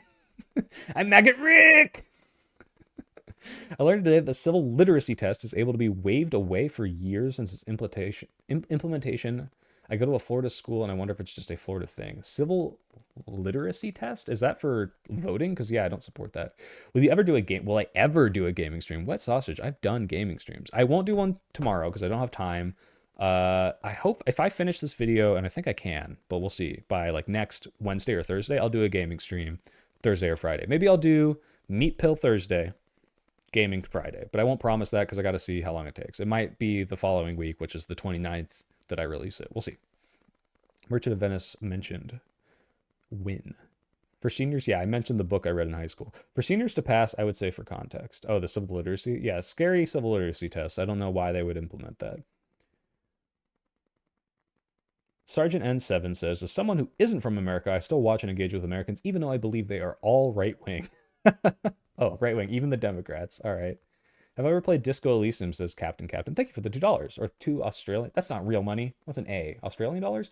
Thank you. I did. I played it on stream, actually, and I didn't save, and I died because my intelligence was so low that if anyone insults me, I will insta-die. And for the time being, I have like written off the game because that frustrated me. I lost all my progress, my super good roll that I passed like 2 checks. People saw it on stream. They're like, the luck of the Irish that guy had. But I really hate like retracing my steps. So what's going to happen now is I'm going to forget at a certain point, and that will allow me to go back and try again. But for now, I'm on the frustrated cooldown. Sorry I missed the live. I was playing Minecraft. That's okay. We have Zoomers in the chat. Disco Elysium mentioned. Cool. Oh, guys, Buckaroo's calling me. Should I answer? Does she know I'm still streaming? I'm just going to ambush her. What's up? You're on stream with hundreds of people. Do you have anything to say for yourself? Yo, what up, stream? How's it going? Y'all look fine as hell right now. They're all criticizing you for being anti-Semitic. Oh, sorry Also, about that. I was about to sign off too, but I what's was up? not listening to what he said very clearly. I know, that's why I called you out. I know, I was so glad you did. Because when you said that, I was like, what the fuck did I just co-sign? I feel Yeah, it so was like there's some stupid. people in my chat criticizing Israel and being anti-Semitic, and you heard just like there are protesters at college, and you're like, yes, I agree, good for them. I'm so sorry. Yeah. Bro, it's so stupid. So I will accept an apology in the form of you have to go to Larry David, kiss his feet, and say I'm very sorry to all the Jewish people and the harm I've done to their community. So once you said that, I was like, what the fuck did I just say I supported? Like, I I don't For the even record, know. guys, before this debate, Buckaroo said, I really don't want you to interrupt me a lot in this debate. And now she's interrupting a guy talking about anti-Semitism to profess how great and based it is. Dazon, thank you for $5. I am getting off at some point, and then I just apparently not yet. But is that why you called to apologize? No, I just called to talk to you. I didn't even realize you were still on stream. Oh, yeah. You don't watch my stream? You're a mod in my chat. Oh shit! Hey, bro, I just nice. The Meat finished Pill the panel. has changed his name. I usually don't interact with people directly after panels. It's You're like, I already talked to this okay? person I gotta enough. calm down. Yeah. Yeah. Well, also my cat's usually fucking like driving me crazy at that moment, and I had to pee. Probably because But anyway, yeah. them around in front Sincere of the camera. apologies. I do not support anti-Semitism. I'm actually strongly against it. I feel so. I'm laughing they all because thought you it's were so a tanky. stupid. I was really upset. I was like, look, guys, I understand being frustrated at the chaos of this panel, but don't hate on my friend Buckaroo. No. It's okay. They can hate on me if I'm saying some wild shit, okay? I kind of deserve that. All right, guys, I'm going to put a poll in the chat and whether or not you support Buckaroo's debate. No, I'm not going to do that to you on stream, actually. That's fucking rude. It's okay. You can do it. I can't see the chat. I can't see poll. Yeah, but I'm going to tell you what it was. Oh, okay. Then do that. Oh, yeah, you know who the Meat Pill is, right? That's our mutual friend. He says he misses you. I'm sure they want to chat. I miss you too. Just message me. Yeah, just message her, you fucking My coward. cat is annoyed that I'm interacting and it's not with her. Yeah, no, I'm not a tanky. I actually think human beings deserve... Bro, if I could give kindness and love and respect to every single individual on the planet, and I know it wouldn't like further harm to other people, I would. You know, I was actually just saying it. I was just saying it in messages. Derek Chauvin? If it didn't perpetuate harm against black people, yeah. Just by being nice to Derek Chauvin, you would give him kindness? I would Yeah, be mad. I would actually be mad at him. Natalie wants to know if you hate liberals. Actually, you know, realistically, yeah, I look at probably this. would be pretty This is what I'm talking about. She runs into this. She runs, Jake says it best. No, Jake said it right. You run through these HR statements. You're like, oh, I love everyone, and I'm never mean to a single person. And then I bring up one example. Immediately walk it back because you realize it's fucking bullshit. No, I'm saying I'm standoffish. No, it's not bullshit though. I'm usually not particularly aggressive even towards people I dislike. She would be nice to Hitler if he was disabled and couldn't do anything. If he was disabled and couldn't do anything? Yeah. It's post all the Hitlerisms. I would probably be mean to him for a little bit, but at some point, like, I can't carry on the anger the whole time. Oh, I would even if I think I have 6 million Jews worth of anger for that man, okay? Like, so I'm sorry that you can forgive him after a while, but I wouldn't. No. If you heard the rest of what I was, at some point I just remove myself. Like, if I'm genuinely so angry with Guys, an individual, I need out of this Hitler room. Sorry, can you let me out of the room with disabled Hitler? Get me out of this Hitler room right now. Natalie wants to know: do you hate liberals? Do I hate liberals? Yeah. Not across the board. Do you hate non-fond? He's a liberal. I don't hate non-fond, but so that's why I said not across the board. But liberals, in my experience, it's like such a mixed bag when you're interacting with them, because it's like, okay, they may be completely supporting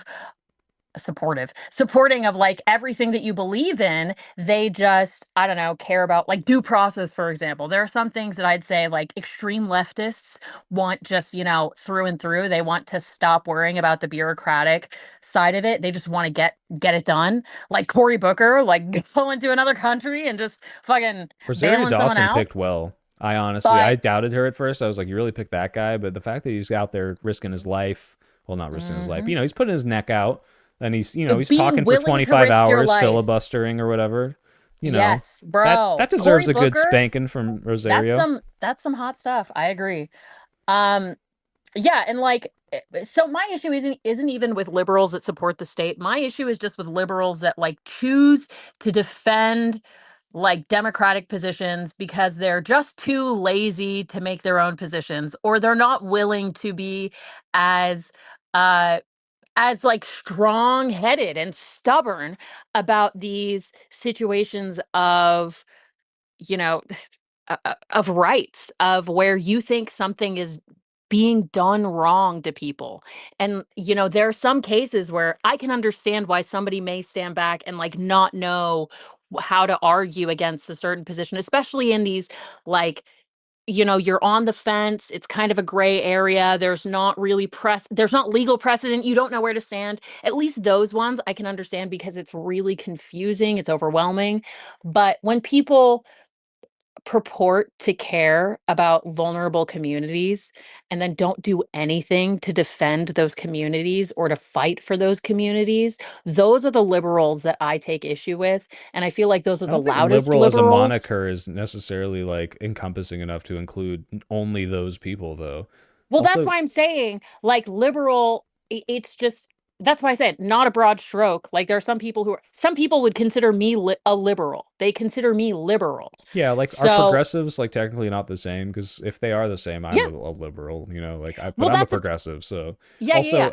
Gat is asked, have you tried swimming in a bucket of piranhas? I don't know haven't. why. I don't think I would fit in a single bucket, Yeah, frankly. but Chad Plaid rightfully says, and Um, this is what I would say as well, is that no, like it's this okay. doesn't Yeah. sound like you have an issue with liberalism. It's just like you don't like when people are like armchair activists, which some liberals Well, I are. think most liberals are, frankly. That's why I have an issue with liberals as like a group, even if not every individual, like self-identifying liberal holds these positions. As a group, liberals seem to pussyfoot around some of these situations. Like, even if again, I accept I said the wrong thing. Like, I think I was completely wrong in what I'm still cringing at what I said. I'm Wait, are you thankful talking that about the you anti-Semitism thing? I don't Yes, think yes, anyone's yes. really holding that to Again, you as I'm like a, very oh, bro, you're I'm holding it to me. I'm so frustrated by it. But it's situations like those. Like, I would rather, just like my cat's like sorry, she's somewhere. I actually can't see her right now, but I can hear her. Um I I would rather somebody make a mistake that doesn't have a if the mistake doesn't have like political ramifications. I would rather somebody make a mistake in Oh supporting something yeah. that's maybe a little too out there than to never argue for what they bro, she's scratching something. Than to never argue for what they think is right. I think there are a lot of people that are so scared for the social ramifications and for just the uncomfortable nature of putting your opinion out there in kind of a I'm ready to argue this manner. Um, And but just so you know, one of my chatters just accurately described my feelings on you, and they said cat DHD, which is, yeah, you get distracted by your cat like every 3 seconds. she's literally she's like hidden behind my base. I can just hear crunching paper. I can't see her. I don't know what's happening. Like, I Okay. agree, but Wait, I'm one also sec. a little Got a anxious. super chat. I don't wait. Is that CZK? What is that currency? Thank you for the CZK is Czech Karunas. Thank you for the 20 Czech Karunas. I don't know how much money that is. That is. Who cares? I mean, who cares? I'm just interested. It's about $1. Thank you very much. Karunas. I He was asked to cares pay because he's attention. a Am I doing it capitalist, right? you guys. Yes, You should you actually are. hate him. Wait, I care because this is now my full-time job, okay? Capitalist. I am a capitalist. And so far as I exist in capitalism and must operate as a That's not a capitalist to capitalist, by the way. survive. Capitalists have to own capital, technically. Oh, well, then I'm So not. once you get your do I LLC, I have a then we can desk and a fucking get the computer. That's pitchforks capital. out. That's all I'm saying. Millions must sell out. Hell yeah. I'm not selling out. I'm surviving. No, she's not a tanky, guys, and she's not anti-Semitic. Also, smash I'm or not a tanky. I'm pass so sorry. I'm Bernie just Sanders. stupid. I'm just stupid. I'm not a tanky. I'm just stupid. I just said stupid things. I'm not a tanky. I actually care about the life of human beings before my own political position. Unironically, that's like part of the argument that I get into a lot is people are like, well, what about these people? Don't you think they're horrible people and they should just have their rights revoked? And I'm Okay, like, they were well, joking. no. They were joking. They were joking. They were joking. They don't think you're a tanky. Oh, okay. Also, lollipop Because, sticker on mic is a good idea, 80 Samurai. I'll have to find a lollipop sticker. But I do not have one. What happened to bring this? Okay, wait. Five Buckle is very confused. Okay, so what happened was at the very end of the debate, Tyler. First of all, again, before this debate, Papa was getting on me for interrupting her, which is a fair criticism. I interrupt her a lot. To be clear, she won't he shut also up. did great. I will say, And great yes, during and the I was debate. very reserved during that one. And and she, I think, interrupted people both in their opening and closing statements when you're not supposed to talk, but specifically in the closing they made statement. stupid statements in their opening that need. I agree. You just let them say it. That's the opening, all right? No. So what happened was, Tyler at the end was like, people in my chat are arguing about Israel, and the students protesting, comma, like being anti-Semitic, and she heard students protesting Israel and immediately endorsed, because like probably like the Mahmoud Khalil situation. So not waiting till the end of the sentence, which you always need to do to figure out what the intent of the people you're speaking about is, and so started cheering on these anti-Semitic people. So I was scared for my life. I thought she might hurt me. She knows where I live, so I was very worried. And I'm just happy to know that, as much as people might be on me for having a fascist friend, that I also have now a Nazi friend too. So very cool. A black Nazi. Hey, black woman Nazi. The Netflix Nazi. That's what I'm going to start calling you. You're the Netflix Nazi because you're the black woman Nazi. Yeah. Oh my gosh. I feel so bad because literally I just heard like protesting and I was like, we love the right to free speech. I was like, and they're talking about like Patriot Front or some fucking neo-Nazis. Oh God. I'm so sorry. I'm so sorry if there were any Jewish people listening. I'm so sorry. I respect you. And I respect the television industry. Okay? I agree with Jake. Jake says I'm black is the next level of I have a black friend. It's like, I can't be racist, I'm black. It really is. I can't hate black people, I'm black. That is the worst, I will say, like in black communities, that's the most frustrating argument. Like if you're about to say something really racist, guys. No. If you're in like on Discord, I actually there's like a larger amount of black people voicing their opinions on Discord than I hear in political conversation in real life, understandably. But that's like the one argument that I hate that comes up a lot in arguments with tons of different people, that I always feel like maybe I should bring this up later. Like maybe this is an argument not to be had amongst the people that are not black. But that is an issue where a lot of people just say, well, I'm black, so I can feel that way. I'm black, so I can say it. And it's like, bro, yeah, you're black. All that means is that you're black. Okay, let's not agree. Give you, it's our word. We like invented it, and they sticker. took it from us, and I'm not happy about it. People's 80 Samurai says we really traded you for the Merchant of Death. Yeah, I don't know. I think the Merchant of Death might not hate Jews, at least. So there are people that I would call tanky, like Haz and Jackson Hinkle. Yeah, those guys are actually tankies, though. And by the way, guys, again, this was a joke. She's nowhere near tanky. Okay, so no. I honestly, I just care too much about. I genuinely care too much about individuals to be a tanky. Like you can just say that about any ideology. I care too much about people to be a Republican, which is like, I think that's true, but well, tankies aren't tanky. Isn't like tankyism predicated on fucking advocating for violence against specific communities because they don't agree with you? Predicated. Like, I don't know if it's like implicit in their belief. I mean, that's a concept of tanky. Yes, true. You're right.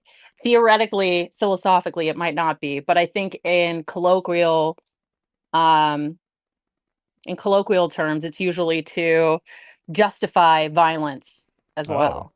Apparently, the chat is agreeing with you. Maybe you know a little suspiciously a lot about this, actually.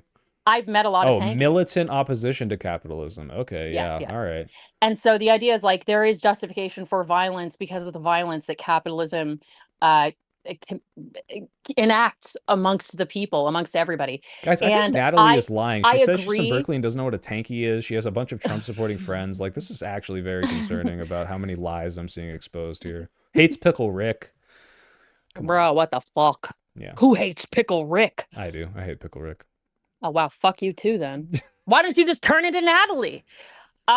Yeah, I don't see. The thing is, like, I understand the justifications for violence that come up at times, and I don't even have like a really solidified position because I've actually been interested in reading more on political violence, on just like the justifications that people use for violence, because the research that I've done so far shows that like political violence usually just results in chaos. It doesn't Usually? seem to result in anything specific. Oh, that's right. You did that for the whole from like what the CEO debate, right?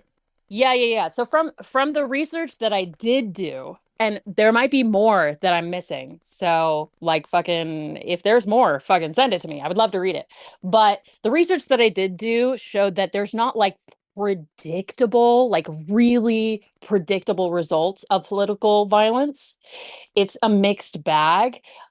Which makes sense because the nature of political violence, like it's a very niche circumstance itself. So I can understand why, political violence is not in itself measurable. It's not really clear what the result is of all political violence. Yeah, we can always justify like, well, look at these movements that did have violence, like LGBT rights or civil rights. These things had violence and we got good things. Like, was that the reason? Was it not? Yeah. And it's very hard to measure these things. I want to talk to a historian Exactly. about it. Actually, I'll ask Mr. Beat. I have Mr. Beat in my ear. I got to ask him about political violence. I'm sure he's not made a video on it because he's not like super Who was that? extreme. Mr. Beat, the YouTube historian guy. Mr. Beat. I'll send you the papers that I read. That's why I have to get off. I have to get up for the thing I told you about that I can't tell my chat about yet. I have to be up. Okay, at like let me 7:40. finish.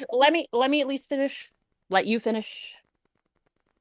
Wait, I'll finish by saying, Cream Crop, thank you for the $5. A tanky is someone who defends, supports authoritarian, totalitarian regimes under the guise of socialism. Yes, I think that is usually how I would describe it. That's a great way to put it. Under the guise, especially. Under the guy. Yeah, it's like, I'm all about like fairness. Anyway, get in the camp. Anyway, can we roll you guys over with our people are asking for your channel. It's almost like you should clip all the debates that you're in and fucking upload them. It takes 2 seconds. I agree. It's not hard. I will literally send you the raw files of our debates from my end. Except you'll see the several times where I turn your Discord volume down or mute to talk to my chat, but you'll still have most of my fucking debate. Do it. My chat. Actually do it. I've just been waiting until my living situation. I've been waiting until I get back to Pennsylvania and get on my PC. People in the chat. At least one of the 124 people would subscribe. Something within 1 month. No, I can't post something. Promises. No, just ask Gibbs for the raw tonight. I will. Say, Gibbs, can you send me the raw file I'm in this Google Drive? Make your channel. You already have your channel. Upload the video. It takes 0 work. And if you really want to do the work, you can do the thing that I do, which is I go into Vegas, I clip the beginning and the end, and then I upload it to the Soy Pill streams. Do I say raw footage? Can you send me the video? Can you send me the VOD? Thank you. And the Meat Pill would subscribe. That's 2. Do tankies wear tank tops? I don't know. Probably. Hassan wears a tank top. Stop waiting. I want to subscribe. There's an urgent. There's a desperate. There's a clamoring, frantic need for your channel, and you are fucking pussyfooting around. No, I told you, bro. Okay, I don't. Nothing is stopping you from downloading these. My laptop. I agree. My laptop is so fucking slow. It genuinely shits out when I have like Discord and a browser open at the same time. I bet it would take less than a month to upload this video. I agree. I already messaged Gibbs. Okay. Natalie says she'll subscribe only if you continue to be anti-Semitic. Oh, well, fuck. Okay. Yeah. I mean, mute me real quick. Duck Astley, what's up? Duck Astley, did I get it right, though? Are you older than 35?